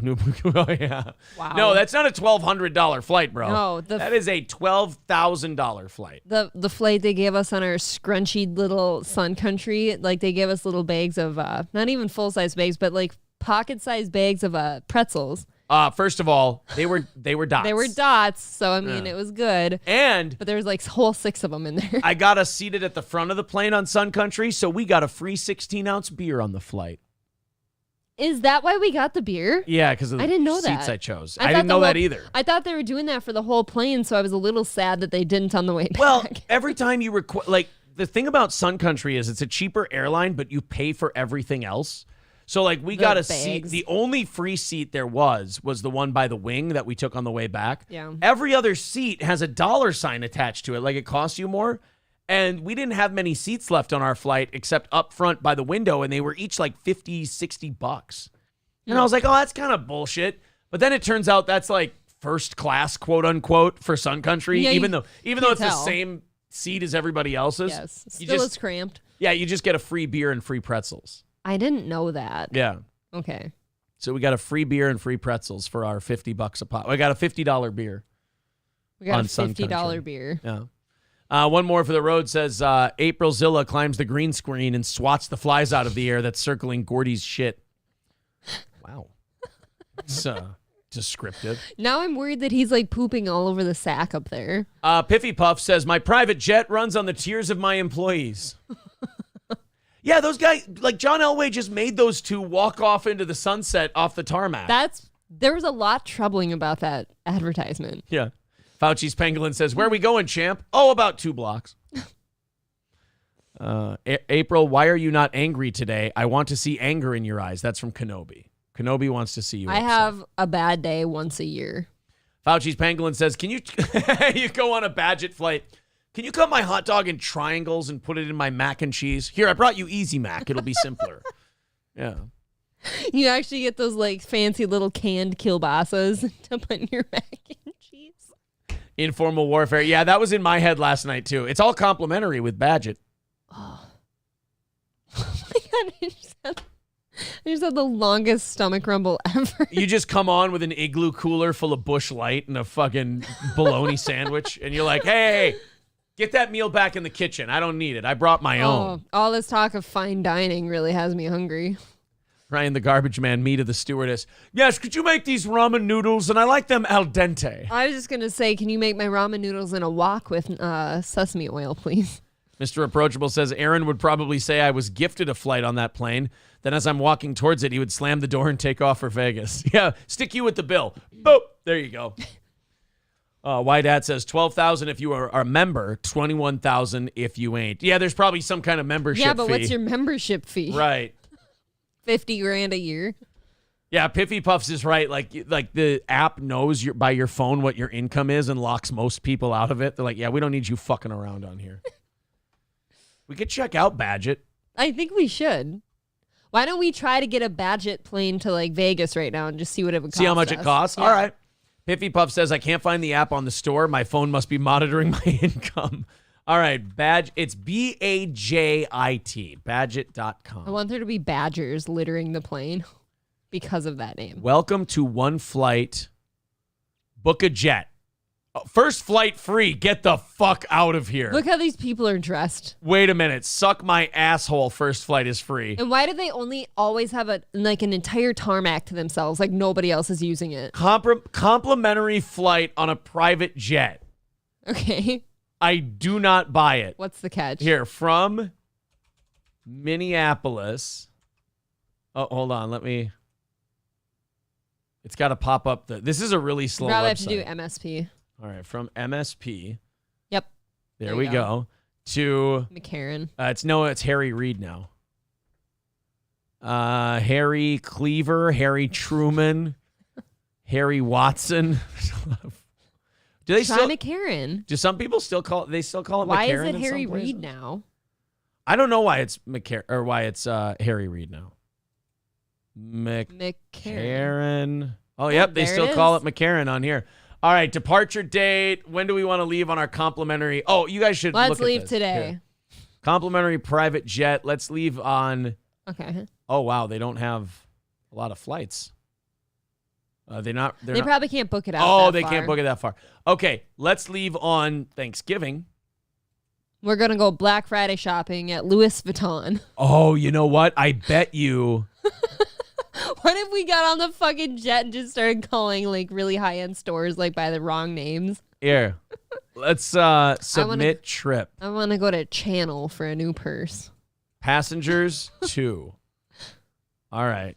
Let's submit trip. Oh, they're gonna call me and try to sell me a Badget Who cares? membership. It's even more funny. Should we see if we can get a free complimentary one-way trip? Thank you for your request. Someone will be back with you shortly. Oh, fuck. I'm gonna have to talk to these people now. Oh, that's great. You guys want to see how much it costs to book a Oh, jet? that's the Shark Tank guy. Oh, oh wow, all I kinds don't of. remember his name. They have a fucking WordPress website. What are our members saying? Member welcome package. This is good. I hope I get that plane. Qualified new Badget members should expect to receive this beautiful member welcome package in the mail within 2 weeks of signing up for their membership. Oh, look at that. You get a cool package. You get a nice one-jet plane. You get a pen. Wow. Get the fuck out of here, really? I mean, I thought I was going to get just the plane, but a pen too? Fuck. You can sit on both of them. I didn't realize that Badget was so bougie. Did you, by the way, just put up all your personal information on the screen? No, I think just my email and phone number and everything your phone else. number. That's good. Badget to Las Vegas. All right, sounds good. Badget to Paradise. You know that's not an actual place, right? Instant online booking system. Or purchase a Badget membership. That's what I want to know. How much is a Badget membership? Oh, they don't list. They're very smart. They don't list any prices. Wow. Yeah, you have to find that out in the phone call. No upfront large deposits. What's a what's hold on? What's a large deposit? It's subjective. Flight costs paid as you go. Aircraft rates are locked on an annual basis. No additional fuel surcharges on domestic U.S. flights. No daily minimums. Complimentary catering. Complimentary door-to-door executive car service. I don't know about this place. There's somewhere in the fine print that says you're sending your money to a prince in like Nigeria. There's something fucked up. Like you got to call to get prices and everything. I don't know. I already signed up for my complimentary flight. Thank you very much. Here, book a jet. So we're going to Vegas on Thanksgiving now, right? Well, here, let's see. From MSP to McCarran, I want to see how much it would cost all of us to go to Las Vegas. Depart date, September 23rd, 9 a.m. Let's just, please specify the number of travelers. All right, 2 people going to Vegas on a Badget trip. I just want to see how much they're going to charge you. Everybody start guessing. 16. 16,000? Yeah. Member or non-member price? Member. $36,000 charter plane, $25,000 member price. Holy fuck. Oh my God. By the way, guys, I want to point out this is one way. That is just one way. You actually have to hitchhike home. That is a one-way ticket. Want to hop on the Lear, babe? Oh, that's in a 1999 Learjet. It's going to be $37,000. Oh my God, Holy guys. shit. And that's the cheapest. Dude, this is it's sorting by the cheapest plane. Oh my God. Oh no, I'm being called by One Flight International. He totally is. I can't answer this on the air. I don't think so. I can't answer without... I think we can just block that number. Here, let's do this. You can't. No, I'll do this. Hello, I just want to let you know we signed up for your service. You are not on right now, but we signed up for your service while watching the John Elway commercial on our internet talk show. So if you have any problem with being broadcast on an internet talk show, hang up now. Otherwise, if you want to talk about One Flight, and Badget.com and everything else will turn you up in our system here, and you can be on. So if you are consenting to being broadcast on our internet stream, that's great. If not, please hang up now. Hello? Okay, they hung up. Good. Good. All right. You don't want to get a Learjet to Vegas and never come back because we can't afford our way back? Oh, they said I should have signed up as Rockin' 101. That would have been fucking hilarious. Ah, damn it. Why didn't I do that? I mean, you still could. Circle Town limo ride to Walmart shopping. That would be funny, too. Yeah, land in your Badget plane for $40,000, and they're like, oh, where are we taking you? Walmart down the road, please. Can I actually head to the Stage Door Casino, please? $35,000. Just get off at Hogs and Heifers, actually. Just pull up in a fucking murdered out Suburban. That seems like the price for the entire plane. Oh, no, those planes are fucking expensive. Oh, yeah. Yeah, but whatever price they paid for those planes, like up front, has been paid for again and again because somebody pays these prices. Wydat does say, he goes, if you're a large company or a wealthy person, that's actually not a bad price. Yeah, and what if you're splitting it with several Think about people? it. There's Or seven, it's a business expense. There were 7 seats on the $30,000 plane, so that's like $4,000 something a person. That's not that much more than like a nice first class plane. Les, why don't we just charge it to our business account? Up the goals. Let's up the goals, guys, for our Learjets. We'll bring 4 VIPs with us. Right. And unfortunately, Mr. Approachable doesn't make the cut. Skeezy says, internet stream, you can't afford it. Click. What if we were H3? You could have Ethan Klein up there eating his Domino's pizzas. Yeah, Raziv Chaz says, if you have to ask the price, you can't afford it. Exactly. Now check the prices to just buy a used plane. That's a good idea. Here. How much We've done this before. does a private jet cost to buy? You and I have looked up used helicopters and private jets before. How much is a private jet? How much does a private jet cost? $1.1 million to $99 million. Right. It kind of depends on Here's avbuyer.com. how That's big what we'll do you look want for. it. As big as you got, you pole smoker. Yeah, the price is just please call. All right. Private jets. Look. Model, region, year. They're not 1972 to let's go 1990 so that we may have a reasonable figure. What happened? They're not listing prices. It's just please call. Make an offer. Make offer. There's 1.2. Here you go, guys. $5. Here's $1.2 million for a Dassault Falcon 20 F5. A 1979 jet is $1.2 million. Holy shit. Oh, here's a Bombardier Learjet for $425,000. It's a 1989 Learjet. That's not like the worst, right? That's not terrible. But it's only for a quarter fractional ownership. A 25% share in the... So multiply that by 4, and that's what your price is. Okay. Okay. Make offer for a Gulfstream 4. Here's a $4 million 1990 Gulfstream 4. Hey, here's $495,000 for a Cessna Citation, a 1981. That's the budget plane. Here you go, guys. Here's the budget plane. We'll take a look. That dog will hunt. Will it? Yeah, look at that.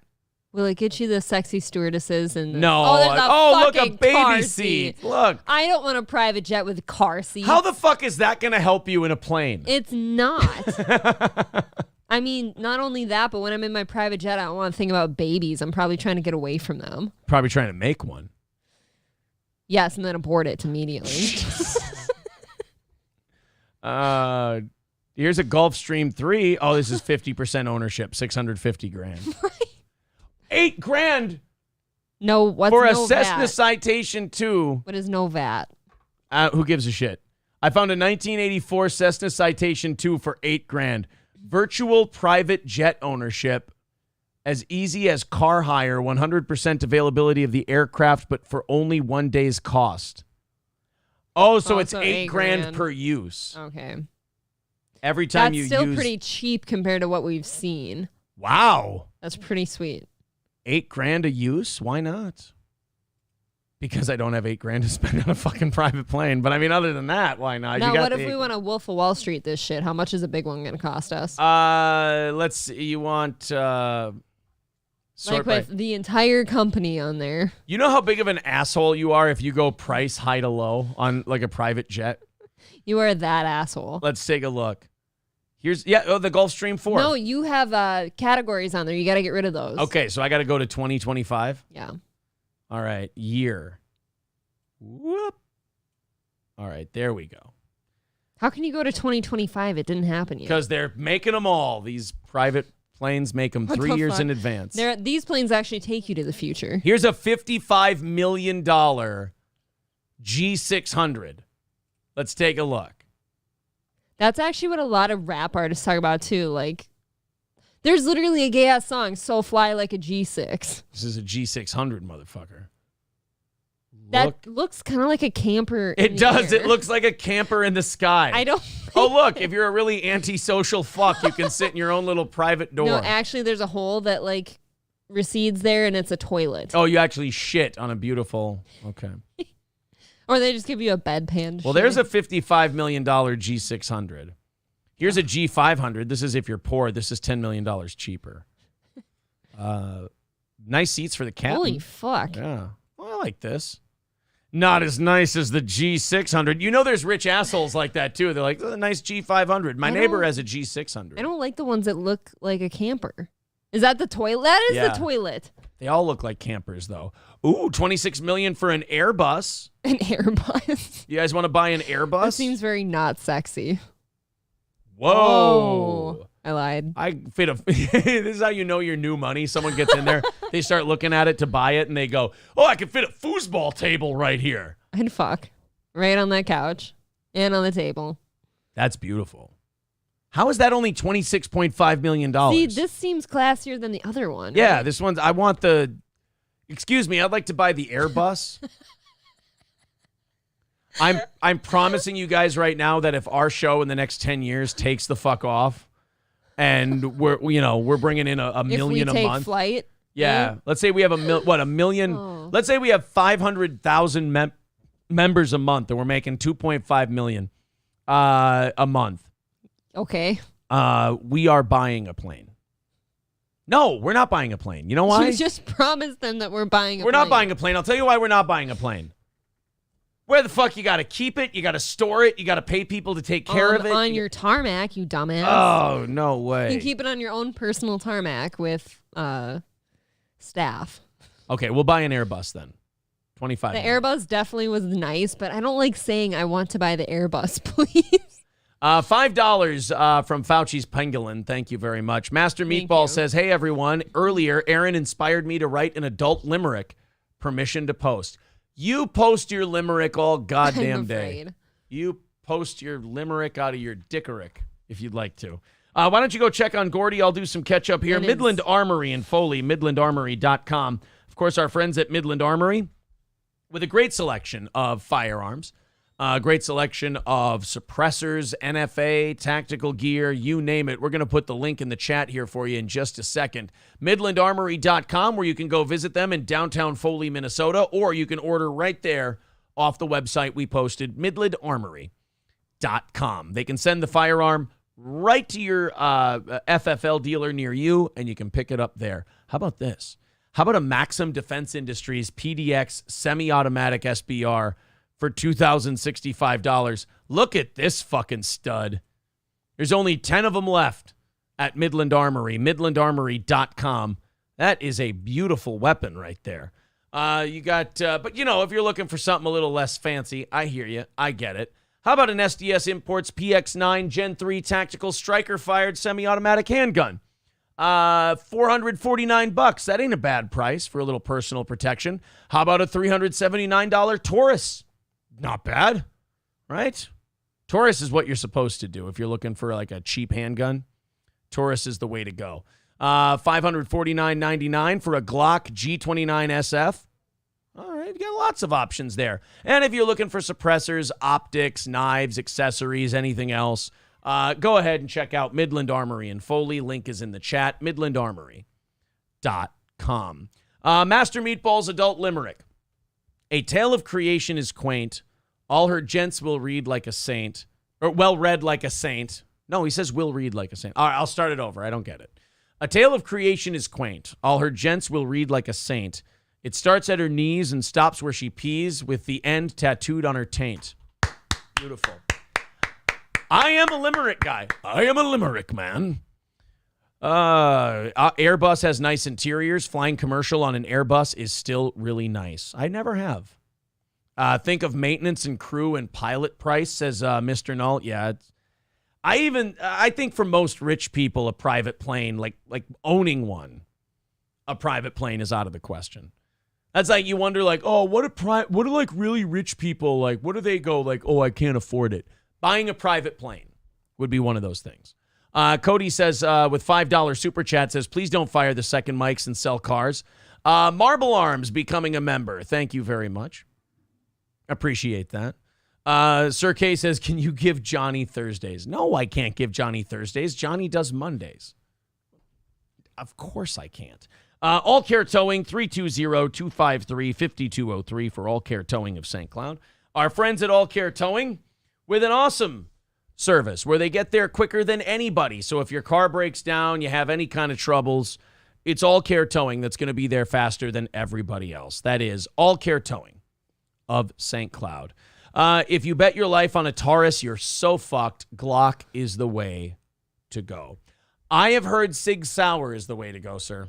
Glock is pretty reliable, though. I've heard that Glocks are, there's something wrong with Glocks. I can't remember what it is, but like Some really. Some people don't like the safeties on them.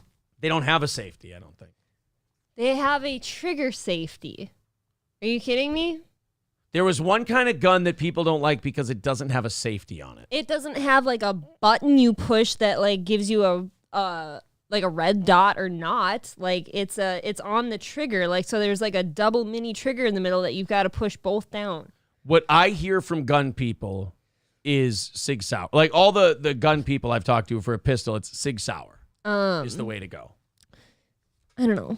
I've shot Glocks before. They're pretty fun. Glocks is like a ghetto gun, though. No, it's not. Yeah, That's what cops use, too. Right. In the ghetto. Did I hear someone trying to kick me off of Thursday? Yeah, Sir K. What the fuck is wrong? Sir K does not like me. You have beef with Sir K. I saw him say, too, he's like, oh, make sure you check my Instagram messages. He's always sending me something shitty. Yeah, Smith & Wesson, Springfield, Sig. What is this? There's a brand that somebody just told me it starts with a C that I should be looking into. Cock. Yes, that is indeed the pistol I'm looking for. Matt Melt says you have definitely flown in an Airbus. That's most of Delta. Oh, yeah, that's right. Our Delta flight last year was an Airbus. You're right. I'm a fucking idiot. I'm the stupidest guy in the world. I hear I have them. Colt? No. Canic? C-A-N-I-C. I've never heard of that They're one. very cheap, like budget ones. That's the one. Yeah. Okay. But I don't know anything about them. Somebody recommended that to me recently. All right, you guys want to hear, let's get back into some news stories. I got to say, that Badgett thing was very fun. But it's now time to bring you guys the important news. I mean, shit, we've only got 35 minutes left in today's show. Holy tits. Don't forget to like this video. Don't forget to subscribe to the channel. Make sure that you hit the like button, though. That helps very much for the video. Don't forget to come to Raleigh's today. And come to Raleigh's, the 3 to 5 meet and greet. We're going to have some drinks. We're going to have some fun. Come out to Raleigh's Rednecks and Longnecks. If you want to sign up on the Eventbrite link that's pinned to the top of the page, that's great. If not, just come out anyway. It's going to be a lot of fun. 3 to 5 p.m. today. Cambodian River Pig says if you buy a jet, you need to live in a fly-in community. It's a gated community with a private airport. Fuck. I guess that makes sense, though, because where else are you going to keep it? Dude, being rich sucks, kind of. It's a lot of work. Yeah, it's a lot of work if you're going to be rich. God, you know what? I'd have to fight the urge to spend the money I made if I was rich, and I'd have to try to live like trash. I kind of enjoy the thought of having the money. Right, you know but I mean? not spending it. That's what I'm saying. I like the thought of having it, like knowing that I've got a shit fuck of money in case. Because having it makes you like impervious to everything. My problem is if I had a lot of money, I think I would probably take a lot of vacations, but then on the other flip side of that, I'd buy a lot of really rednecky shit, like a lot of bougie hunting stuff. No. If you make a lot of money, don't go on a lot of vacations. I like vacations. Buy property. in those Fine. destinations. I will buy other property and That's what take you many should do. trips to said property, which is kind of a vacation. Make your money work for you. Like, instead of dumping all this money on a bougie vacation when you're rich, buy property out there and just go to that property when you're going on vacation. That way you have an investment. I will have a beachside shack somewhere in Florida. There I you will have go. a second manageable home in Nevada somewhere. Okay. And probably it's got to be in either Colorado, Wyoming, or Montana. One of those three. See, so now we're coming up with all of our ideas about when we're really, really rich. This is where we all get to leave our current lives. We all sound like douchebags. And get to be really, really wealthy. That's fun. This is what happens on days where we hit the goal in the first hour. We just all talk about money. Sure. I like building custom Glocks with custom rails and slides, says Piffy Puffs. All right, well, let's start the revolution, brother. Maybe I should have him build me one. Matt Melt says Smith & Wesson and Glock are the best. All right. See, I've always heard really great things about Glocks. Peter Engel says pronounced Janik, Okay. Turkish gun, quite reliable. For really dirt cheap, too. Like, compared to a Glock, for, like, the same gun, it's half the price. Yeah. Some people swearing by Colts. Everybody swears by something different. It's like cars, really. Sir K says, April, I have Asperger's and don't know how to be nice to people. I think that's him saying he's sorry. I know. Thank you very much to Affordable Sign Guy for becoming a member. Appreciate that. Fun, thank you. Skeezy says, if you have the money, you just pay other people to do all your shit for you. Kind of, right? That's true. You don't have to think about it. I love it when, like us normies. I hate that word. We always talk about how, like, when we get rich, I'll be different. The fuck you will. No, the fuck you will. never will be. You never will be I would eat all different. the best food. I would eat everything. I love food. 3K says, I have heard the word bougie 3 times this morning. I am getting cultured listening to you guys. Bougie is a trash word, sir. Bougie. Trash is kind people of use trash. it's just kind of what else do you call it? What are you gonna Bougie- say? Like a fancy airplane? bougie is the word that trash people use to describe high cultured people. And what do they call it? High Living? class, motherfucker. I'm just living. Yeah, they just call it life. Buy a vacation home and rent when you're not there, says Piffy Puffs. Well, how the fuck do you kick them out when you're not, Yeah, what if I get a squatter? I don't want. Oh, you catch a squatter in a mansion? That'd be If terrible. you catch us, what if you were rich and then you caught a squatter in your rental property, and now you have to spend all your money getting them the fuck out? Not of there? true. You know what you do if you're rich? I think they just have them killed. I believe that's what happens. They pull a Breaking Bad. I know guys that'll have you out to the dumpster out back so fast. Right. Yeah. You don't even bother with squatters when you're rich. You just have, like, Jay-Z sometimes has squatters in his beach houses, and he just sends some hard pipe hitting to go to work on the homes with a pair of pliers and a blowtorch, and he just takes them out. It's that easy. Okay. All right, guys, let's talk about drag bingo. You guys know about drag bingo? Here's the newest thing I know exists, and now you have to know it exists too. Where would you expect drag bingo to be played? A state fair. Okay. Well, here, I got a little bit different destination for you. Cheryl, there is no doubt that the library is now embroiled in a controversy that is larger than itself, pitting on the one hand supporters of the LGBTQ plus community against those who say that this is not about sexual orientation, but presenting age-appropriate content in a publicly funded space. Right? It's about not being fucking degenerates around kids. All right? You can be a degenerate. You should be allowed to be one. It's fine. I'm a fucking degenerate. Everybody's a degenerate. You don't do it around children at the fucking library. This is the only problem I have with the LGBTQ community is they have no sense of appropriateness of setting. Time and space. Time and place, actually. They just feel like, you know what they remind me of? They remind me of me when I was like 18, 19, and 20. And like, fucking other people's kids, I don't give a fuck. I should be able to do whatever I want. No, you should fucking tone it down when kids are around, all right? You shouldn't be a fucking scumbag when there's children at the fucking library. You should be like, I always thought, I should be able to swear around kids. Their parents shouldn't have them around me. Well, look, if you're in a shared fucking space, asshole, you behave yourself. All right? I'm finding out you were kind of a dick back I was then. a giant dick. But the LGBTQ plus community that defends these drag shows at like schools and libraries and shit, they remind me of me when I was an immature little fuck. And they're like, yeah, it doesn't matter. We should be able to do whatever we want, wherever we want. And then if you say, no, you should have to play by the same rules we all do, and you should have a little bit of sense of community and decency, they go, you're homophobic. Oh, no, you're making me right now, but no, I wasn't before. You're just being obnoxious. It's a very rebellious, whiny attitude to have. It really is. Like, we should be allowed to do our shit everywhere. You literally have your own bars. Yes, there is literally a time and place for all of this stuff, and it's just not right there. Nobody's oppressing you. They're just saying we'd rather you didn't dress like weird, creepy, sexual chicks in burlesque and your 5 o'clock shadows at the fucking library. So I don't have to explain this to my 5-year-old. Right. A public library is not usually associated with controversy. No but shit. in Downers Grove today, a debate is raging. Downers Grove. You tried to throw a high-energy drag show at a place called Downers Grove? Wow. That's like What a trying to have a name. timeshare meeting at Uppers Park. After the library announced that on October 11, they will host an event called Drag Bingo, set to coincide with National Coming Out Day. The event is geared towards 7th to 12th grade students. They stand up, they yell bingo, their balls fall out of their shorts. Dude, it's We terrifying. want to create a safe environment where teens can see difference being celebrated firsthand. That's not your fucking job. Your job is book comes in, book goes out. Book comes in, book goes out. But children get books read to them, children don't get books read to them. That's your job. Your job is not, we should expose them to all kinds of gay shit. Right. If they want to be exposed to that shit, people can find that. Like, the kids can go out and seek that thing out when they want to on their own time. They got gay all over the place. You kidding me? Gay is everywhere. There is no shortage. That's right.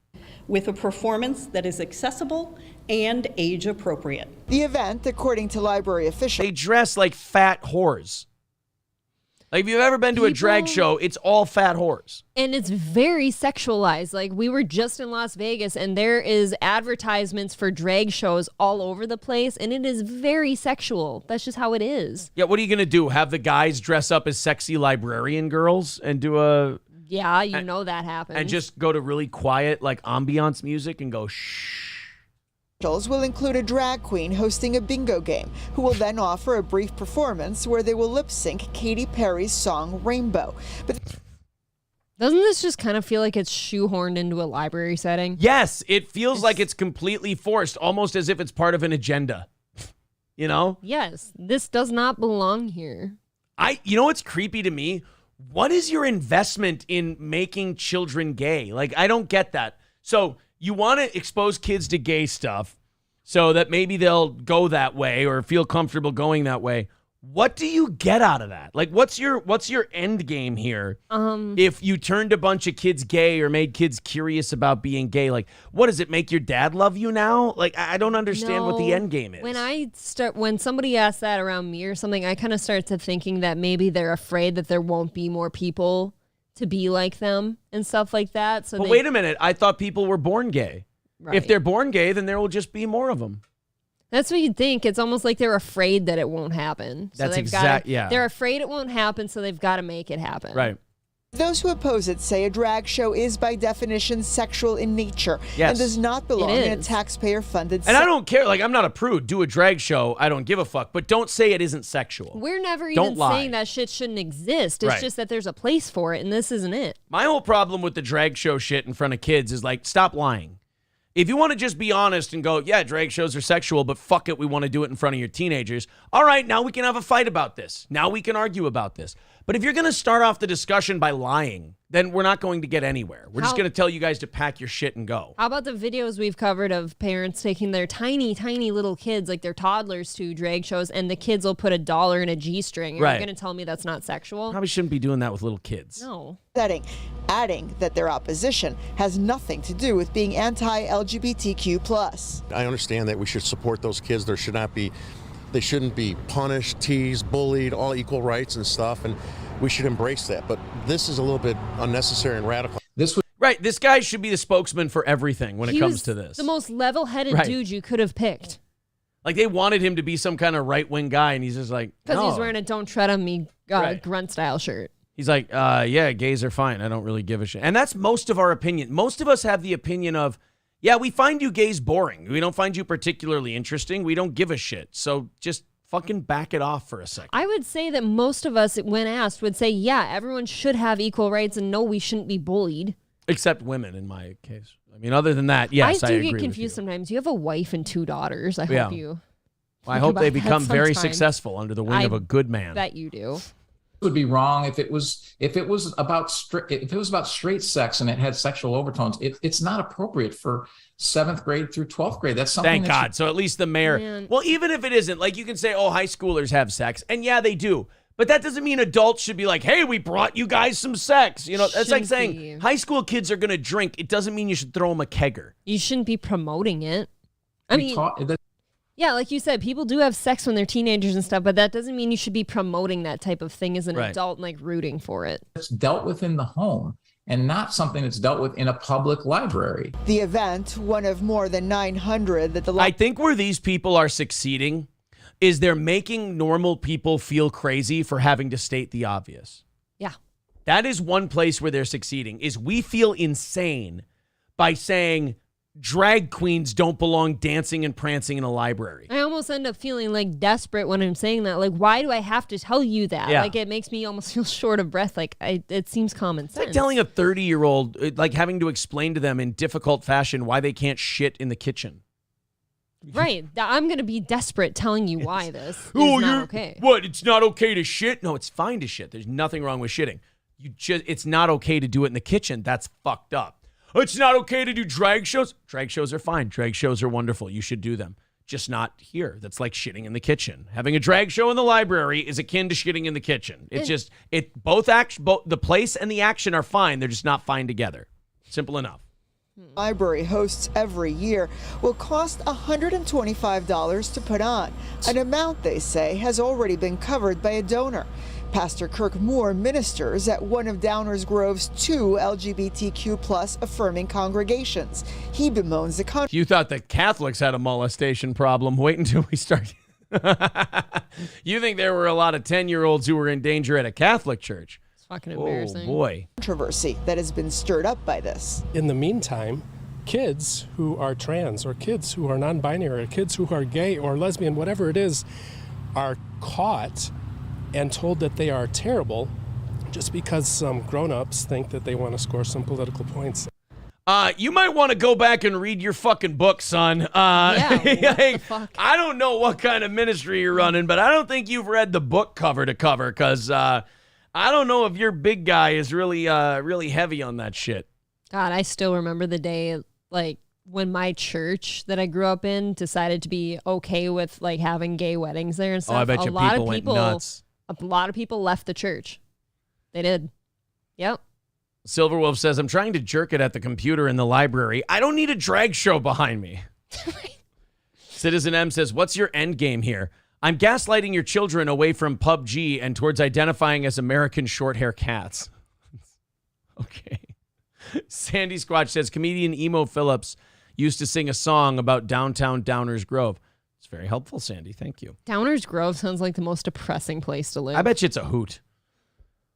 Like what? They just named it that so that people are thrown off by it? Yeah. Chris has a great point. I don't go to strip clubs to read books. Not typically. Right? Yeah. So no drag shows in the library, no books in the strip club. The thing is, like, you don't need to shoehorn it into a library experience for kids either, because there's already a paying crowd that loves drag shows and they go to them all the time. Yeah. Don't bring books to a strip club. The strippers can't read them anyway. God. Watch out for that meatloaf-looking motherfucker, says my God. Yeah, I think that guy, as the kids would say, a bit sus. He was a little sus, yeah. Let's go watch this. This has no nutritional value whatsoever. This is just a guy giving an interview during a high school football practice. You know, the local news and the local radio stations and the local YouTube channels will, and how awesome is that, by the way, that we have local YouTube channels now? I like that. That is pretty cool. I like that there's like high school YouTube channels that cover the football team. I think that's fucking awesome. YouTube is definitely the new radio, where it's like it's actually better than radio because there's no signal issues, but you can be as like local or as worldwide as you want to be, just like radio was in its heyday. Did you hear that 101? Yeah, YouTube is definitely taking it's over for radio. This is syndication. But this local high school YouTube channel was interviewing the coach about the local high school. And, his kids showed that they still have great hustle. Let's watch this. With the amount of experience you guys do bring back, just how do you feel about this group and just their chances to go out there and compete this season? Well, the expectation.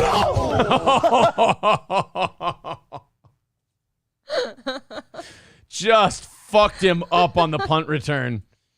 Oh, that's fucking funny. And what's funny is we can all see it coming as soon as this guy catches the kickoff. Yeah.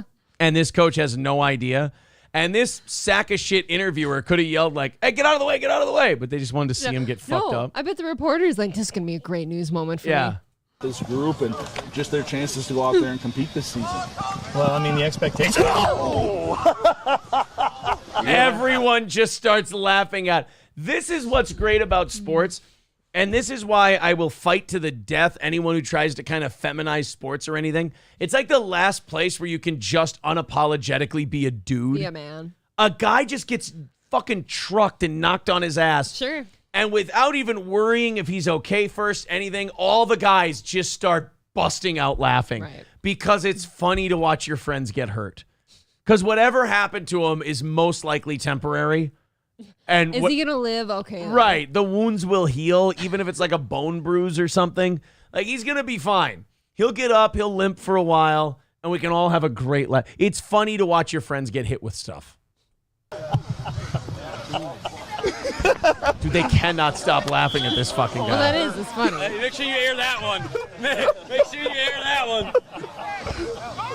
I even saw I was rolling. I was rolling. Yeah, you good, coach? Here we go.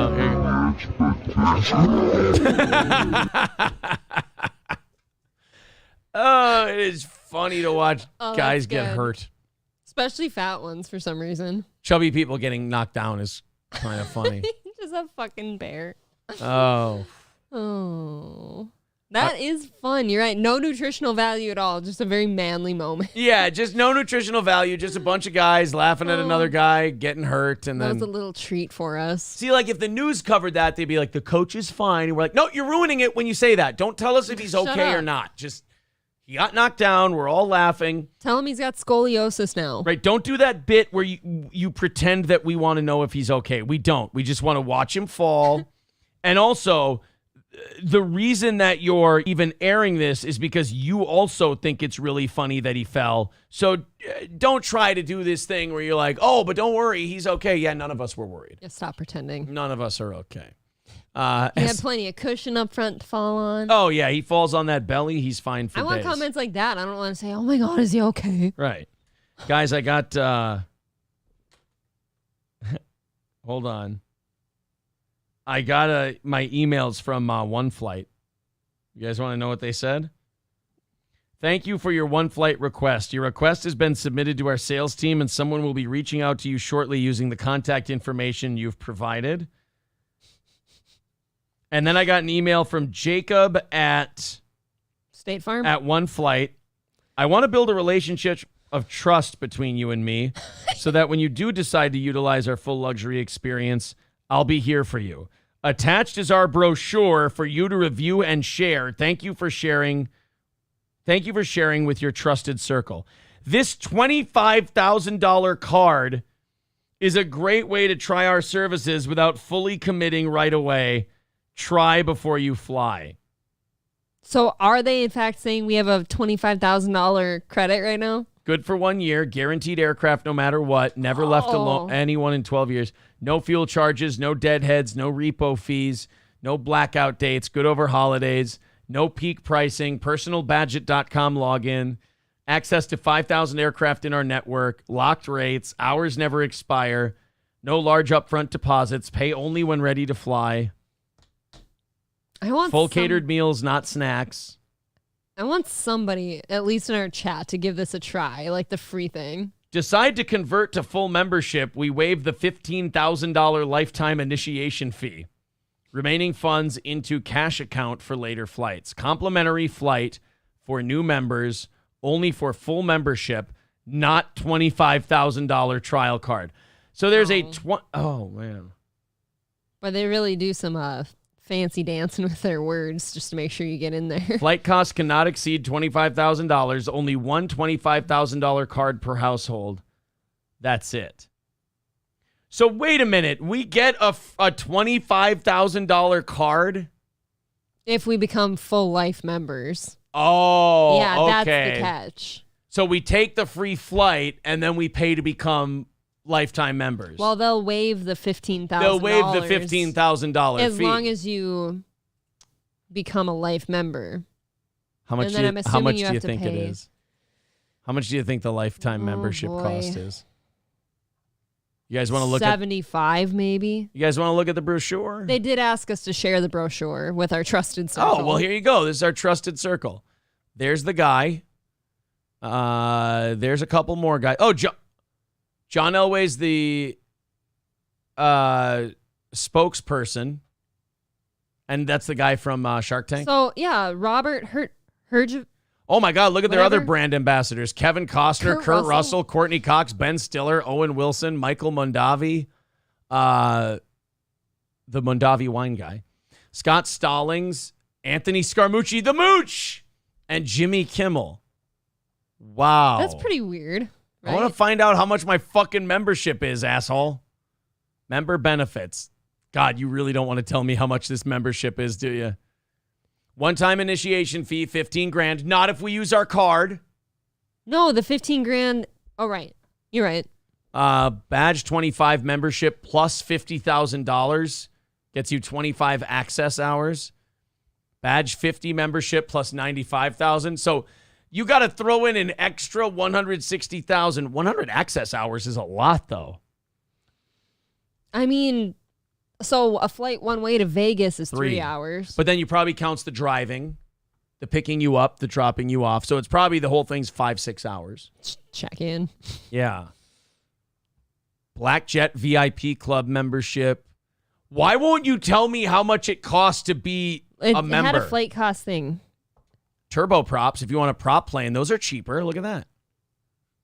Yeah, I guess. Look at the prop planes. $5,000. That ain't bad. Light jets, $5,000. Hey, look at that. Mid jets, okay. These must be member prices. Oh, there's the heavy jets. Yep, that's what we were looking at. We were looking at heavy jet prices. One? The heavy jets. No, I'm okay. Gulfstream G700.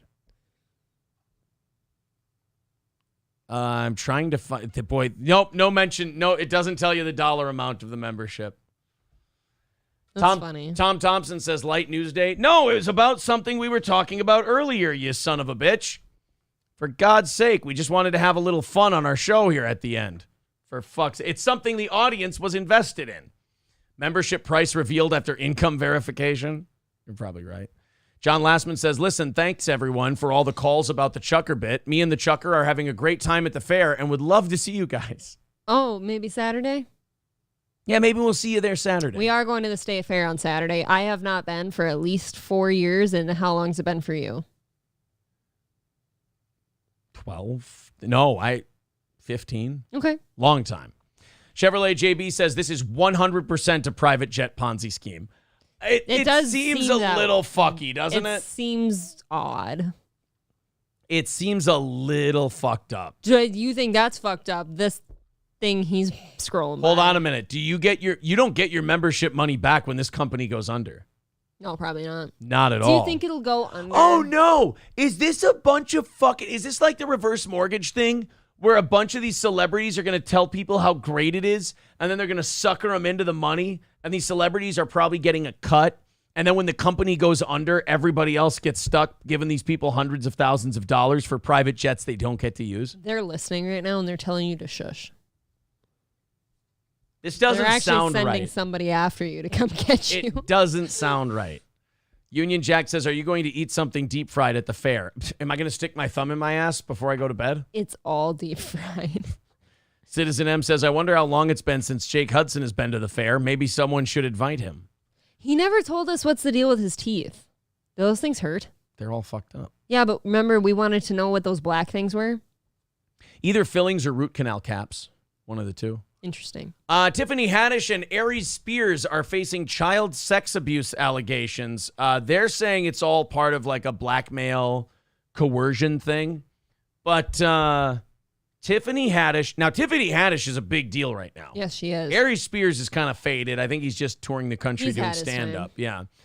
Tiffany Haddish and Aries Spears have been accused of grooming and molesting 2 underage children for a Funny or Die sketch in 2013. That's a terrible sketch. Yep. Why are we doing why are we grooming and molesting underage? That's terrible phrasing. Accused of grooming and No, but it's the way that Complex.com phrased this. They didn't mean to say this. They're accused of grooming and molesting 2 underage children for a Funny or Die sketch in 2013. Okay, so what's your problem with the phrasing? I don't think Funny or Die was making the grooming and molesting part of the sketch. No, they need to focus on it was these 2, not this sketch, right? Right, but they're making it sound like they groomed and molested the 2 underage children, and it was all for a Funny or Die sketch. Oh, so they're trying to sweep it under the rug like it was for No, April, you're sketch? you're fucking thinking too hard. It's a funny way they're phrasing it. They did a terrible way of phrasing this. I do see that. I think I see the same thing you're saying. I think I see it. Yeah, it's grooming and molesting 2 underage children for a Funny or Die sketch. Yeah, we're seeing that same Yeah, way. to make it clear, they were not molesting the children as part of the sketch. That was not what the intention was here. A lawsuit obtained by TMZ alleges that Haddish coerced a 14-year-old girl into starring in a sexually suggestive video in which the Girls Trip star taught her how to imitate performing fellatio. The girl claims her 7-year-old brother was taken to a home where the sketch titled Through a Pedophile's Eyes was filmed. Come on. He was also allegedly molested by Haddish and Spears. Wait, so they are saying that this was all part of the sketch? Thank you. It shouldn't be. That doesn't sound like a funny sketch to me. They're trying to say that, oh, well, we did it for a thing to make a point. We didn't really do this. Right. They're trying to, as Piffy Puff says, they're trying to say, it was just a joke, bro. That's what I was trying to say. Okay. The 2 defendants who have been identified in the suit as Jane and John Doe have reportedly developed social disorders stemming from their alleged encounters with Haddish and Spears. Jane claims she avoids relationships out of fear she will be taken advantage of, and she can't watch sketch comedy anymore either, unfortunately. John alleges he has been fearful of being watched or recorded, that he places Band-Aids over every camera on his electronic devices. Gary at the radio station used to do that. Did he really? He would put stickers and shit over the cameras because he was afraid of being watched. I do worry about these occasionally if we're in front of them. They came with little sleeves you can push over them. Damage already done. Yeah. According to a piece written by Laura Bradley for the Daily Beast, the lawsuit claims Haddish was a guest speaker at a comedy camp when she interacted with Jane Doe and allegedly told her the comedian had a perfect role for her in a commercial. When Jane arrived on set, she and her mother were reportedly unaware of the details of the commercial. Spears and Haddish had Jane watch a seemingly harmless clip in a recording booth, which showed a group of co-eds arguing over a Subway sandwich before it took a bizarre turn, with the group moaning and making sexual noises as they ate the sandwich in a manner that simulated the act of fellatio. The lawsuit alleges Spears told her to mimic what she had seen on the screen, including the noises precisely like what she heard throughout the video. But she allegedly felt nervous and disgusted and became silent until Haddish spoke with her. Haddish verbally explained what was expected of the plaintiff, and then showed the plaintiff how to give fellatio, including movements, noises, moaning, and groaning. See, this is dirty. This is where Hollywood in general, like the way they conduct regular business and cookie cutter pedophilia, blurs. Yep. Like, these people can get away with this shit because they can go, well, it was part of a sketch, and in the greater context, it's like, if your sketch is too close to child molestation, then you're fucked up. Yeah, but then they're going to spin it into something like, oh, well, I was just trying to like make a point. It wasn't real, you know. But that's the problem, is that Hollywood in general is just this like, oh, no. You see that as pedophilia. You see, we're just being artists. It's like, I feel like you're kind of using the art to get out your pedophilic shit. Like, you know? You don't respect my art. You don't get it. Yeah. See, I feel like you're just using the art to express something that you know is dirty and gross and disgusting. But if you do it as a sketch, then it's okay. I was really shocked to hear it was these 2. Like, that doesn't seem... That just kind of seemed out of nowhere to hear that it was like a Tiffany Haddish thing. Because she's a really big deal right now. Yeah, Tiffany Haddish is huge. I thought they were talking about... I always confuse her and Aisha Tyler. Oh, no. I can never remember which one is which. I always remember her because her voice is a certain way. Piffy Puff says, look at Dan Schneider getting swept under the rug. Yeah, that's another thing. So Dan Schneider, this big producer at Nickelodeon who did like iCarly and all those big shows. Okay. They're coming out with a second round. He faced allegations years ago, and now he's facing new allegations that like he would make the girls wear skimpier clothes. And we're talking about 11 or 12-year-old girls.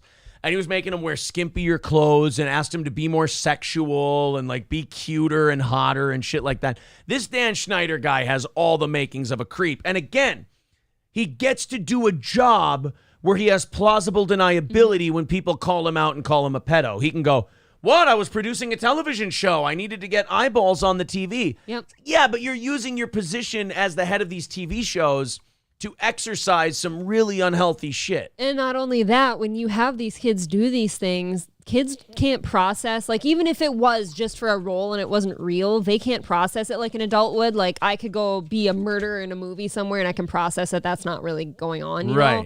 A kid is going to be having these things happen to them or doing the things, and they're going to stick with that for like a long time. Former Nickelodeon's child star Jeanette McCurdy released her memoir, I'm Glad My Mom Died. Well, it's good she's not fucked up. She's from iCarly, right? Yeah. That's the one? Okay. Autobiography detailed Jeanette's troubled childhood and complicated relationship with her mother. She also reflected on her acting career and made shocking allegations about her time on set. She was Sam Puckett in iCarly for 5 years, joining the show at the age of 15. She did spin-offs and some other shit. Ariana Grande was in both Victorious and Sam and Cat. All three series were created by Dan Schneider.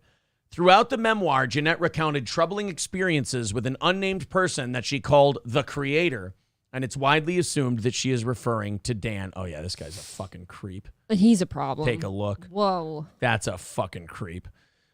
She claimed that the Creator supplied her with alcohol in a bid to loosen her up, despite the fact that she was under the legal drinking age. Jeanette also said she felt like she was sexualized during her time on iCarly and that she was photographed wearing a bikini during a wardrobe fitting.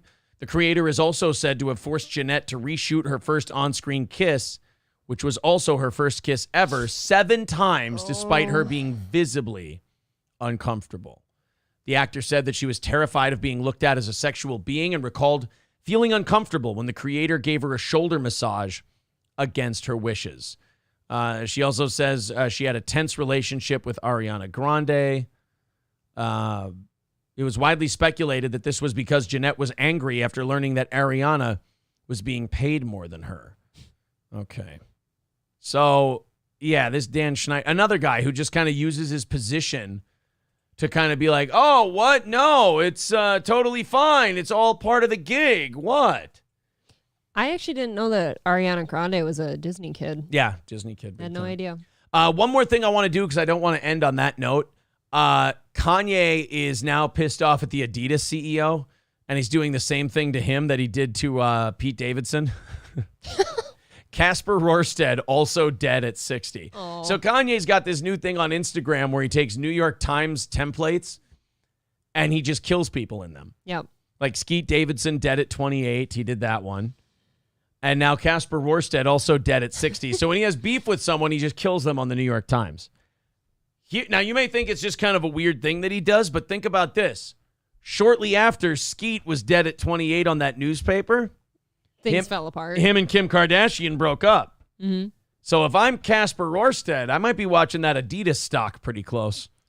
He just got the Kanye kiss of death, my friend. What if that shit falls apart because, like, I don't know, people at Adidas would rather work with Kanye and make all sorts of money. It's just the Kanye curse. He puts you on that New York Times template, you're done. That's it.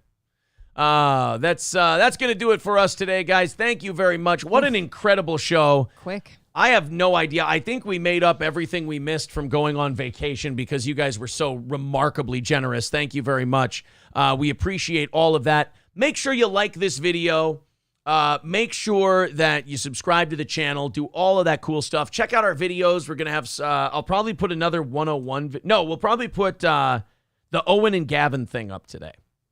Okay. And remember to come on out to Raleigh's today for our big meet and greet event, 3 to 5 p.m. today at Raleigh's Rednecks and Longnecks in Sauk Rapids. I want to see you out there, so if you can make it, please. April, thank you very much. Thank you. Back again on Sunday night for the members. Monday evening for the evening show. We will not be here. We will have a show broadcasting, but it won't be live on Monday morning. Take it easy.